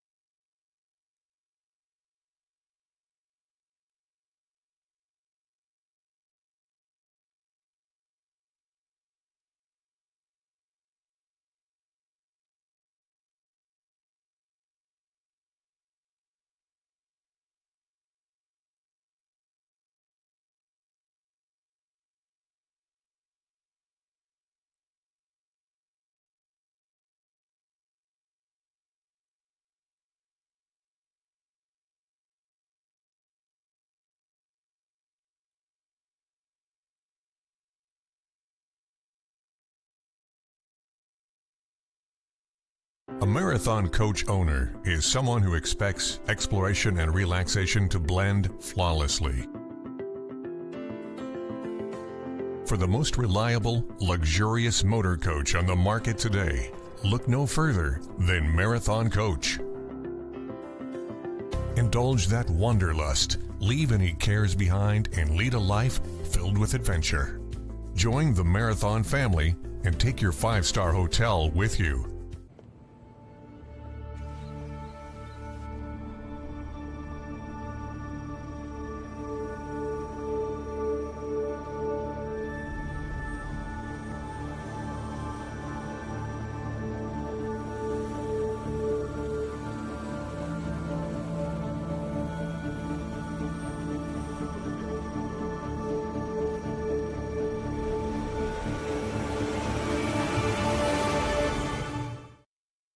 Hawk Performance packs 100 years of friction dynamics into every product. Backed by Carlisle Brake and Friction, the world's premier innovator of industrial brake and friction components, Hawk leverages R&D tools and motorsports experience to deliver uncompromising performance on the street. There's no reason to settle for less. Choose pads that are race-proven and street-legal. Find the Hawk Performance brake dealer near you at hawkperformance.com. Feel the power. Experience the excitement. You're in the driver's seat. At Skip Barber, you learn from the best. Whether you are a new driver that wants to learn accident avoidance or a seasoned racer looking to improve, we have a program for you. We're your #1 destination for auto racing and driving schools. Skip Barber. Feel the power.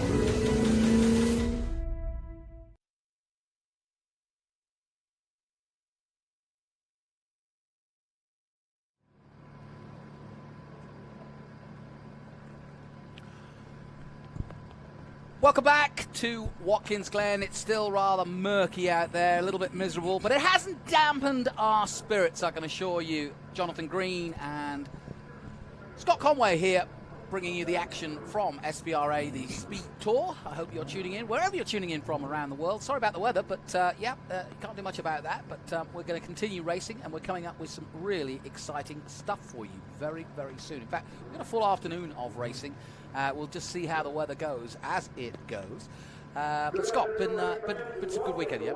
Yeah, it's been an excellent weekend. Watched the Bugattis yesterday. Very excited to watch them again. Even though with the dampened weather, still a lot of enthusiasm and cars going out on course. So Bugatti's coming up, really a great period of history. Well, let's head down now to the pit lane with Ben Sissel. Gentlemen, would you please take a moment of silence?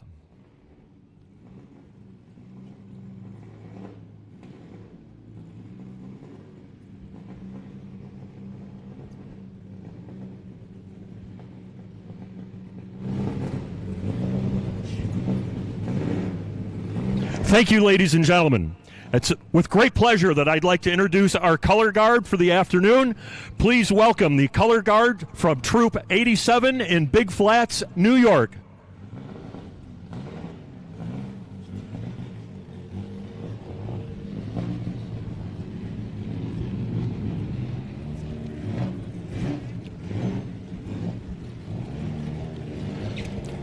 And now I would like to introduce Reverend David Fife from the Elmwood Avenue Baptist Church in Elmira Heights. David will be giving the invocation this afternoon. David? Let us pray. Lord God, we thank you for this opportunity to gather at Watkins Glen for this year's running of the Hilliard U.S. Vintage Grand Prix. We ask your blessing upon this race, Lord, giving each driver and pit crew member your protection. Guard the forest workers as well. And Lord, help us to remember that all things, good things, come from you. We ask all these things in Jesus' name. Amen. And now, ladies and gentlemen, I would like to introduce Anna Hurt, local recording artist from Buffalo, New York. She is going to be giving the good stuff.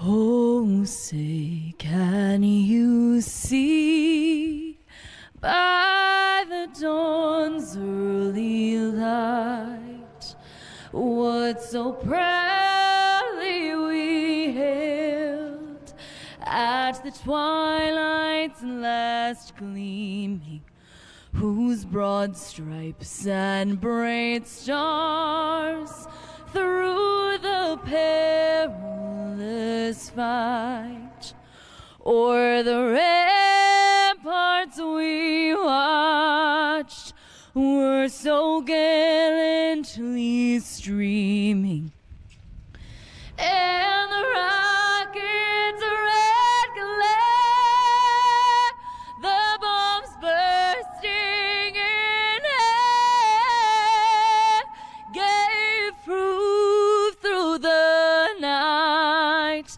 that our flag was still there.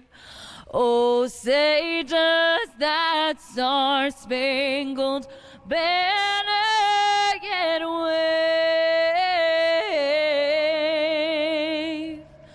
o'er the land of the free and the home of the brave?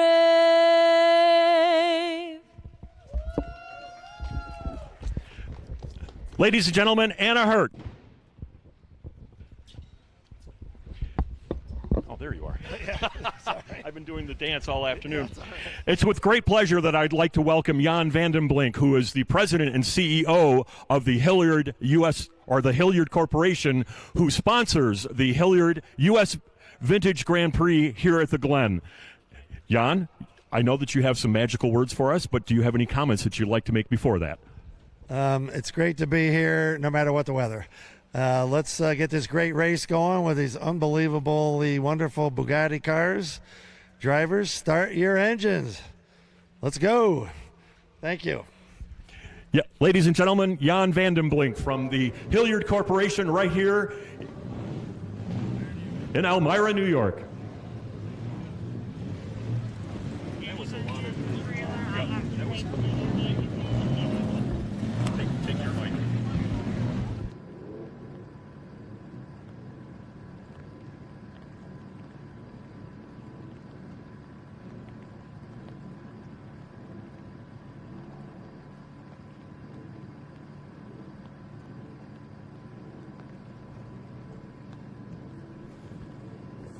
Well, we ready ourselves for this amazing, I'm going to say display, but it's not. Because it's both a display and a race in itself, because these are very, very special motor cars, and one you won't often see at any event anywhere in the world, and especially gathered together like this in one grid. I will turn to my learned friend, Scott Conway, to just give us the importance of what we're looking at right now. Well, first of all, we had entered about 16 Bugattis, and we watched them yesterday.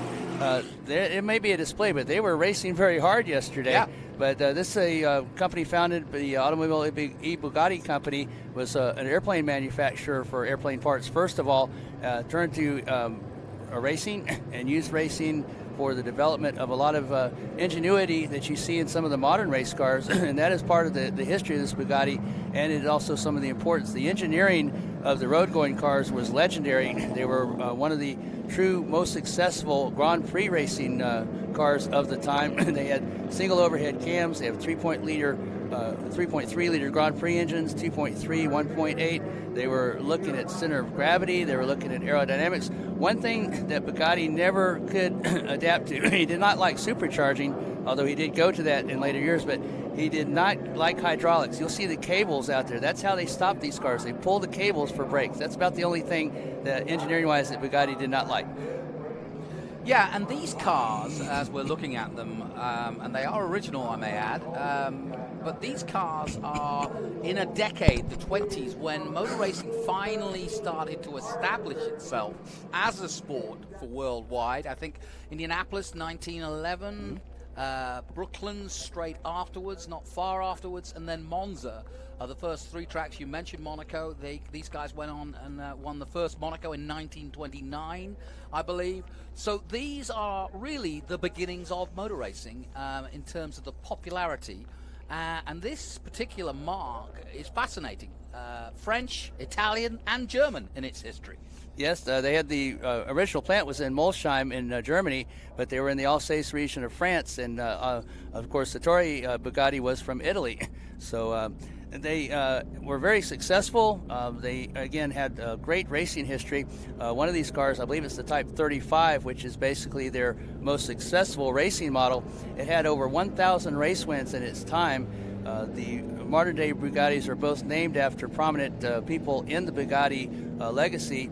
I believe it was the Chiron that is named for the driver that was on more podiums. More podiums than any other driver. I'm going to let you say the other name because you say it much better. And he was the driver that, I believe, Chiron? Am I saying that correct? Yep, Viron. I said Viron, but yeah. He won the only 2 races, Le Mans 24-hour wins that Bugatti had. So that was why that particular car was named that. So, and why we're talking about that is because even to this day, we might be looking back in history, but even to this day, Bugatti's name still lingers, and they are still making cars.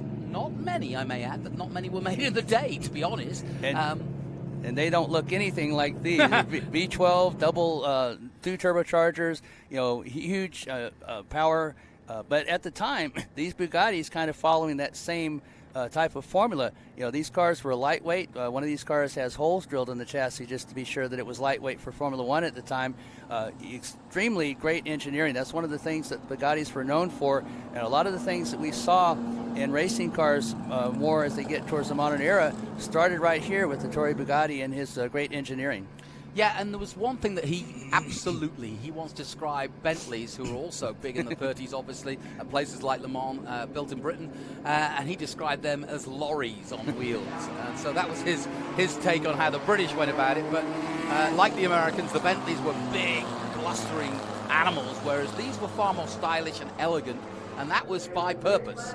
But I want you to notice as we watch this, just some of the details about these cars and why they're so important to the history. You mentioned how we take so much from these cars that then are included in the next iteration, the next version of cars. I mean, I went up close look at some of the things. Notice the exhaust, for example, not underneath the car, but on the sides of the car. God knows how you get out without burning yourself. But another thing. You won't see it perhaps on these shots, but if you get up close to these cars, they use chain pulleys to use the brakes. Just a fascinating design. Yeah, again, that was one of the things that for all the engineering prowess that Bugattis have, one thing that he would not go with, and hydraulics were back in this particular time period, he did not like hydraulics, and that's why you have those pulleys that you pull on to stop this car. But you're absolutely right. We talk about single overhead cam engines, double overhead cam engines. Well, this is why we have them. Bugatti came up with that through his engineering and had these on his cars exclusively. Yes, and you mentioned effectively they started out as an aeroplane manufacturer, but they used that knowledge also, and that's another theme in motor racing. Throughout the early years of motor racing, both in World War I and World War II, which were terrible things, but they actually helped the racing industry because a lot of the technology that was used in the aeroplanes, everybody was looking to go lighter and lighter and lighter, and I think of the Spitfire or the Hurricane as being, the ultimate World War II aeroplane. But that is from years and years of developing where the Red Baron began back in World War I. But both of them were trying to achieve the same thing, which was to go lighter but faster. And look at this race we have, nose to tail going through the turns here. Wonderful. Again, these may be priceless cars, irreplaceable, but they were actually racing yesterday, and here they are out in the rain racing today. You're watching history in motion, folks. And like I said, those brakes are on pulleys, guys. So imagine the conditions. You can see the sitting water. We were watching it in the Trans Am race.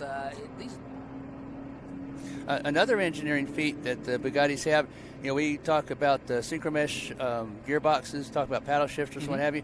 Well, they started with the Bugattis. They had what was called mesh gearboxes.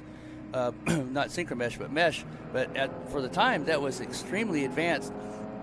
These engines that are in these cars, depending on the year, go from the 3.3 liter, which was used for the Grand Prix in the early days. They won the Targa Florio 5 years in a row with that engine. The 2.3 liter and the 1.4 liter, and that 1.4 liter was later on as the Formula One regulations, because Bugatti was dominating in Formula One at the time. they tried to regulate them weight-wise. Well, Bugatti figured out that if we put the engine a little bit lower down into the car, that would get better center of gravity. What a great concept in these early days of racing. And we drill holes in the chassis, that will make that car lighter too, and we'll get it through weight. Sounds like something NASCAR would do, doesn't it, John? It does. You see them leaning out of the cars, and by the way, it's not for effect, mind you.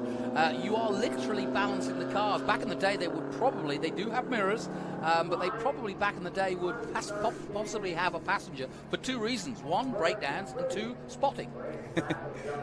And these Bugattis are something to see. Again, we have I think the oldest one out there on track is a 1913 Type 22, and I believe that is the one that has Bugatti's signature on the engine. The lady from the American Bugatti Club was nice enough to come up and correct me. I thought it was a 1922 just from the type number, but it's actually a 1913. But most of these cars are from the 1930s, mid-30s,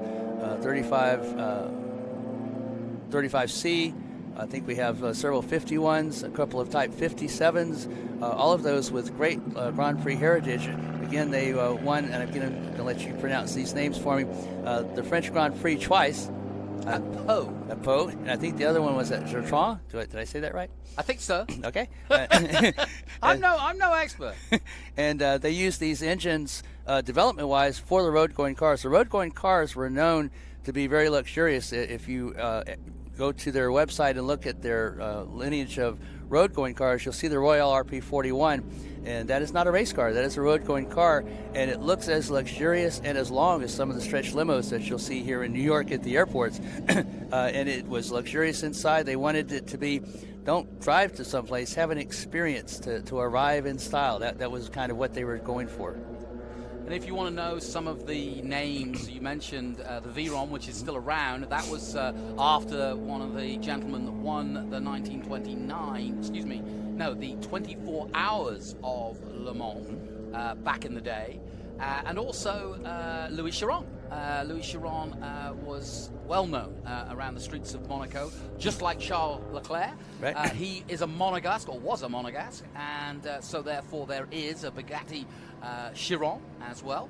And these are the names of some of the greats that raced these wonderful names. And the Monegasque racing driver Louis Chiron, therefore, has a Bugatti named after him. And a current 2015, they launched another Bugatti Chiron as well. And they've even got a Chiron hypercar that launched in 2016 at the Geneva Motor Show. So the history is very impressive and continues today. Yeah, it was Chiron that was on the podium more times during his Bugatti racing career, and was the driver that had the most podiums through the length of the Bugatti racing era. We have one of the cars out there that was the last production race car. And again, you'll notice some of these cars will say produced. That was because they became more popular and they were actually produced as opposed to the earlier ones that were actually hand-built. And again, having a hand-built Bugatti out here on a wet track on Watkins Glen International, I just can't tell you how much respect I have for these drivers. And I know you come from Britain, where the Isle of Man TT is very, very popular, and it looks like a sidecar driver, as they lean out and try to get some gravity or some momentum going towards the turn. Yep, absolutely. No question about it. The leaning is not for effect, I assure you.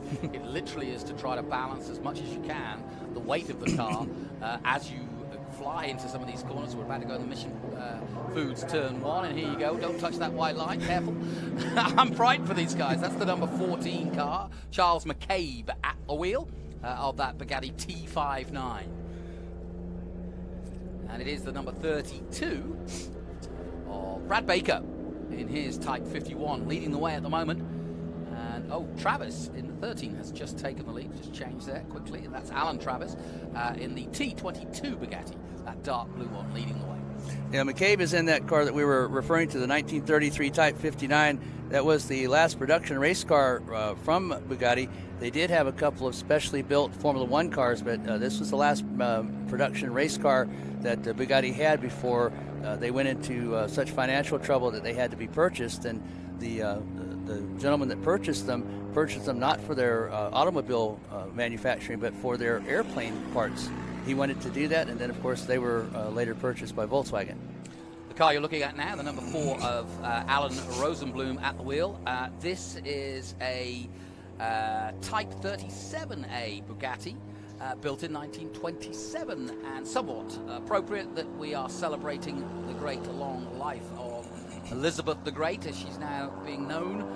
Elizabeth II passing away on Thursday, and she was born in 1926, so period cars for a special weekend. And while we're on that moment of remembrance, let's of course remember it is September 11th, and we do want to make sure that while we are enjoying this weekend, we're not forgetting the momentous occasion some 21 years ago. And the sacrifices that were made during that day to rescue as many people as possible, and to go through, and as more people were running out of the building, there's first responders were running into the building. So we have utmost respect, and we'd like to pay our tributes to everyone there. Here, here. Charles Chalvoy in the 139. Just going through your shot there. I'd like to go back to that Bugatti Type 37A. Now, I want you to remember, this is a 1928 Type 37A. 122 miles per hour was the top speed, and it came from a Roots supercharger. Now, where have we heard a Roots supercharger before there, Jonathan? Good point. Yeah. And this was, again, this is what is just so magnificent about these cars being out there. There are such engineering feats that were done with these cars, and they don't look aerodynamic. I can understand people looking at these and saying, well, they look kind of like a square for racing, but for their time, they were the most aerodynamic cars out there. That was part of where the speed came from. Yes, the lightweight chassis, yes, the power of the engine, but it was the aerodynamics, too, that were all in play. Yeah, notice that last Corvette car we saw, the exhaust underneath. One of the first cars probably to do that, when we see some of the earlier iterations with the exhaust on the side. Now, the Type 37A, that is the supercharged version. I believe that the other 37 is out there, and that was just the normal engine version. That had a 1.5-liter engine in it. But again, the engineering, getting about a 90 to 100 mile per hour top speed out of a 1.4 or 1.5-liter engine in the late 20s or early to mid 30s. That is just, that's... Look at those headlights. Yeah, that's cool. I just saw that. That's wonderful. And what does that look like? I would say the Austin Hilly Bug-Eye Sprite. What do you think? I think you're absolutely right. It's probably where he got the idea. This Alan Travis in that 1913. You can see it on the plate there on the front. 1913, folks. Think about it. That's almost, well, it is 100 years ago. Unbelievable. And that is the 1913 Type 22. That is the one that, it used to be that people took a lot of pride in what they built, and this was one of the cars that was built as opposed to produced. And Ettore Bugatti actually signed the engine on that car, and signed every engine that went into the Type 22s. Likewise, the gearbox on the outside, again, something that you may not have thought of, but they hadn't had the room at this point to put the gearbox in the middle or inside the cockpit.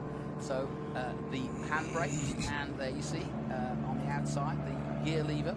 And my mate Lake doing a hell of a job of giving us a really nice close look at these wonderful cars. And it's appropriate that Lake's down there, because there's a veritable lake right in front of him at the bottom of turn 9. Poor guys out there. But this is truly quite amazing that they're even out there. And Ettore Bugatti, as we talked yesterday during the Bugatti feature race, this being the Governor's Cup race, Bugatti was one of those designers that was all hands-on. He actually helped in the design of the car. He was sure that they were well represented in racing, and that when they went to racing, he wasn't there to finish second. He was there to finish first. Much like Roger Penske or Chip Ganassi of modern-day racing, second place to him was losing. Yes, just as Red Bull and Penske dominate, if you will, in Indy and Formula One respectively, the Bugattis of the day were the cars to beat. And of course, we're watching the Formula One race a little bit on your tablet there, Jonathan. And these are the cars that the modern day Formula One cars came from. Again, these were the Formula One cars that were the cars to beat as they went to Monaco, as they went to Pau, as they went to the Grand Prix. And Bugatti was very proud of them winning the World Championship in Formula One. Yeah, and the Germans in the form of Volkswagen Group, which of course owns Porsche, and that's what Bugatti now is sort of effectively under the auspices of. Still maintaining the name and maintaining the modern day cars, as you say, they're quite different than these, but it's great that the Volkswagen Group felt it important enough to keep the name going. And while they don't produce a great deal of Bugattis, it really is something that if I had a chance to buy any car, I think it might well be a modern-day Bugatti just because of this. And I have to tell you that they're doing an excellent job. This is not an easy track to drive in the dry. Look at him take this first corner. In a modern car. Well, look at that. He's right at the apex. Great job. And look at that. Little bit of touch of oversteer. Grabs it quickly. And now going up the elevation change up to the S's and going down that front straightaway where I'm not sure what year that is, but they had anywhere from a top speed of about 90 up to about 130 was, I believe, the highest speed that the Bugattis, at least the Grand Prix Bugattis had. And then he'll go into the big machine vodka spike coolers bus stop. And they're doing a much better job than some of our Trans Am drivers. Yeah, you said it. And you may also notice the cambering of the wheels. Yes. It's an interesting factor. You see how the wheels sort of point outward? I mean, that still happens today in modern-day racing. I say that's part of racing, yes. Yeah, as the power gets faster, you mentioned that they can do over 120 miles an hour. Well, those wheels tend to straighten up as the power is pushed down to the ground. And so that is why at these slower speeds here in the wet, they look as though they're out of shape, but they certainly aren't. And again, we're talking about cars that date back 1909 was when the company was founded, but 1913, 1920, 1930s. And here you are, the man at the head of the company, thinking about aerodynamics. He's thinking about weight, thinking about camber in the wheels. I mean, how advanced was he? That's part of it. And then these, again, like today, our modern-day racing is a great test bed for production cars. You know, you can stress parts. The parts may fail that you didn't think of because of racing. Well, here the same thing was used. Bugatti used in the racing as a way to develop quicker his Bugattis, and he was very much ahead of the curve to any of the other manufacturers. Can you imagine in the early days of the car? I mean, I'm talking another 20 years back, maybe 30 years back, when Mercedes first started developing the car. The horse was the mode of transport, and while it sounds funny to say it, but it's true. Horsepower is how we measure the power of our cars. When you say 400 horsepower, it means the power of 400 horses. Developed, of course, from the fact that before the car was only horses. And as we talked yesterday, Jonathan, you know, we had done a race earlier with the Ragtime group that had Model Ts in it. And the Model Ts were basically a box put on a chassis because they were basically the first production car. And one of the things that was not good about them was the suspension. Well, Bugatti actually has coil and leaf suspension. This to me fascinates me, the extent of engineering and the extent of thought that Bugatti had, Ettore Bugatti, to develop and design these cars with that type of knowledge and that type of innovation. Yeah, and those who don't know, we often think, I think a lot of Americans would kind of presume that Henry Ford invented the car, because he certainly invented the mass production of cars, that Model T Ford. Do you know what he gleaned from the earlier iterations from Europe, from Mercedes, from Bugatti, from Bentley, that would go in his cars, or he could maybe, I mean, it's all about, you know, imitation was flattery, of course. You mean in Henry Ford's cars? Yeah. Oh. Or the emergence of American cars. Basically, Henry Ford, number one, saw how Europe was going with their racing and knew that the car was the wave of the future. In fact, it was supposed to be a steam-powered or electric car that Henry Ford was going to build. And the reason that he went to a gasoline-powered engine was because of racing. And when we were talking racing in the early days, it wasn't in the United States. It was all over in Europe, as you well know, Jonathan, coming from England. It was, what are they doing in Europe? What are they doing correct? What do I need?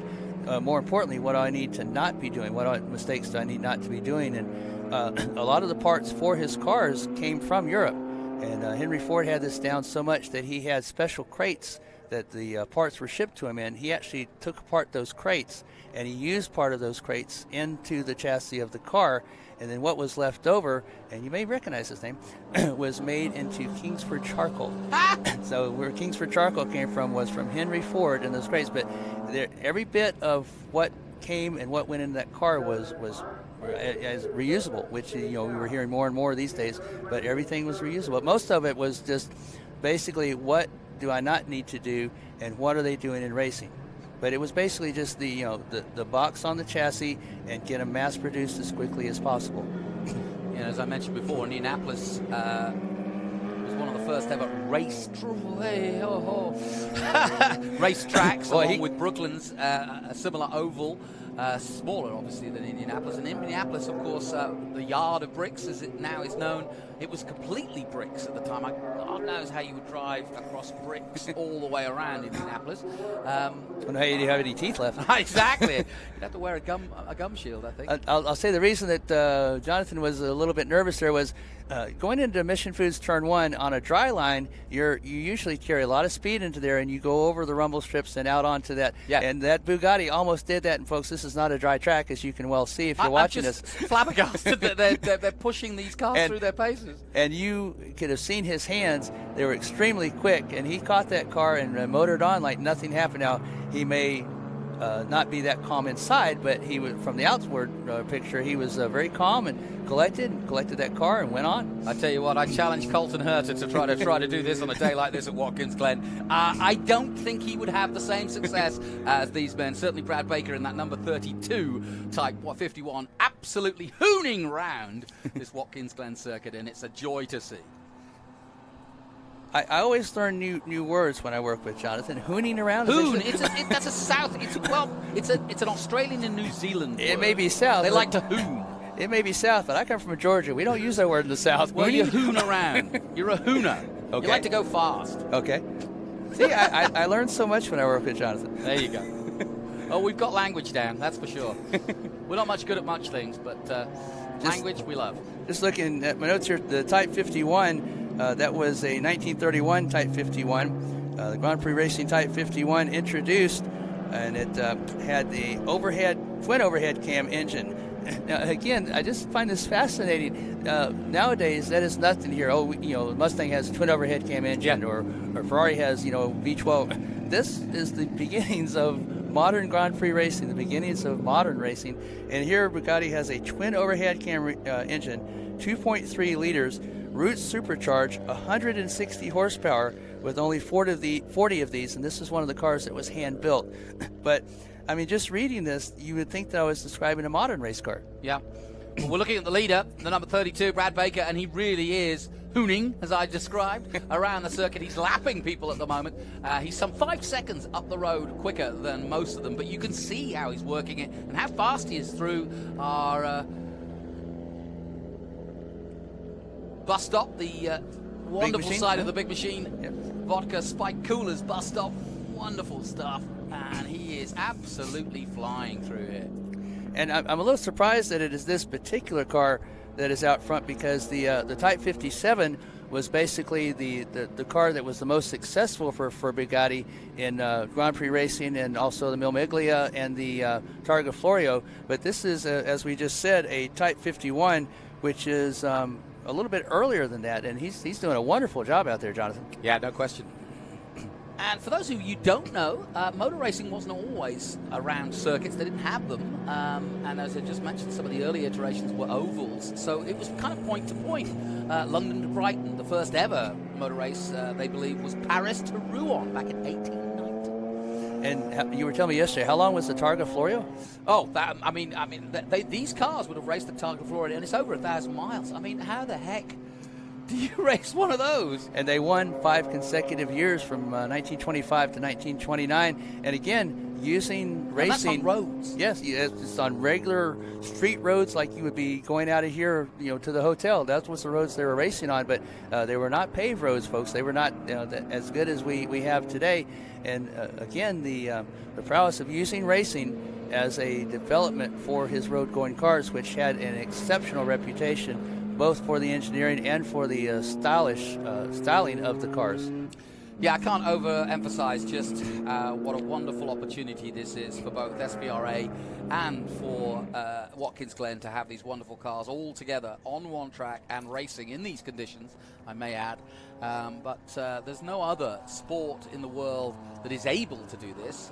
We jokingly say that Some people put their art on walls. We race it, and it's true. It's absolutely true. It's not funny. It is absolutely true, and long may it continue. And I mean, you know, the younger generations now will get into electric cars, and the combustion engine may well be long gone. But I think racing will continue. We still race horses, so I don't see any reason why we wouldn't still race the combustion engine. And a lot of these cars, not only have they put a lot of miles around Watkins Glen, but a majority of these drivers came from the West Coast or very close to it. We have several drivers that came from California, Santa Clara, and Van Nuys come to mind right away, but we had several cars that were coming from Scottsdale and Phoenix, Arizona. Yep. So a cross-country trip, again, very glad to have these drivers, glad to have these cars and this piece of history right before your very eyes, hopefully watching on the live stream and listening to us either in the United States or around the world. But again, history that you just cannot put a price on. No, you're right. They are absolutely priceless, which is why it is even more spectacular to see them out in the wet like this. Just truly, truly incredible. Out of turn 8 then and down to turn 9. And the lap's ticking down as Baker McCabe. He's got a 20-second lead now, Brad, at the moment. Let's take a look at the number 11, currently in third place. Mr. Green. Good name. Spelled it wrong, never mind. But it's Nathaniel Green. Now, here we are talking about the Governor's Cup, Jonathan, and we'll go back to Trans Am. The very first race that was ever run in Trans Am was called the Governor's Cup. There you go. And I'm right in saying that back in the day, they only went to a few tracks. I think Sebring, Watkins Glen, and Mid-Ohio, I believe, was the other. That's right, yeah. So it just shows you, I was looking at the 23 calendar for Trans Am and for SVRA. It's kind of expanded. Yeah, the 10-year anniversary, September 8th, was actually the day that Tony Pirelli took over the SVRA, and wow, what a fantastic job he has done, not only with SVRA, but with Trans Am, formerly Regional Americas, and of course the F4 U.S. International GT being a part of our family. It's just been a wonderful association, and every time that you ask Tony, well, what do you see? He says, well, we're just getting started. Yeah. Well, and the beauty of what Tony, and I don't want to, overdo it, but the truth is, Tony, came to this particular track when he was a 10-year-old and watched Trans Am like in 1969, and that passion mixed with his business acumen makes what the success he's had so important. And why? Because the combination of passion and business head is what makes this such a special series, and why so many people want to be part of it. Over 400 cars here this weekend. And now this is a featured mark of the weekend, Bugatti. We have another featured mark that is Ford, and the reason I bring that up is Ford Mustang. The introduction of the Ford Mustang to the public was right here at Watkins Glen International. Dan Gurney driving that car around. First laps that a Ford Mustang racing car ever turned was supposedly right here at Watkins Glen International, and it was named, we were talking about planes before, supposedly it was named for the P-51 Mustang that was in World War II. Yep, that's right. Yeah, people forget that, don't they? Yeah. You always think about the Mustang as the Ford Mustang, but yeah. And a lot of the things that Ford Mustang has on it, again, we keep going back to this, were originated right here with the Ettore Bugatti. Sadly, his son passed away before the father Ettore did. That was Jean Bugatti, and he actually passed away in a Le Mans testing accident. The type, I believe it was 51, and I'm not positive, so don't quote me, but I think it was the type 51. They had what was called a tank car. Not like a tank, but it was just supposedly built as strong as, because it was a 24-hour race, and he was unfortunately passed away in a testing accident. So the final lap as the rain continues to fall. We can't do much about the weather, but that's the way it goes. We had a glorious day yesterday. If you want to see these guys in the dry and how fast they really can go, check out yesterday's coverage on SpeedTour.tv, on YouTube, Facebook, wherever you want to choose. But yeah, you'll be able to see these guys in the dry as well. But this has been, I actually quite like them a little slowed down, because you can really start to see the intricacies. For example, that's where the lever you see on the left-hand side there, that's where you put the spare wheel. But look at this, in the rain, racing, passing, going through on the outside. I know that's the rain line, but still, in a priceless Bugatti. Spectacular. Absolutely superb. So Baker McCabe and Green are your top three in this feature race. On the final lap now. A wonderful, wonderful sight.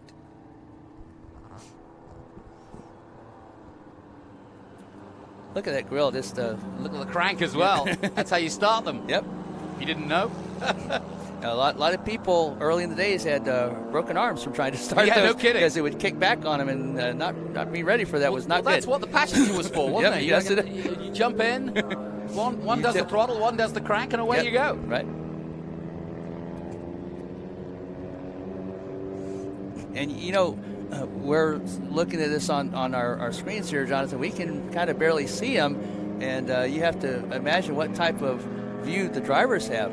And you know, again, if you look back in the day, they didn't have racing helmets; they had racing goggles. That's right. Yeah. And if they did have a helmet, it was leather. It certainly wasn't, one of the manufacturers that we have available now. Well, and also think about this: one of the problems that they had in those days was the reliability of oil sort of seeping out of the block and of the engine, and so those goggles would easily get fogged up, if you like, with oil.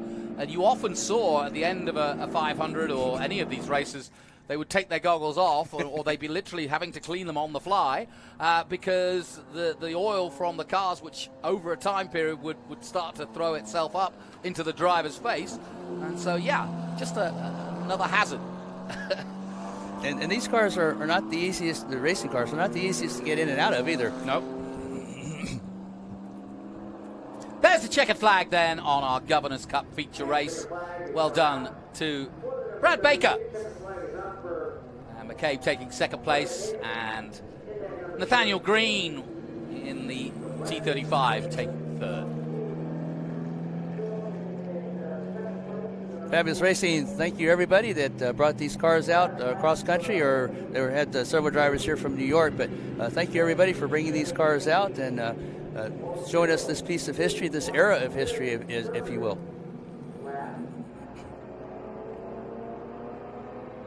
Wonderful celebration of Bugatti here through the ages. Cars from 1913 all the way up to 1932 in the form of Charles McCabe's second place car. And there it is, Nathaniel Green. And that tape over the lights to make sure they don't smash the headlights. That's probably the only modern part beside the helmet and the race suit.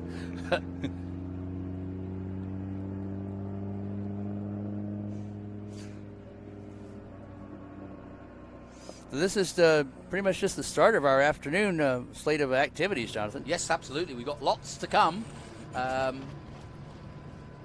including Group 6, Group 12, Group 9.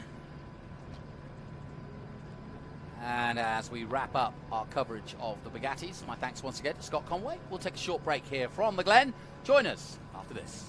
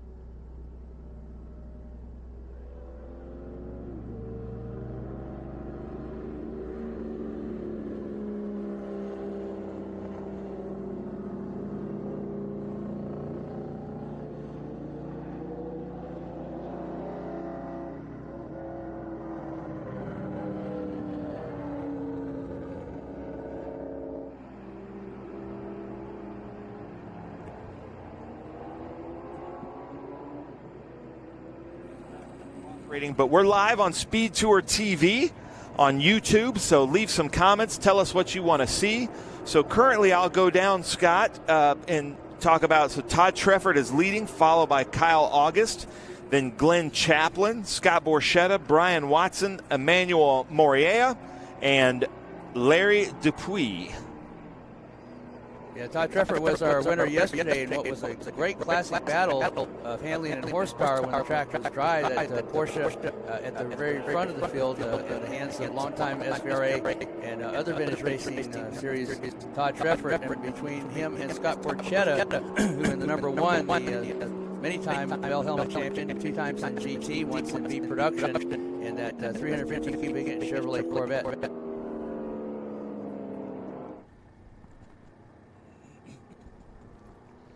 There's Todd Treffert there. And he was saying that that is the livery of raced at Le Mans with the Harley-Davidson sponsorships. He won yesterday. That is a Turbo 911. Beautiful car, beautifully prepared by Brady at the 901 shop. We told a story yesterday about the reason that it's a 911, even though the 901 shop is the one that holds this. Is Peugeot had the exclusive rights to any 3 numbered car, and so Porsche had a 901, and Peugeot said, no, you can't do that. So Porsche went to the next number up, which was 911. 901 still stamped on many of the parts that were in the original Porsches when they first rolled off the factory and were exported imported into the United States in February. It looks to me from the naked eye that Scott Borchetta has some rear left damage. You see that little piece from sticking up from the fender, and when you see the car from the rear, so I don't know if he backed into the wall or if somebody hit him, but obviously something is not right on the fiberglass of that car. Scott Borchetta currently running 4th place, first in 6 GT. I think that's the furthest back he's run in this particular group in at least 2 years. He was undefeated last year, 21 wins, 21 starts, and had that win streak going until Indianapolis Motor Speedway. And then, of course, you were there, Ben. I believe he had a clue. Yeah, and it wasn't. I think it was a broken half shaft on his car. It was a mechanical. They were having a great race, and I think when he broke, I think he was ahead by about 2 car lengths, and then Peter Kloot came in to win it.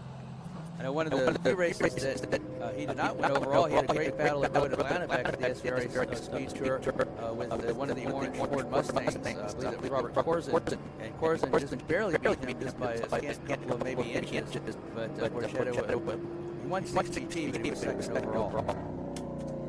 Borchetta's had a rough weekend with this car. He, in one of the qualifying sessions, I believe it was on Friday, unfortunately he found a little bit of oil on the track, and he had the car go into the tire wall. So this has not been fortunate.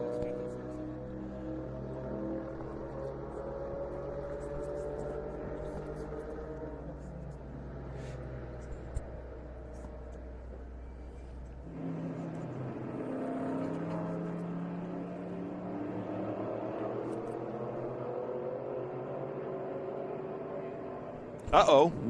Todd Treffert off the track there at turn 8, just above, went off into the little exit ramp. I appreciate that, Todd. Probably had a mechanical, and we appreciate that because we don't have to stop the race. He's in a safe area behind the wall.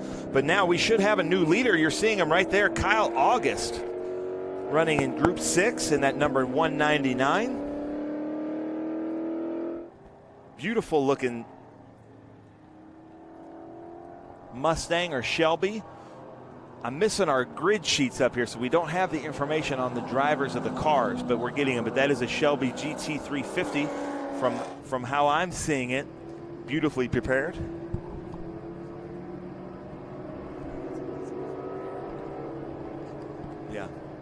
Yeah, Gary Moore didn't show up to the grid. He's in a Shelby GT350 also. But doesn't want to run it in the rain, which I understand. But I love the lines of these fastback Mustangs.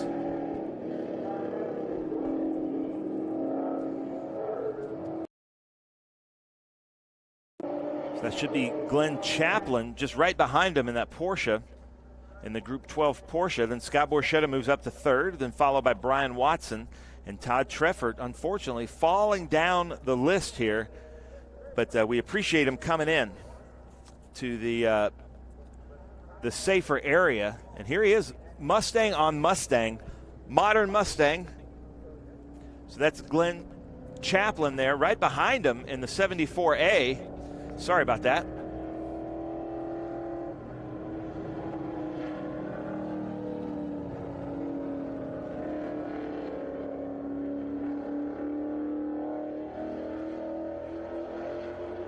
That is a 2012 Mustang Boss 302R.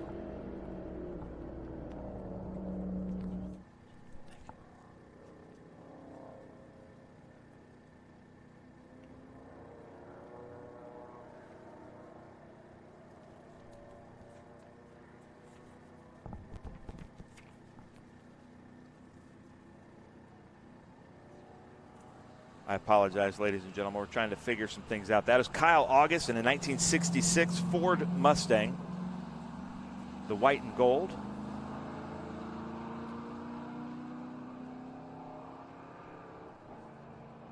And if you just are joining us, like I said, Todd Treffert is out of the race. He was leading, but had to fall out at turn 8. And this is the race for the lead, two totally different cars.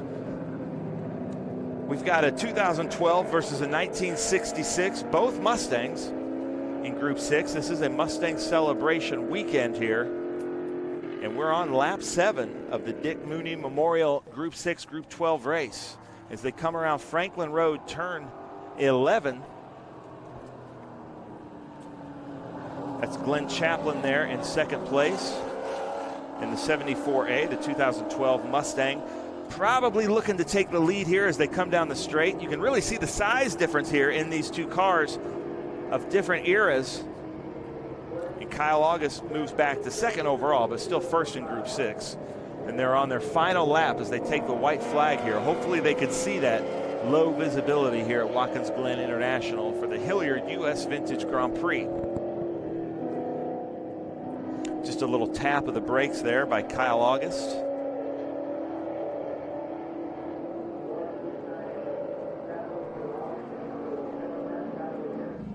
And they are on their final lap as we're looking for Glenn Chaplin coming around, winning in Group 12, winning overall with his headlights on in that 2012. But Kyle August giving him a run. Got a good run out of the uphill S's as they come into Big Machine Vodka Spike Coolers bus stop. Both hard on the brakes. This is the fight for the lead here overall. Now these are two different classes. If you're wondering the difference between Group 6 and Group 12, it's basically Group 6 is 1972 or older. Group 12 is 1973 or newer. They run about the same lap times, have nearly the same brake zones. That's why they're out on track together.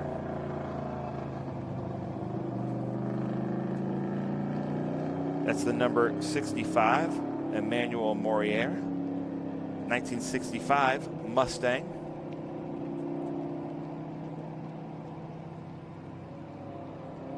And I haven't seen Scott Borchetta, but he's still scoring out there in third place.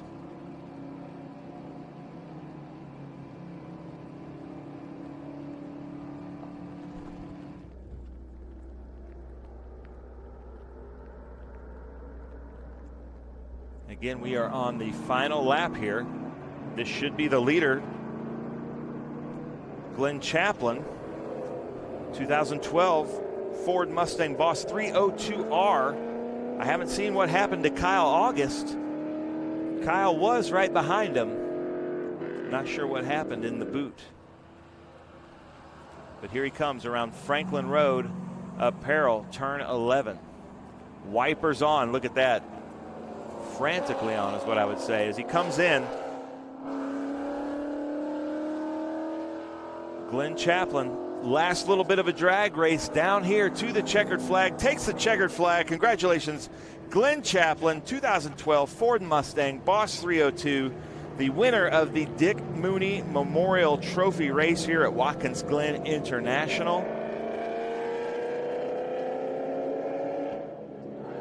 As he comes around Mission Foods, turn 1. There's Scott Borchetta coming around Franklin Road Apparel, turn 11. I believe Scott is going to take 3rd place, but Kyle August might have fallen back. Let's see.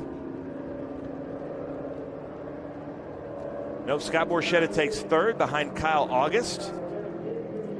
And then Brian Watson just behind him in that 1986 Porsche 944.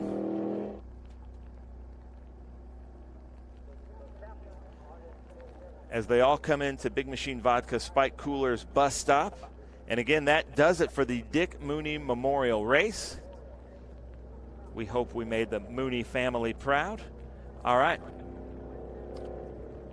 All right, ladies and gentlemen, we are going to go to a commercial, and we'll be right back with our Group 9 race here in the rain at Watkins Glen International. One of the main reasons for poor vehicle performance is a dirty fuel system. It can cause decreased fuel economy and actually do harm to your engine over time. By adding Lucas Fuel Treatment to your vehicle, it cleans and lubricates the entire fuel system, pump, carburetors, fuel injectors, and valves as you drive. It also improves your vehicle's performance. It's a non-solvent product designed to protect both gasoline and diesel engines. Lucas Fuel Treatment. It works.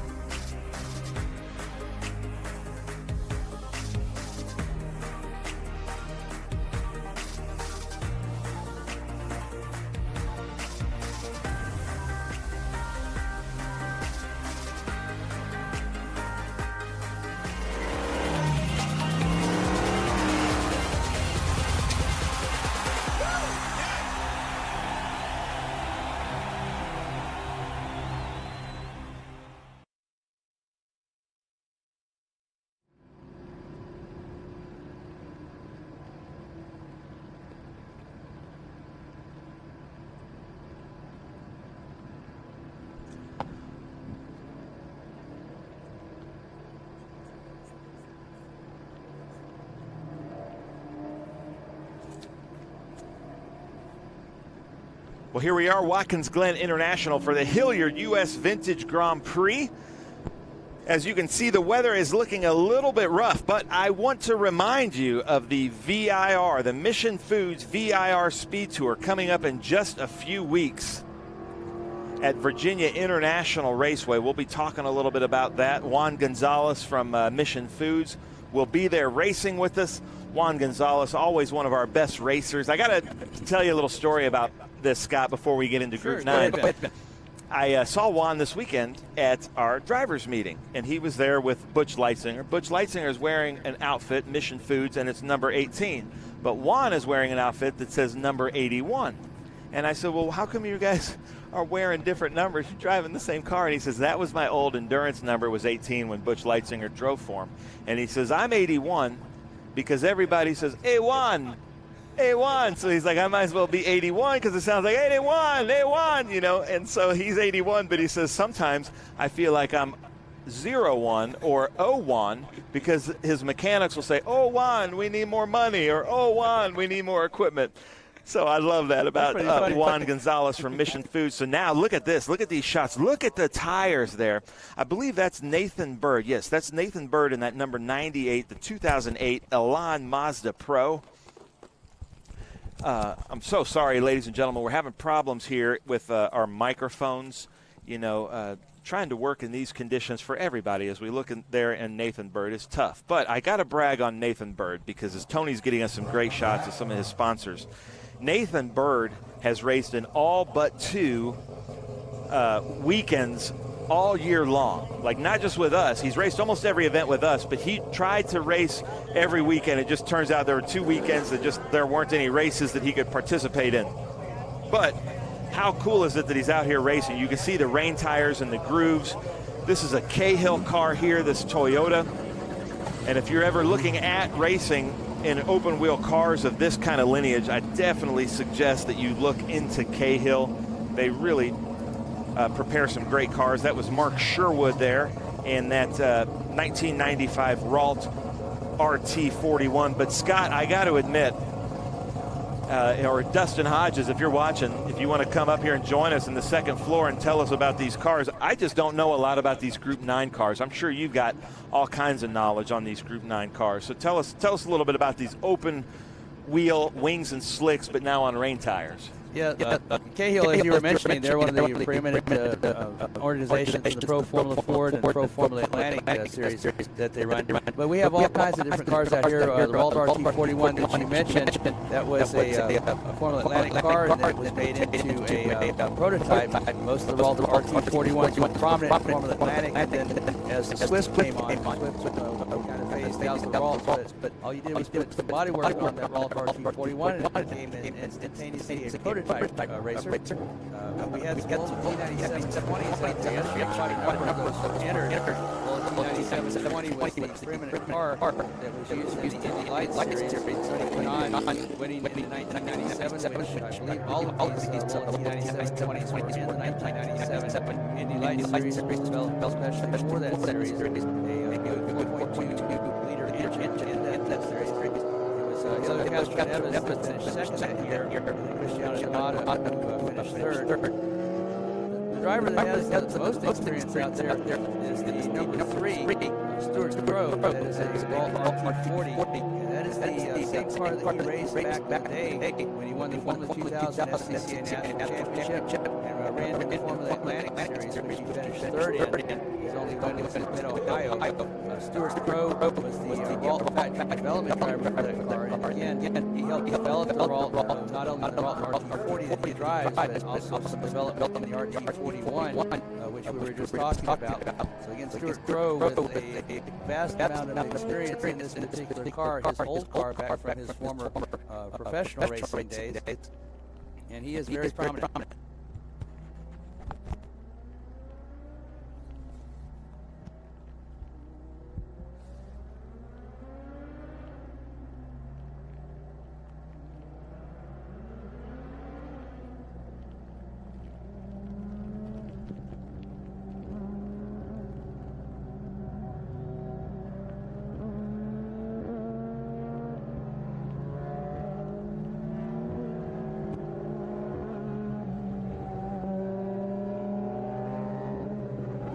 Nathan Bird is out there. We talked about him racing just about every race weekend. He was with us at Road Atlanta and won the Enduro as well as winning his class. Who else we have out there, Ben?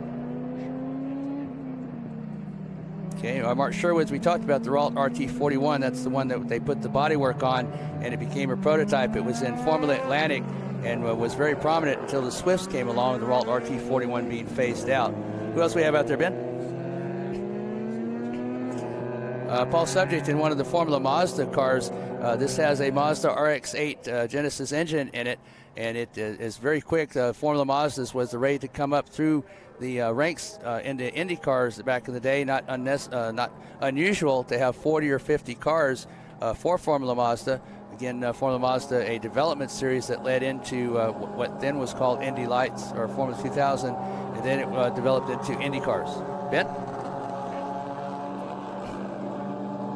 La DP08 was an Indy car, sorry, and it was very popular. It was manufactured and was produced by the Elan Technologies Group, who bought out Swift, and they were very prominent in the IndyCar series.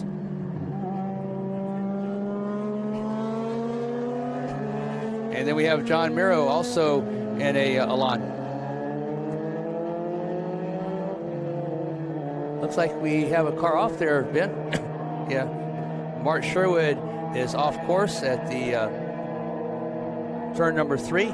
So he made it through Mission Foods turn 1 there, Ben, and went through turn number 2. Didn't quite make it to turn number 3 there, just as he was getting up to speed and headed out towards that back straightaway that leads into Big Machine Vodka Spike Coolers turn number 5, the bus stop.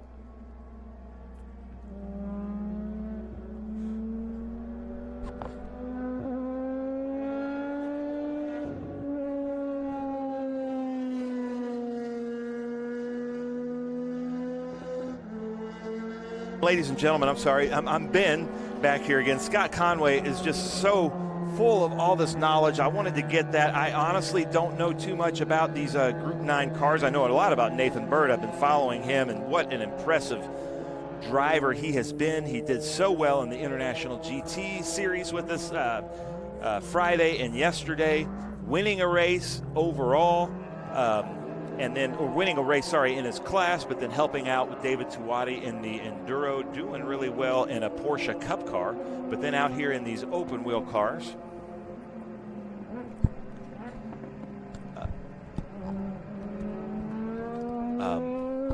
So there's Nathan Bird there coming around into WeatherTech, turn 9. Nathan Bird is in that 2008 Elan Mazda Pro. My friend Dustin Hodges has been helping him out from the PR department. But the cool thing about, like what we were talking about with Nathan, he's trying to race in everything possible, trying to get a professional ride. And if you're looking for some up-and-coming talent, definitely look into Nathan Bird. Loves being at the racetrack, really personable, really good person to talk to, and I'm sure he's building up a big fan base. As we look there, I think that's Matt Clark, and well, there's Nathan Bird back there. And ladies and gentlemen, I apologize. I'm doing the best we can. There is that 3A of Mark Sherwood in that 1995 Ralt RT41, and then that was we saw Jim Stengel in that McRae GM1 making a pass on Matt Clark, but Mark Sherwood's back up and running, and that car sounds pretty powerful. And, you know, these open-wheel drivers, a lot of them, they're just not that experienced running in these conditions. And then Watkins Glen has a lot of what we call the weepers, but it looks like Sherwood's coming in. He put the visor up. He comes in through the blend line. He should be indicating that he's pitting, which it looks like he is as he comes around Franklin Road, turn 11. Ironically, Ken Twaits from Franklin Road Apparel kind of started in these Pro Formula Mazdas back in the day and was running up against championships of the likes of like Tommy Kendall. And then, just like a lot of the drivers in the SVRA field, professional life got in the way. So he went to do that, and now he's racing again. So my friend Boy from New York is online with us here at SpeedTour TV on YouTube. If you know, and I'm sure you know a lot more about these cars than I do, let us know if you have any questions or comments. Or if you want me to just stay quiet and hear the great sounds of these cars, feel free to tell me. But we are trying to work this out as we look at Nathan Bird getting a little squirrely there, coming around turn 8. But he's got a big lead over the drivers. After Nathan Bird is Paul Subject, followed by Matt Clark, followed by John Murrow, and then Mark Sherwood, who we saw come into the pits. So John Murrow is in a 2014 Elan DP08. Matt Clark is in a 2012 Elan DP08.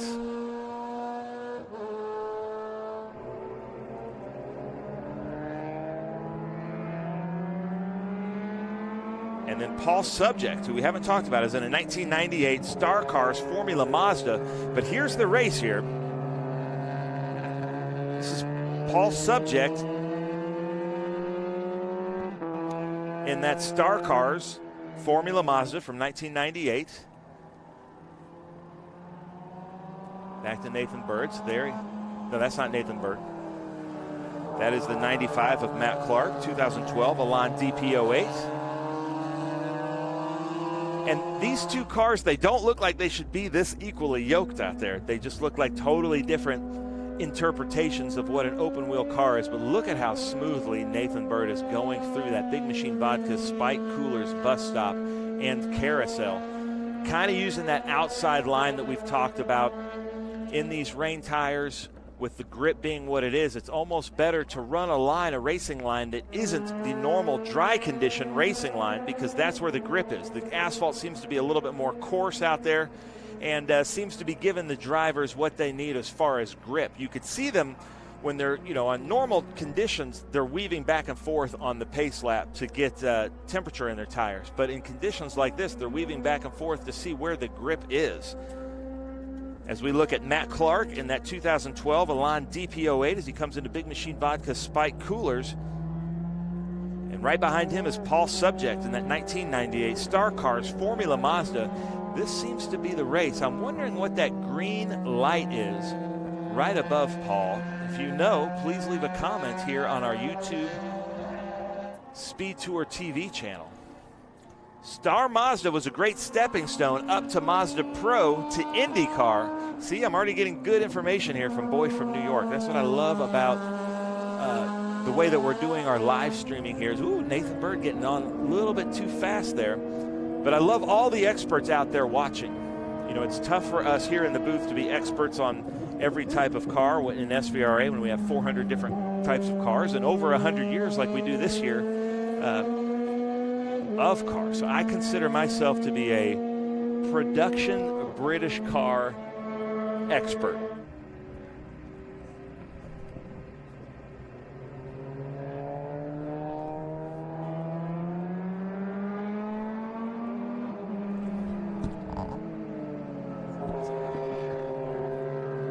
And this is the race to watch here. Number 77, Paul Subject, 1998 Star Cars Formula Mazda. Behind Matt Clark in that 2012 Elan DP08. Side by side as they come around Franklin Road Apparel, turn 11. Ken Twaits, I hope you're watching this. This is kind of your lineage here. I do like that both of them are running the rain lights. And I especially like that Paul is running some kind of like green headlight, indicator light. We were announcing this race here with the Trans Am cars, and in that mixed group cars, the TA cars, they have stickers for headlights. And that gets a little bit dangerous in these conditions because the cars they come up behind, and quickly come up behind, I might add, can't see them as they're coming up. And here's a car we haven't seen yet here. This is the white number 99. He must have just joined us, and I'm not getting any scoring on him yet.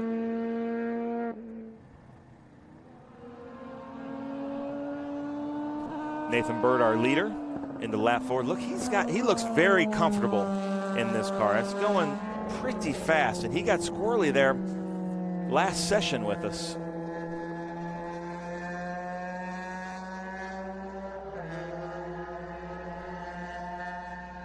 Aha, 33. Thank you, Lauren. That's John Murrow in the 2014 Elan DP08. I saw it as 99.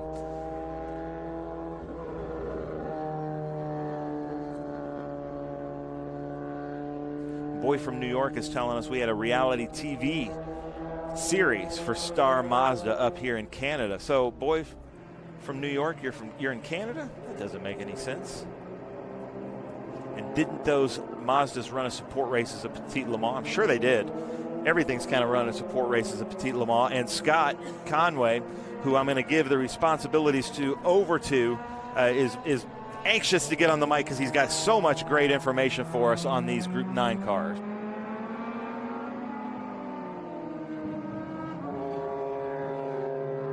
Yes, they did run the Formula Mazdas, ran as a support race to the Petit Le Mans.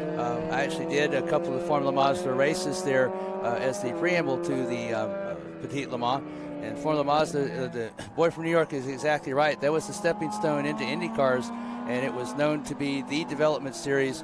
The Mazda ladder went through the Formula Mazdas, and a lot of the drivers that were in the Formula Mazdas were looked at because these Formula Mazdas were open-wheel cars. They had some downforce, they had wings on them, and if you could drive a Formula Mazda quick, as they were spec cars, and you could keep up at the very front of the field, then the IndyCar driver to at least get you into a test, if nothing else. Those two, the Star Mazda and the Formula Mazda, both of those are pro cars. Again, it was not unusual to have fields of 40 to 50 cars in the Formula Mazda series, again, a development series for IndyCar racing. A lot of the drivers also, because of Mazda having the two ladders, one went through open wheels, the other one went into the Mazda prototype, which they are not currently running, but they did back in the day when we were talking about. And a lot of these drivers were at the Petit Le Mans hoping to get a shot at the Mazda prototypes that were run in the Petit Le Mans. So, Nathan Bird, a full 25 seconds ahead. I tell you, Ben, you're pretty good at picking out these winners. You did very good, I believe, in the Group 8 race, and you're spot on here in this Formula race as well with Nathan Bird, who I agree with you. I think I've seen him race 3 times, and the times that I've seen him, no one could touch him, and he was setting not lap records, but laps that were quick as the Formula 4 or FR America's cars, and that's kind of the style car that he races, and that's what we'll see in October at the Mission Foods Speed Tour at Virginia International Raceway.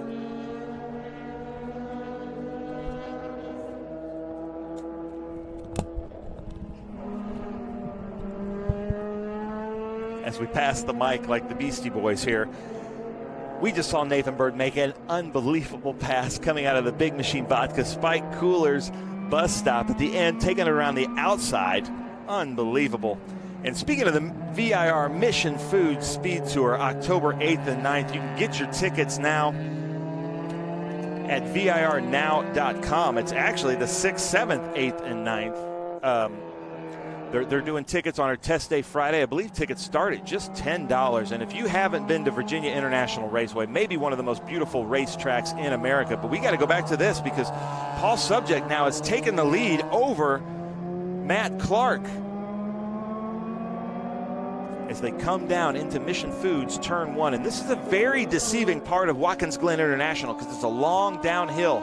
But here comes Nathan Bird about to lap the field. Nathan Bird just showing us all kinds of talent here this season. 2008 Elan Mazda Pro. And he's coming up on the back here of Paul Subject and Matt Clark. Mark Sherwood has not come back out onto the racetrack, and John Murrow is just is 2 laps down. But here comes the fight for the finishing out the podium, 2nd and 3rd. Paul Subject just ahead as they come into Big Machine Vodka Spike Coolers bus stop interloop, and you can see the rooster tail from Nathan Bird in the background. And I'm sure if his mechanics or Dustin Hodges is seeing this, he's saying you have a chance to lap the field. Now he's within their sight, but look at this. Matt Clark around side by side as they come into Big Machine Vodka Spike Coolers carousel as they go down into the boot, still side by side. I don't suggest that, gentlemen. And then there's Nathan Bird blasting through there, showing us the rooster tail and the grip of this car and the downforce that he's getting. This could be a very interesting next couple of turns here with us. And unfortunately, obviously, because of the weather, we can't show this because our drone can't get up into the air. So we're getting some great shots of our flags and our grid and our great marketing partners. And we'll be back here in turn 8 just as they come into view. And I'm guessing that Nathan Bird, Paul Subject, and Matt Clark are going to be real close to each other. We see the fans and the photographers still braving it out. The blue flag being waved. Thank you to the Watkins Glen International staff. Matt Clark now ahead of Paul Subject. They go side by side into WeatherTech turn 9. There's Nathan Bird right in the background. Now this is where it gets dangerous because Nathan Bird, these two, I hope he realizes these two are having their own race. They may not be aware of his presence back there as they come into Franklin Road. Turn 10 and 11. So now it's Paul Subject followed by Matt Clark. Spins into the wall. Oh no. Matt Clark got a little bit sideways there. Nathan Bird somehow finds his way through as Nathan Bird now laps the field coming into lap 7 at Watkins Glen International. Oh, that is so unfortunate for Matt Clark. Not sure.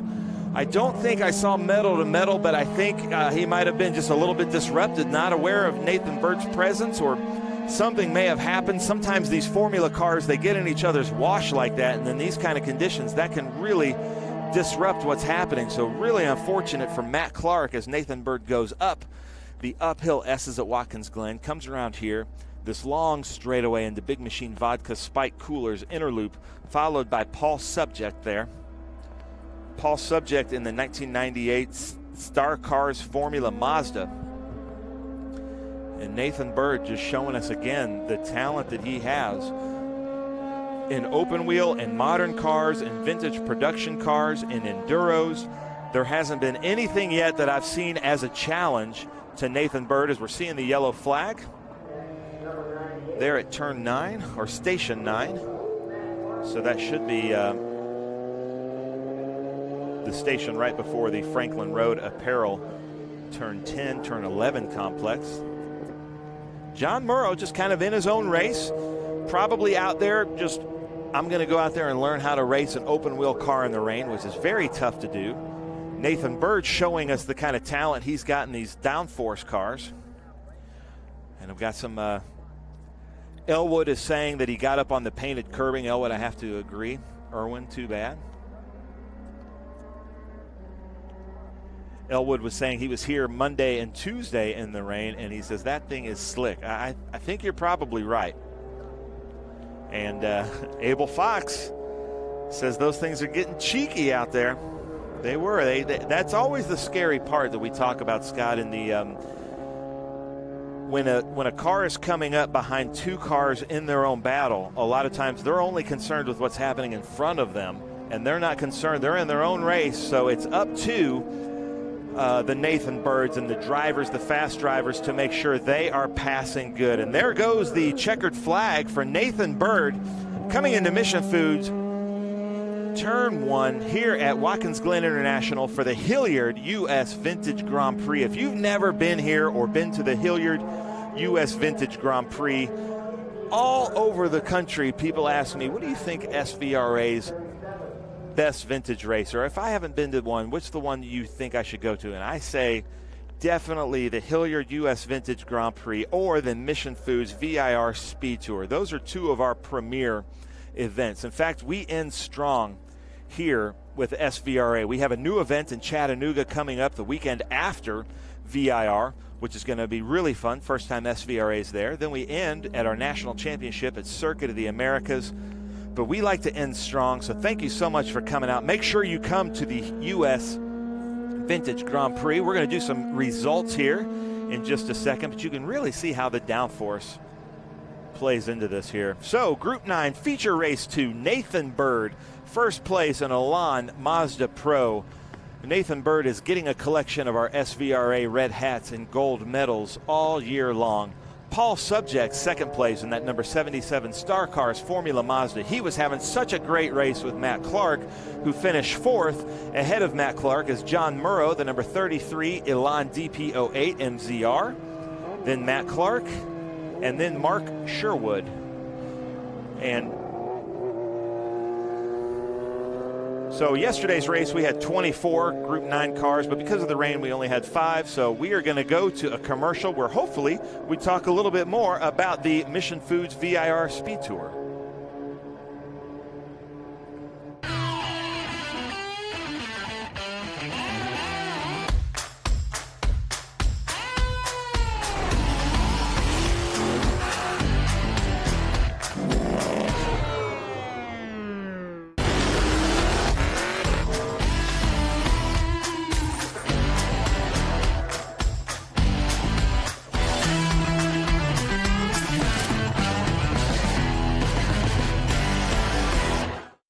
Hungry for SVRA action? Well, the best way to enjoy classic auto racing is with a delicious classic from Mission Foods. Green flag your race-watching snacks with Mission's mouth-watering race day recipes. Try some of our tasty tacos, piled high nachos, fresh chips with guac, and more. So gear up your ride and fuel up those stomachs with delicious Mission Foods. Now that's too fast, too tasty.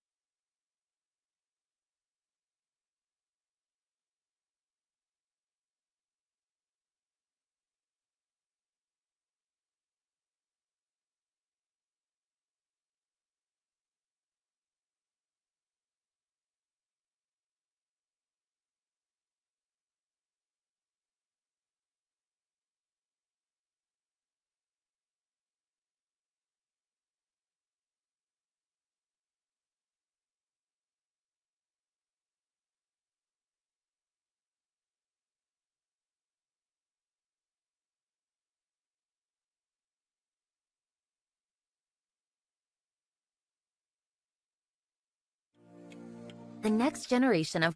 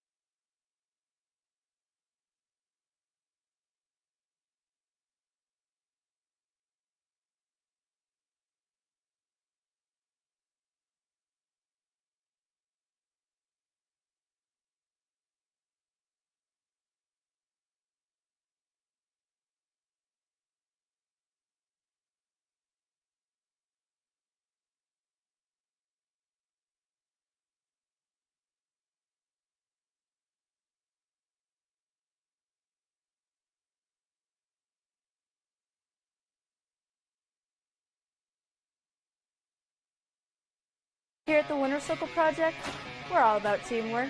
We work together all year to achieve one common goal, building a race car. A Factory 5 Cobra with a Coyote engine. And now we're ready to sell it to raise funds for our school. Please, show your support as we auction off this car on September 30th at State Line Auto Auction, Waverly, New York. For more information on how to register, go to State Line Auto Auction.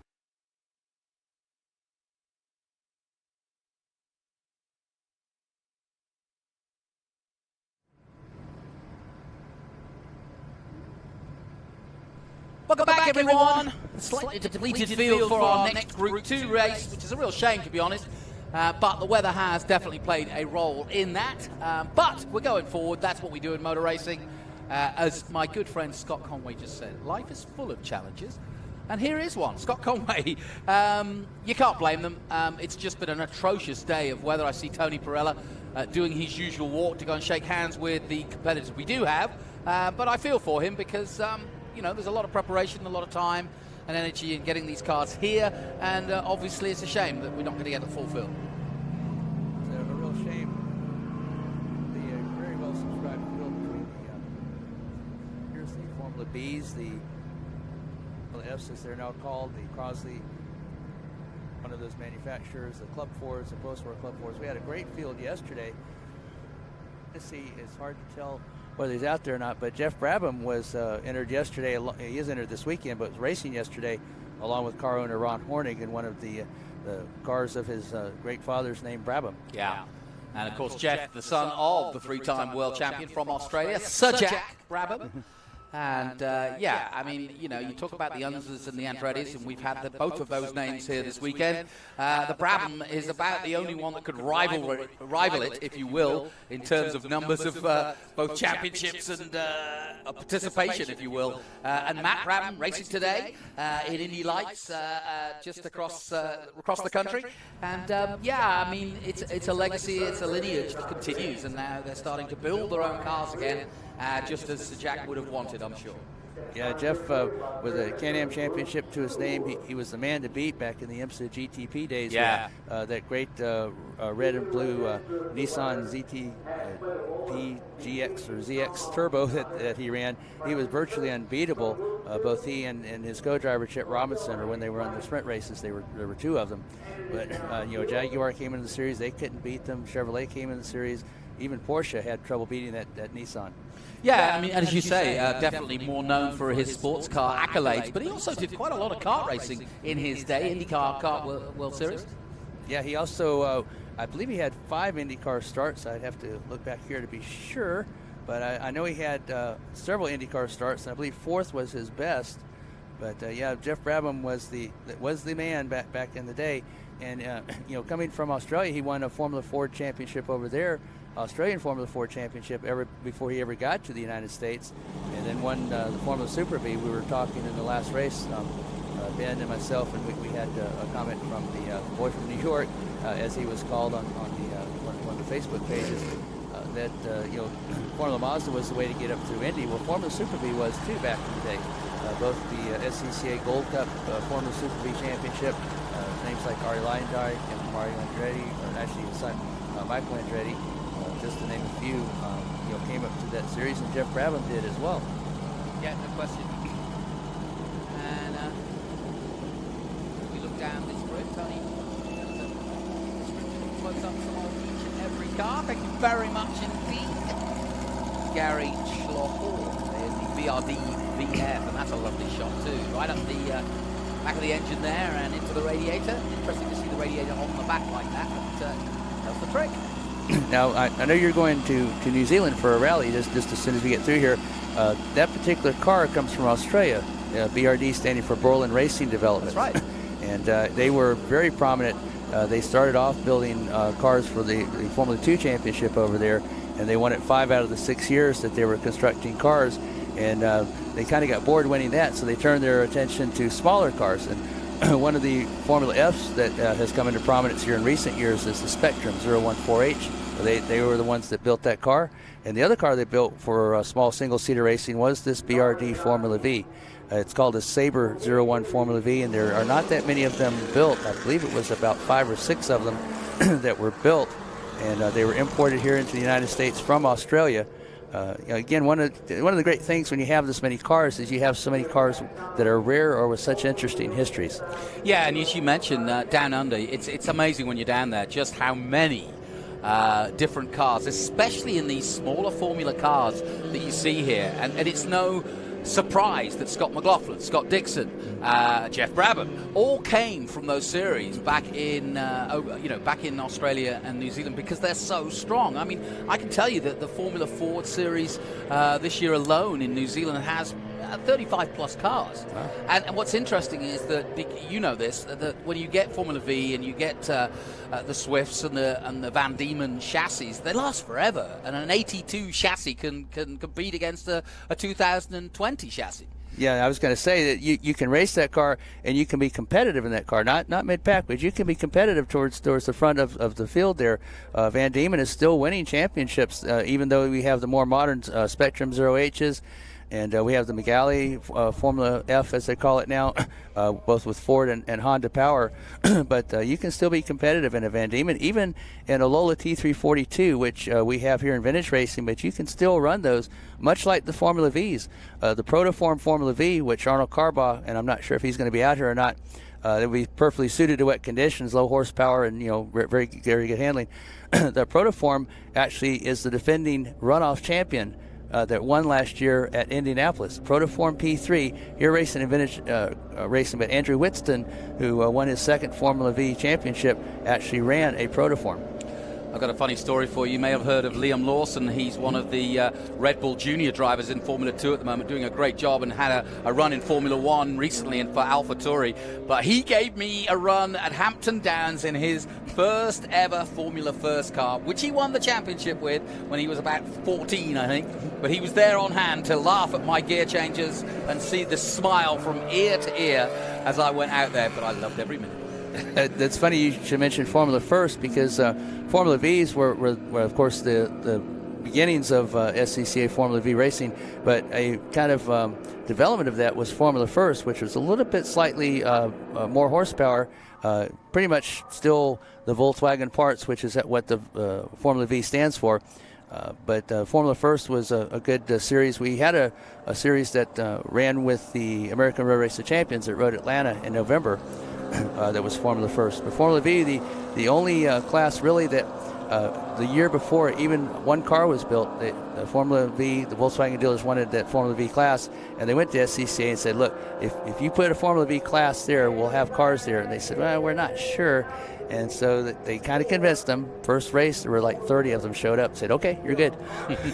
Feature race 2 then from Group 2 here in the soggy Watkins Glen here in New York State, and not the field we wanted, but these guys have waited all weekend and they've had one race and they're going to have another. Even though if it's only 4, we should get some competitive racing between them, especially in these tough conditions.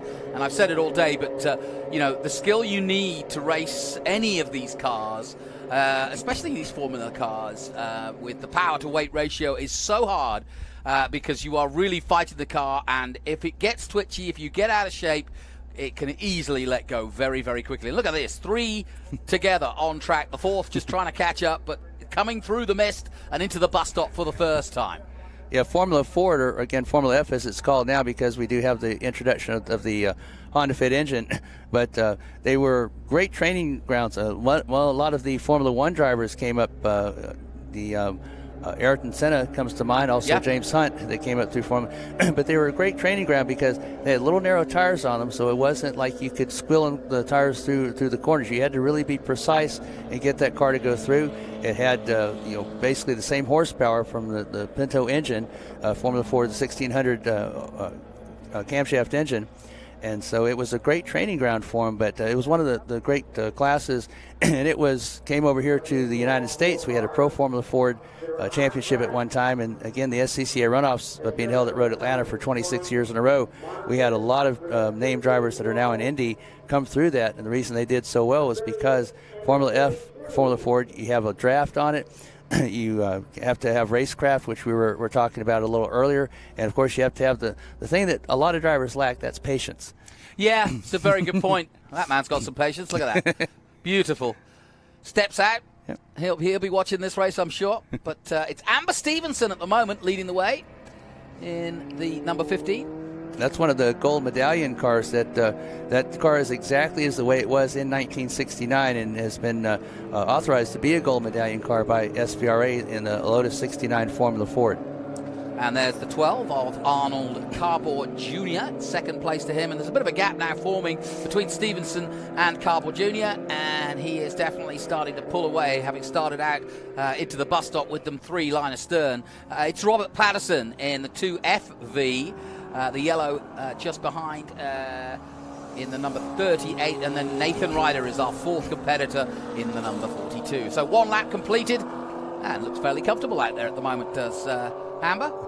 And this is not surprising to see these particular 4 cars out here, because these are the lowest horsepower of the classes that run in the Group 2, Formula B being the most powerful and the fastest. But these cars are ideally suited for this rain.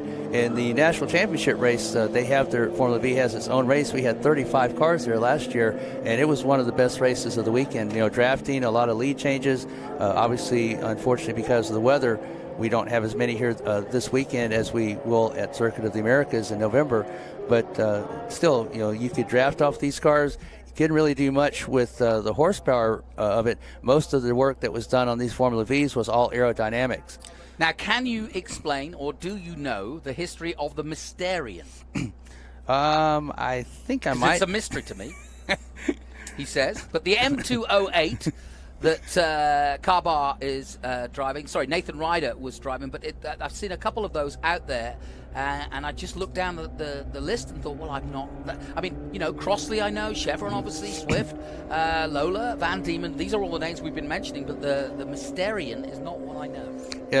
I don't know that much about the Mysterian. I do know it was one of the earlier. Aptly named then. Yeah, it was one of the earlier Formula V cars. See, I learned so much from Jonathan. It was one of the earlier Formula V cars. I believe.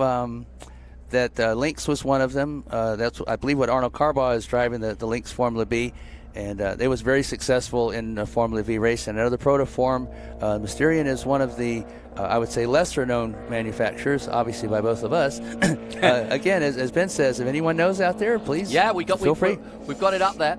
You're looking at Robert Patterson right now in the 2FV BRD FV, and as you mentioned, that is an Australian brand. I don't know how successful they've been in this sort of form of racing over the years, but yeah, the Aussies know what they're doing. Well, now that one I know a little bit about. There were, I said there were like 7 or 8, and I double-checked. There's actually was 23 of these built in the 7-year span from 1993 to 2000, but it is an Australian brand, as you said, and it was the car that they built, Borland Racing Developments, after they were so successful with the Formula 2 Championship. Again, the Spectrum 014H was the Formula Ford that they built, and this was the car, the last of their cars that they built, the Borland Racing Developments BRD Sabre 01 Formula V. Stevenson doing a very good job and starting to pull away the gap now, 2.4 seconds to this. Our second place car, that's Arnold Carbaugh Jr. Now, Amber does a great job here in Formula Ford, but she also and has raced with us earlier this year in a Lotus Super 7. She does a good job in that racing as well. But Amber is quite high in the points there for SVRA. Again, we award the U.S. Vintage National Championship Bell Helmet Awards, but there also is an SVRA Sprint Award that goes to the drivers in the different groups.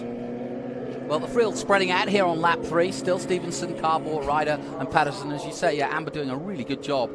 She's got, 5 seconds now up the road on the second place man as they head back up the hill again. This is the view from turn 8. Now back with our 4th place Robert Patterson in the BRD FV. Yeah, and you would expect Amber to be the fastest of these cars. Again, the Formula F, Formula Ford, has a 1600cc engine in it. Even the earlier versions, which the Lotus 69 is.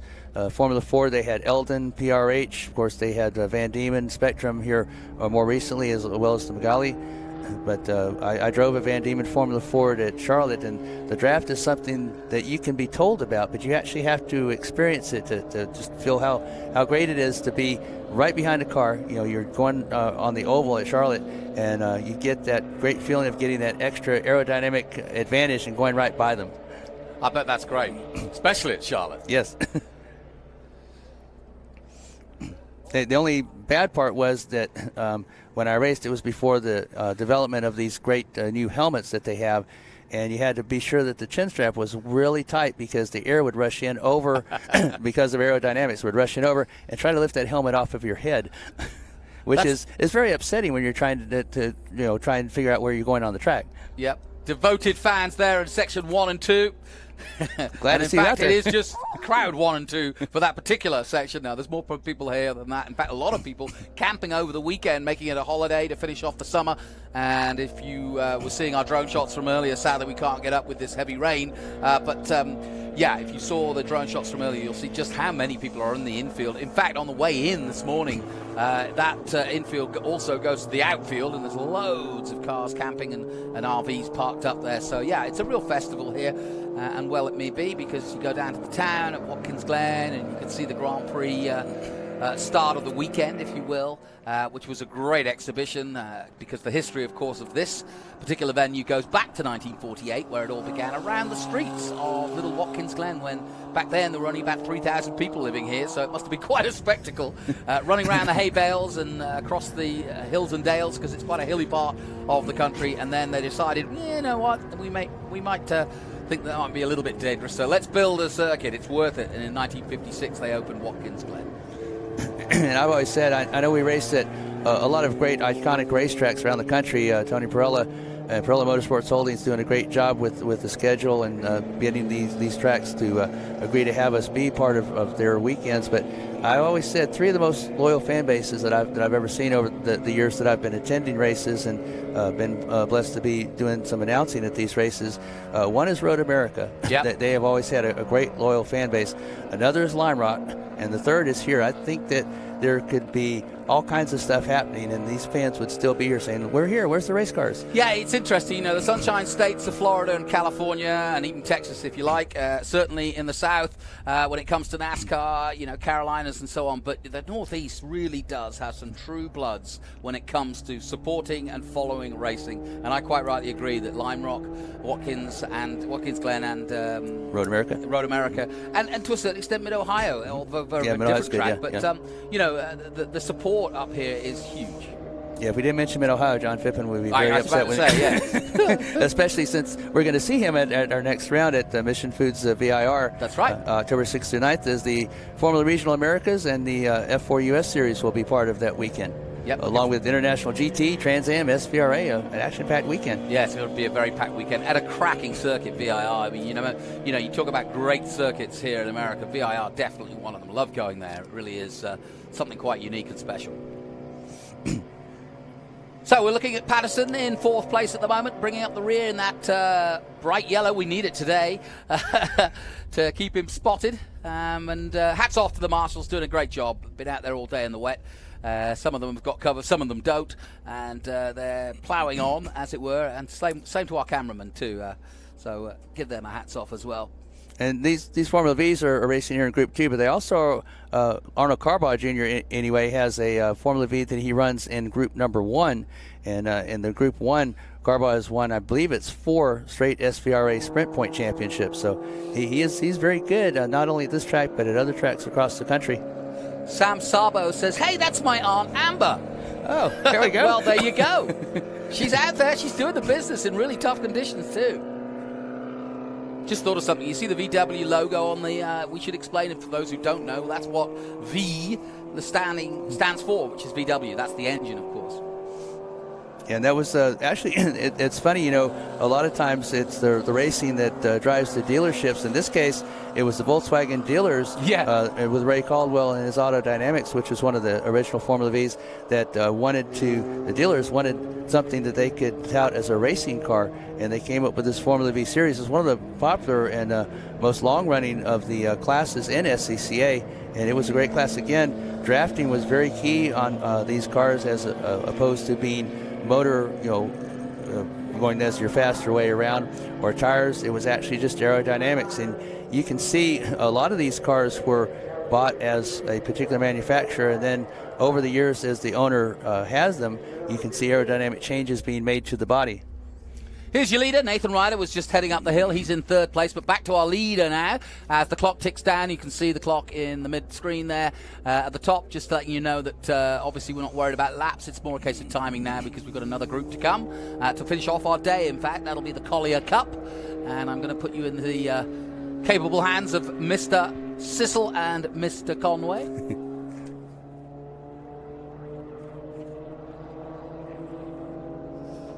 But our leader doing a great job because the conditions aren't getting any better. And this is great stuff from Amber.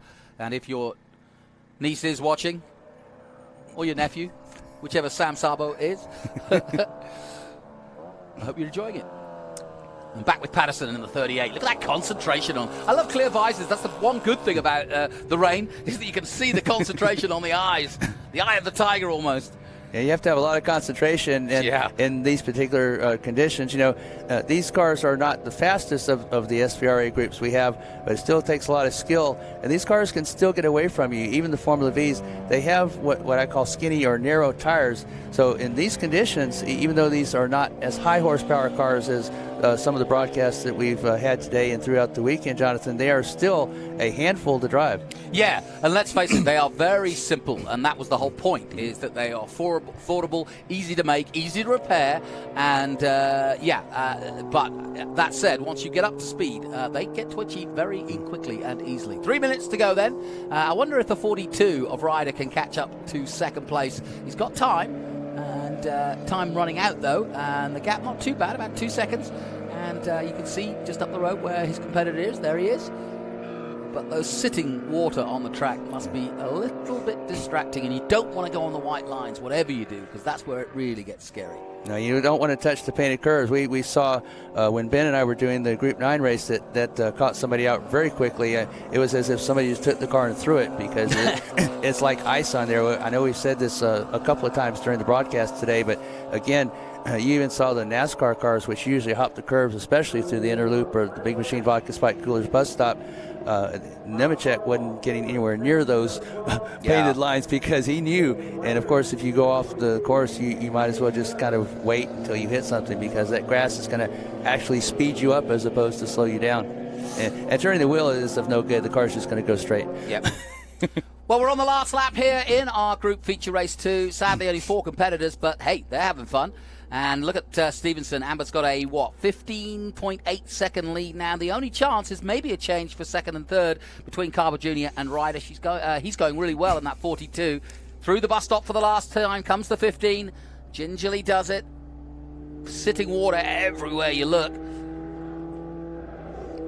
Yeah, that link speed of Arnold Carbide Jr., I think Ryder's made maybe a little bit of inroads, but I don't think he's going to have enough time to catch him. Yeah, I think you're right. It's going to take a mistake, I think. Yeah. Which you out very, very quickly. You know, you go straight, and as soon as you go across him, you swear that something's wrong with the car, because it doesn't catch. It just kind of glides over and then when you hit some pavement where you have a little bit of grip, it kind of jerks you back into the straight line. As you can see, you can almost tell that they're gingerly approaching their racing to this particular set of corners here. Well, they might. Taking the rain line, as Adam Andretti put me right on, I thought they were making mistakes, but no. Sometimes it's better to go very wide and avoid the race lines, just simply because there's more grip there. Yeah, the race line is very polished, and that is the last thing that you need when you're trying to make the turn in. Terry Earwood, one of the Skip Barber Racing School driving instructors, always says it's about 1 to 2 car lengths off of that what you would normally call the dry line, and that is your racing line. And you have the grip out there. You see people making passes on the outside there. If they can trap a competitor down to the inside, the competitor has less grip than the one on the outside. So it's very important to stay on that outside line, that so-called rain line, to have at least a little bit of grip, more so than on the inside or on the apex where it would normally be. Coming to the line then for the final time. Here comes our leader.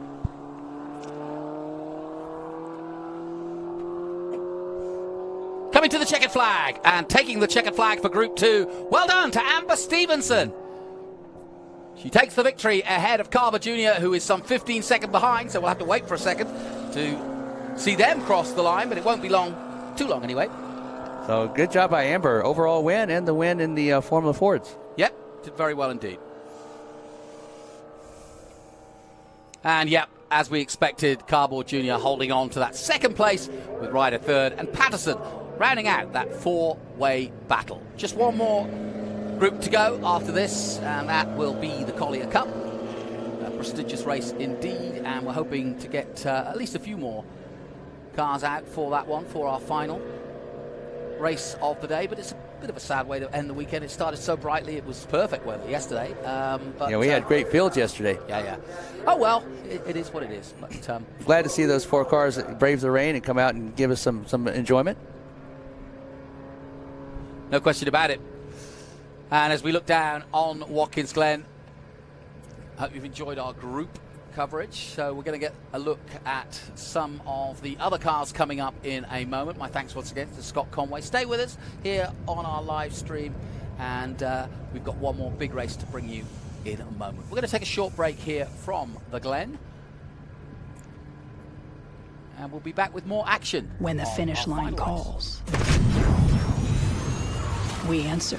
Hit the road with insurance protection from Hagerty. Whether you drive a built racer, sports car, or exotic, and save an average of $264. Get a quote today at Hagerty.com. When the road calls, we answer.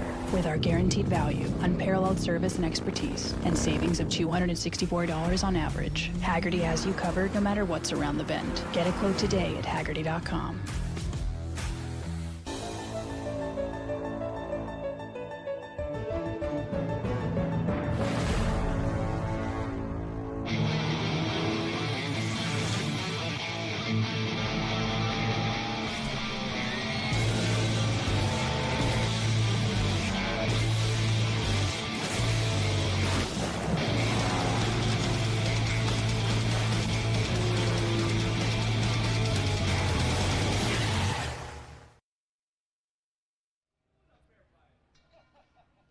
Well, ladies and gentlemen, welcome here to the grid at the Collier Cup.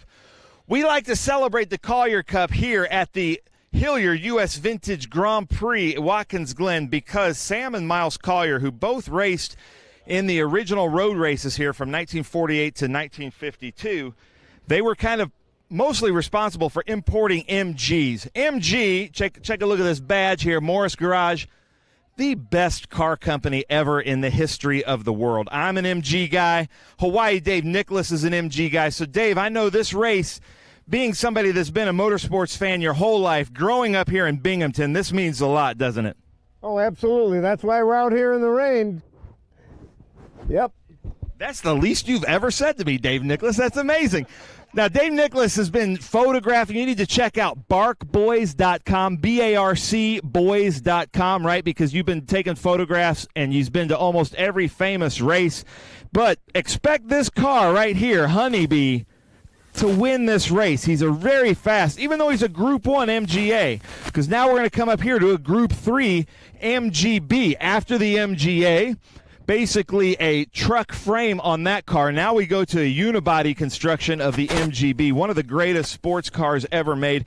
Andrew Moore, you've been running here with us in this event for a long time. What does running your MG in the Collier Cup mean to you? I'm excited to be here, Ben. I mean, I love the history of the motorsport, Collier, brothers, everything that happens downtown. I ran the reenactment Friday night the first time through the back roads, and man, those were some brave drivers. I had no idea. So thrilled to be here. But today, keep it on the road. Don't do anything stupid. It's been a great weekend. Looking forward to the race. Nice. I love it. Andrew Moore in that British Racing Green MG. And we honor the Collier brothers. And Sam Collier, unfortunately, lost his life at the road course that Andrew was talking about in the old street course in 1951. Then we come to Peter Usdavinas in the MG. Are we still allowed to say midget in this day and age? Am I going to get canceled for that? MG Little People? So tell us about this midget and how it even compares to the MGB. It's just a bit smaller in every regard. The size of the chassis, the engine, but very similar as far as the construction of the engine, that type of thing. Just it's aptly named midget. Nice. I love it. And we're going to get a shot here because this blue car here, the 5-1A, is an actual MGA twin cam. Then we've got Heather Richards back there in her MG midget, and then an MGTF. So, Jonathan, as they're firing it up, take it away. Am I taking this? Yeah, I'll take my... So, let's get underway. Great stuff, Ben, as always, and I know that Ben's going to be up here like Flash because he loves this race, and I'm going to allow him, obviously, to call it with you, Scott, because he absolutely adores his MGs. He has an MGA. I think he's got a collection, to be honest. So I'm looking forward to getting his words of wisdom on these wonderful cars. And I hope you've enjoyed our weekend. We try to bring you the best we can of the coverage from Watkins Glen, and it's certainly been a fun weekend, that's for sure. Not much you can do about the weather. No, nothing at all. I just kind of have to adapt to it and roll with the punches, as they say. Well, what's your favorite mark, then? If his is MG, what's yours? Well, actually, mine is MG also, only because I used to race an MG midget in the SCCAF production. I didn't race it especially well, but I had a lot of fun. So Ustavenis, the last guy that he was talking to there, Ustavenis, who won both races last year in an MG midget, so I always cheer for them. Well, I must have it in the genes. I've never been a racing driver, although my mum went to a seance and said that I was, in my previous life, a racing driver, and that I should always wear a safety belt, which I do.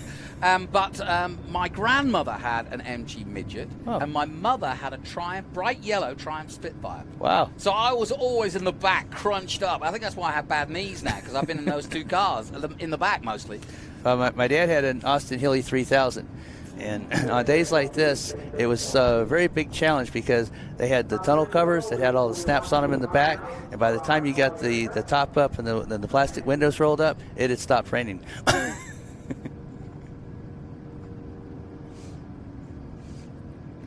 So looking forward to this Collier Cup coming up, Jonathan, with production cars in it, MG midgets, MGAs in there, and again, I know that's Ben's favorite mark, so he'll be up here very, very shortly. Let's head down to Ben Sissel.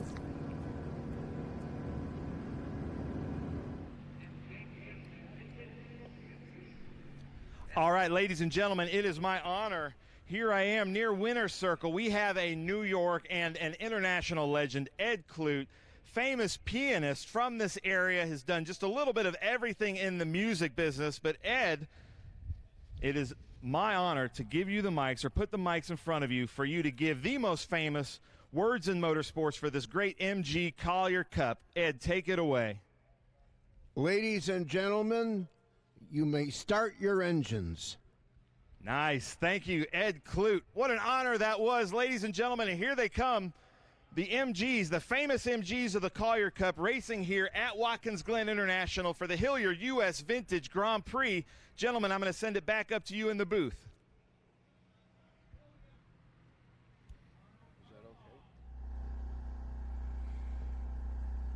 Well, the mist is still, as it has been since, 8 o'clock this morning. Yes, very much apart. It's mist and haze and rain, frankly. But we are about to get underway in our final race of the day. And as you can see, the Honda Civic, as always, leading them around. I really hate it when the weatherman's right, Jonathan. Yeah, I saw the weather this morning in the hotel, and yeah, I could see that broad strands of the Midwest and New York area were going to be drenched. And sadly, they have been for the last couple of weeks, not necessarily just here, but certainly in much of the parts of the Northeast. So sadly, and of course Mississippi, hearts go out to everybody there. But as we remember the people of September 11th, and as we remember the great Queen Elizabeth II, who probably has been in a fair few MGs in her life, yes, it's a special weekend, there's no question.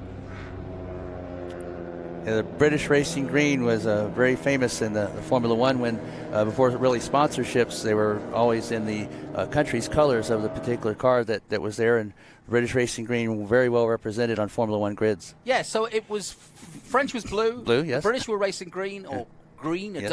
a particular dark green, almost like those trees. The Italians, red. Who else? The Germans, silver. Yes, and or aluminium, if you will. Aluminum, yes. Aluminum, to be corrected.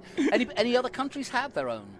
USA was red, white, and blue, if I remember correctly. Yeah, that makes sense. Yeah, but I'm not sure if there were any others, so I'm going to go with you. I know Italians were always red. Of course. I don't think Enzo Ferrari would have had it any other way. And today they were red-faced because they lost Ooh. at their own home of Monza to Red Bull. Sacre bleu, as the French would say. Verstappen looks like he's indeed going to claim his Formula One championship. At the moment, yeah. In fact, he could do it in Singapore, the next race. So here we go. Coming to the line, the Honda comes out of the way. We'll watch for the flag marshal to wave the green. If he's happy with what he sees, he will wave that flag. And he does so, and we are away for the Collier Cup for the final race of the weekend here at Watkins Glen. Away they go, down towards the Mission Foods turn 1 for the first time, and they're 3 abreast for a moment. And the 25 goes slightly wide. And can he get back? Can he get back? Yes, just about, but that was a bit of a moment. And in comes the 76. And this is starting to get very good already, because we've got a race on our hands, and I'm going to let Ben jump into the hot seat because I know he is chomping at the bit to get his MGs. Those MGs, we have MGA and MG Midget out there along with MGB. Ben, I know this is one of your favorite, if not the favorite class that you have, based on the fact that you have an MGA, I believe, correct? Yeah, I've had all kinds of MGs. I've had all 3 of those, a B, a Midget, and an MGA. And I love the history here because we had an MGA and an MGA twin cam, a Midget, a B, all coming into turn 1 at the same time. And don't forget the TF. Dave Nicholas just ahead of Peter Eustavinus. Now, Peter Eustavinus, that car should be a little bit more nimble than Andrew Moore's MGB, but that is absolutely beautiful there. Jim Holliday in that MGA twin cam from 1959. The twin cams made just a little bit more power than the regular 1620s, 22s, or the 1600s of the MGAs, but you had to have a great mechanic. They proved to be a little bit less reliable depending on whose hands the cars were in. We're getting some great shots of the street cars here. Lots of MGs. One thing that's really cool about the Hilliard U.S. Vintage Grand Prix is a lot of the fans and spectators drive out their classic cars as their everyday drivers to come to be spectators at these events, and it's so much fun to see. As we see there, the Lotus and the Rabbit Cabriolet.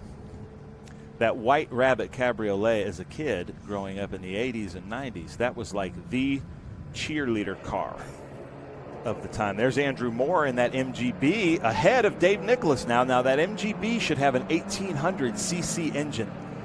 Really well-balanced unibody construction like we talked about. Front engine, rear-wheel drive, very low slung. Andrew Moore was saying that he had a great time yesterday, and that's an early MGB in 1965. I think the first MGB was 1962. As he comes around Franklin Road Apparel, turn 10 and 11. Now look, there's Dave Nicholas popping out. Dave Nicholas is in a 1960 MGA. And then Peter Eustavinus in a 1964 MG Midget. The MG Midget should probably have a 1275 if he's out here racing it. Yeah, that's the Mark I. It does have a 1275cc engine in it. I only know that because that's an MG Midget similar to the one that I raced.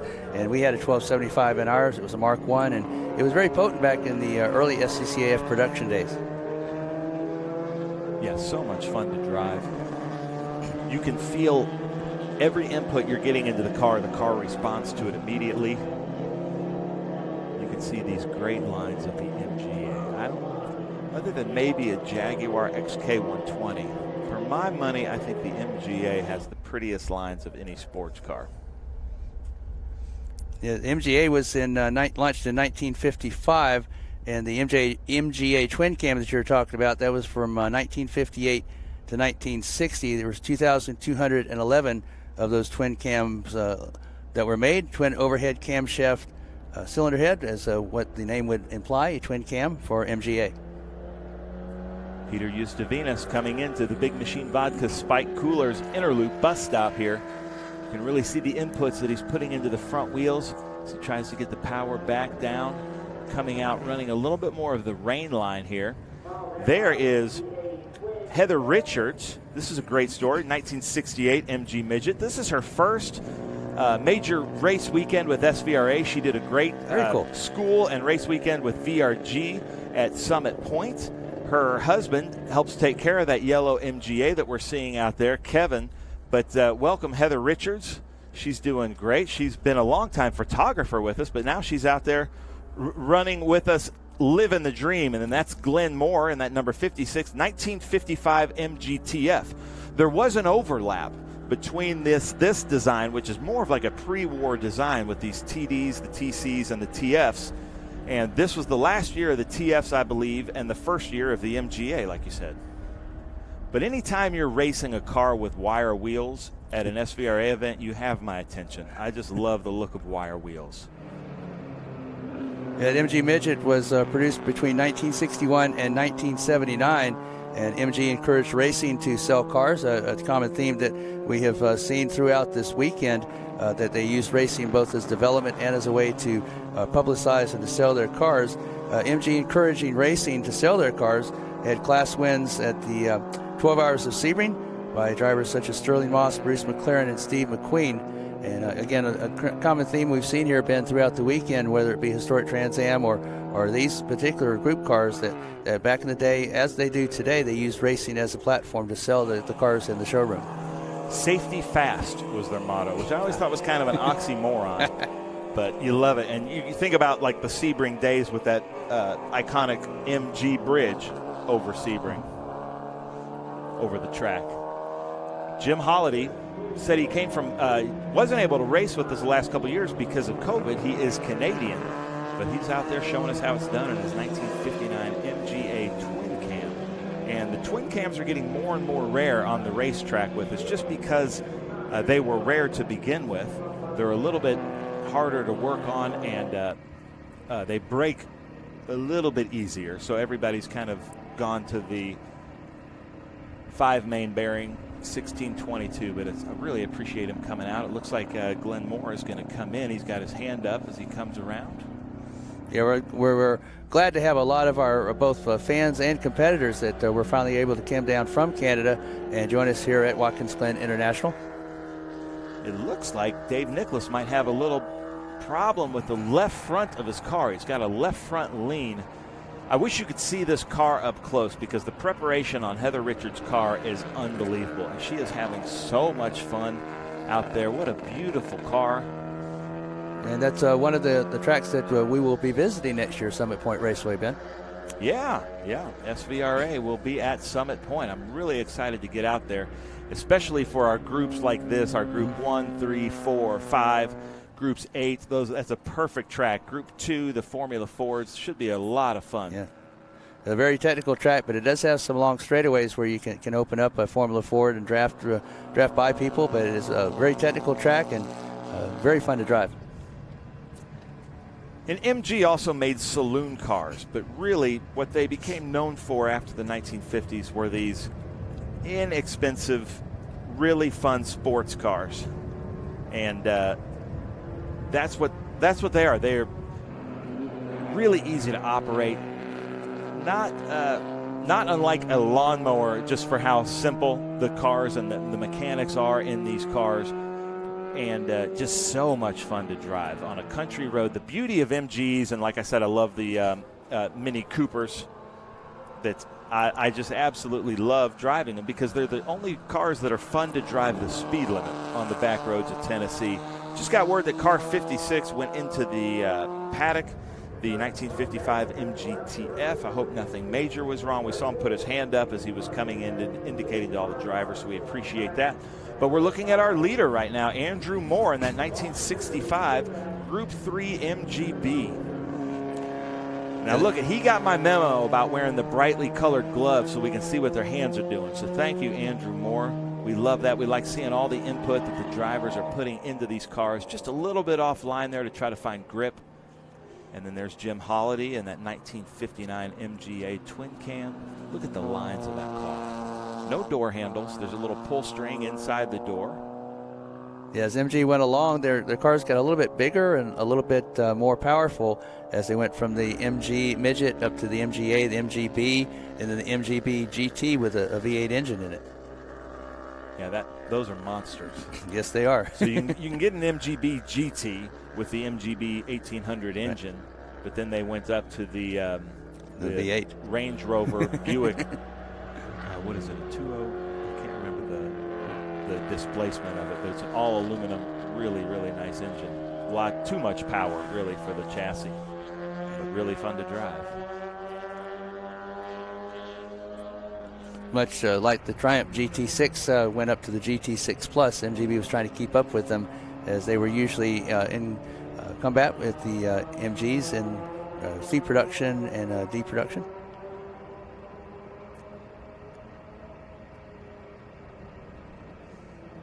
So it looks like the battle right now is still between David Nicholas and Peter Ustavinas. Within about a second and a half of each other. Yeah, we watched Ustavinas, I believe it was yesterday, they had to come up from the back of the pack and had a good drive. That was in the dry. Yeah, they missed qualifying, he said. So, and here comes Heather Richards there.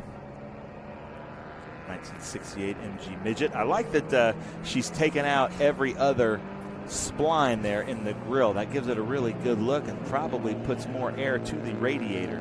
Racing there for Jake Stable. You can see the logo there, and then those 3 stripes on the back are rookie stripes, and that's self-imposed by her to alert the other drivers that, hey, she's new to the track, new to racing, so give her some room. I love that she's doing that. She waves to Andrew, acknowledging that she sees him there.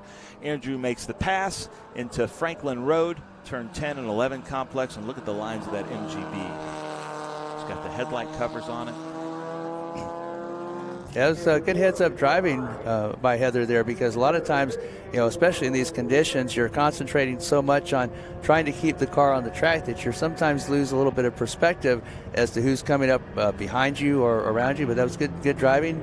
Heather, recognizing that he was coming up, more experienced driver, faster driver, pointed him by, and off he went, and everything was good. There's Ustavinas. See if Dave Nicholas is anywhere near. Not in that shot. Oh. David Nicholas might have fallen off somewhere also. Looking for the 76 of David Nicholas.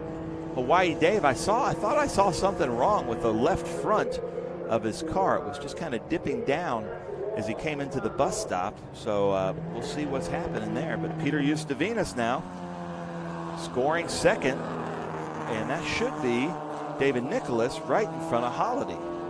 Yeah, there he is. Oh, you can see the right front of his car is really bent up.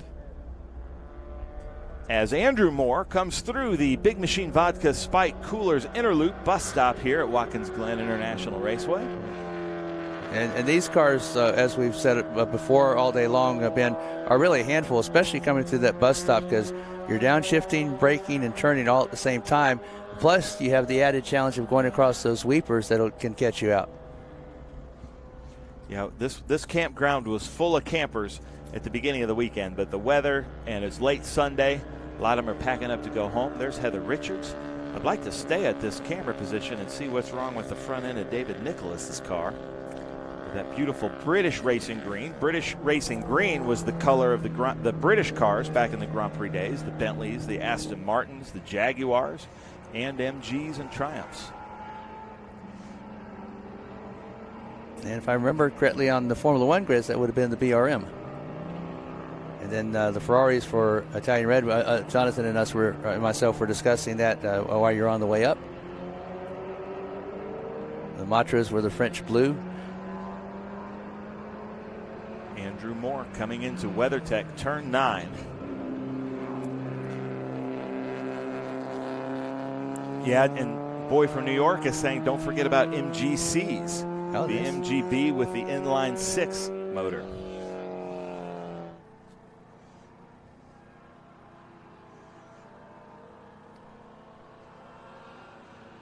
Boy from New York has been very helpful to us, hasn't he? Yeah. And then in the last race, Sam Sabo saying that's his aunt, Amber. Yeah, he was cheering for her. Yeah, I love it. And she finished first overall, so yeah, well done for her. Very good driver. She raced with us a couple weeks ago at New Jersey. There's Peter Ustavinas here in that MG Midget. without the grill, and there's what it looks like with the grill, but with half of the slats. Chopped windshield. The windshields did go all the way up. These did have a manual rag top on them that sometimes when you're driving in the rain with the rag top on, you might get more wet. You know, just there's so many little places for the water to come in.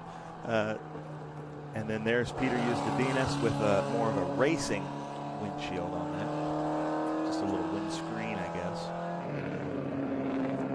And then there's a chopped MGA windscreen. Oh, here's the battle. Look at this. Twin cam versus just a regular MGA. Twin cam should have the legs on it once they get to the straightaway. But if you know David Nicholas, he can make his car really wide. Oh, that is true. And that was a great shot. You could see the brake light changes from a 59 to the 1960 MGA, went to the more two brake lights, where the 59 had the one single brake light and turn indicators. And Andrew Morris just really getting after it here. Oh, there's the front end damage. It looks like he came in contact with a wall somewhere. Not sure where. You can see the front grille a little bit out of whack, but Dave Nicholas is going to finish this race. He'll worry about the body work later. I believe he came all the way from Palm Desert, California, if I remember correctly. Yeah, he lives out on the West Coast now, but grew up in Binghamton, New York. So I got to race at Watkins Glen, if nowhere else, right? Yeah. From Binghamton, New York.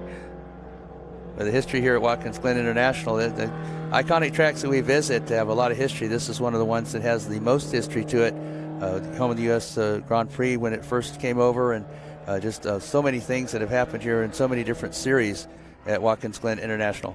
I encourage you to go to Dave Nicholas's website that he set up with his friends that have been taking photos of motorsports since they were teenagers, since he was 14. Bark Boys, BARCBOYS.com. Some unbelievable stories and photos there of kind of the golden years, the best days in motorsports, and they went to almost all of them. I know out on the West Coast, one of the tracks that I was always sad to see go away was Riverside. Riverside was a great track out there. Fortunate enough to get to drive it before it went away, but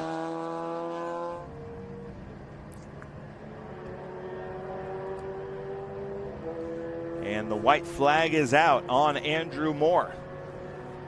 Now, if you know anything about British cars and Lucas Electronics and the rain, you know that to not count this race over yet, absolutely anything can happen. The frustrating thing about being a British car owner is you can pull the car into your garage and it ran fantastic. Next morning you can go out to start it and it won't start for anything. And that's just kind of the beauty of owning a British car from this era. Yeah, they're great and fun to drive when they're running.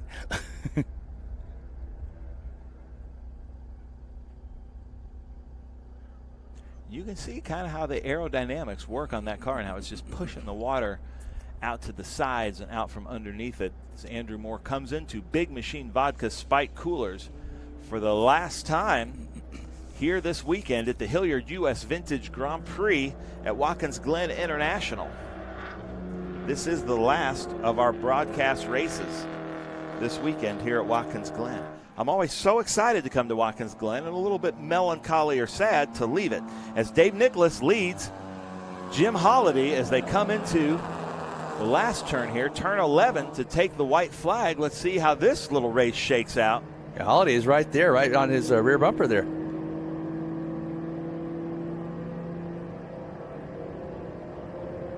See if Holliday can get by. Another great shot of Heather Richards coming down. It's a long downhill into Mission Foods turn 1.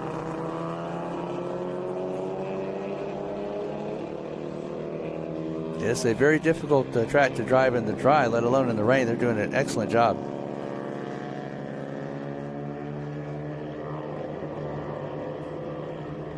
Especially Heather, for her first race here, and she's out there in the rain. A great job of driving being done by her.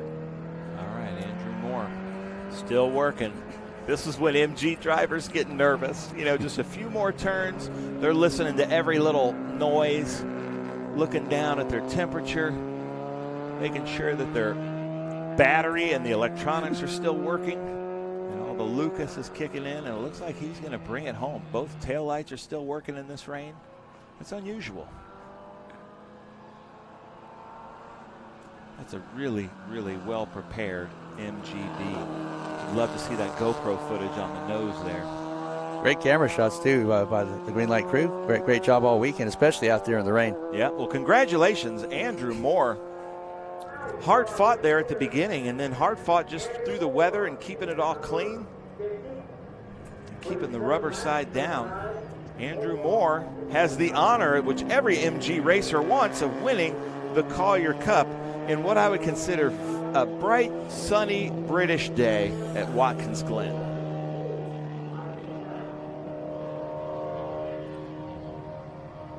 Let's see what's going on with Dave Nicholas and Jim Holliday back there, the fight with the MGAs.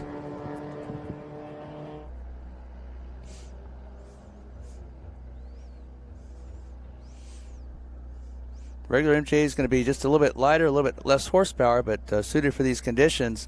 Twin cam with a little bit more horsepower, but Holliday was right on the rear bumper there of Nicholas last time we saw him, Ben. Yeah.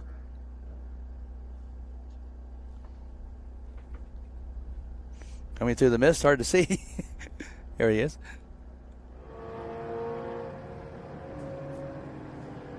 All right, well, ladies and gentlemen, we're looking down.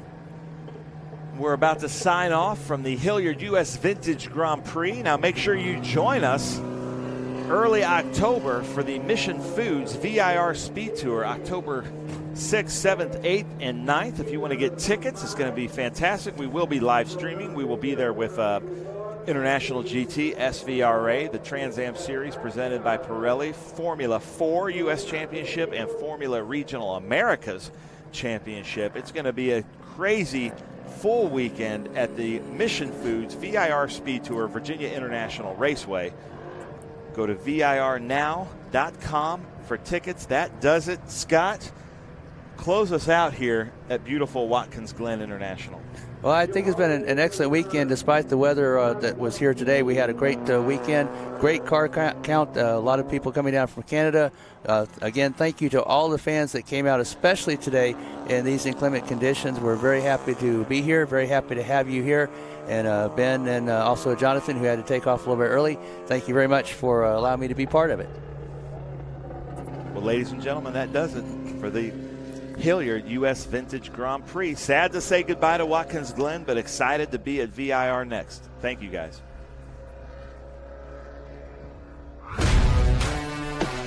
The Mission Foods VIR SpeedTour returns to Virginia International Raceway October 6th through the 9th, featuring the Trans Am Series presented by Pirelli, the Sportscar Vintage Racing Association, International GT, Formula Regional Americas, F4 U.S. Championship, Mazda Heritage Cup, and the Saturday Haggerty Cars and Caffeine Car Show. You do not want to miss the Mission Foods VIR SpeedTour. For tickets, simply go to virnow.com.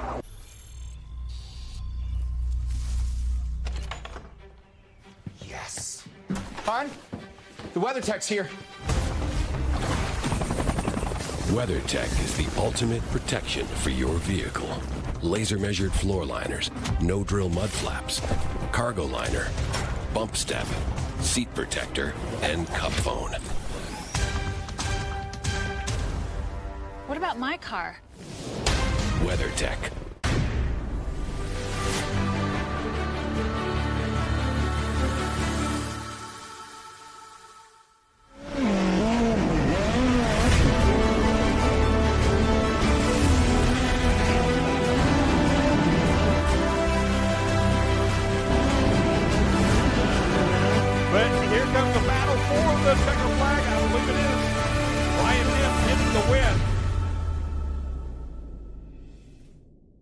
That bush is really coming along. Hi, Carla.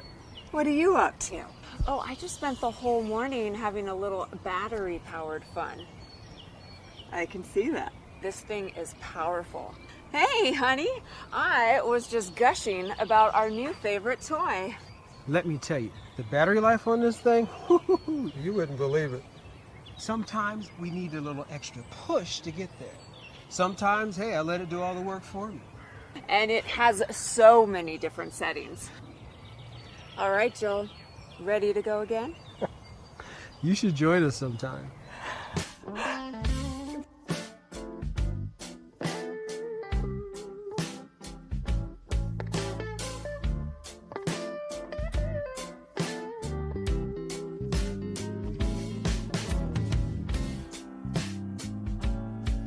I've got to get me one of those.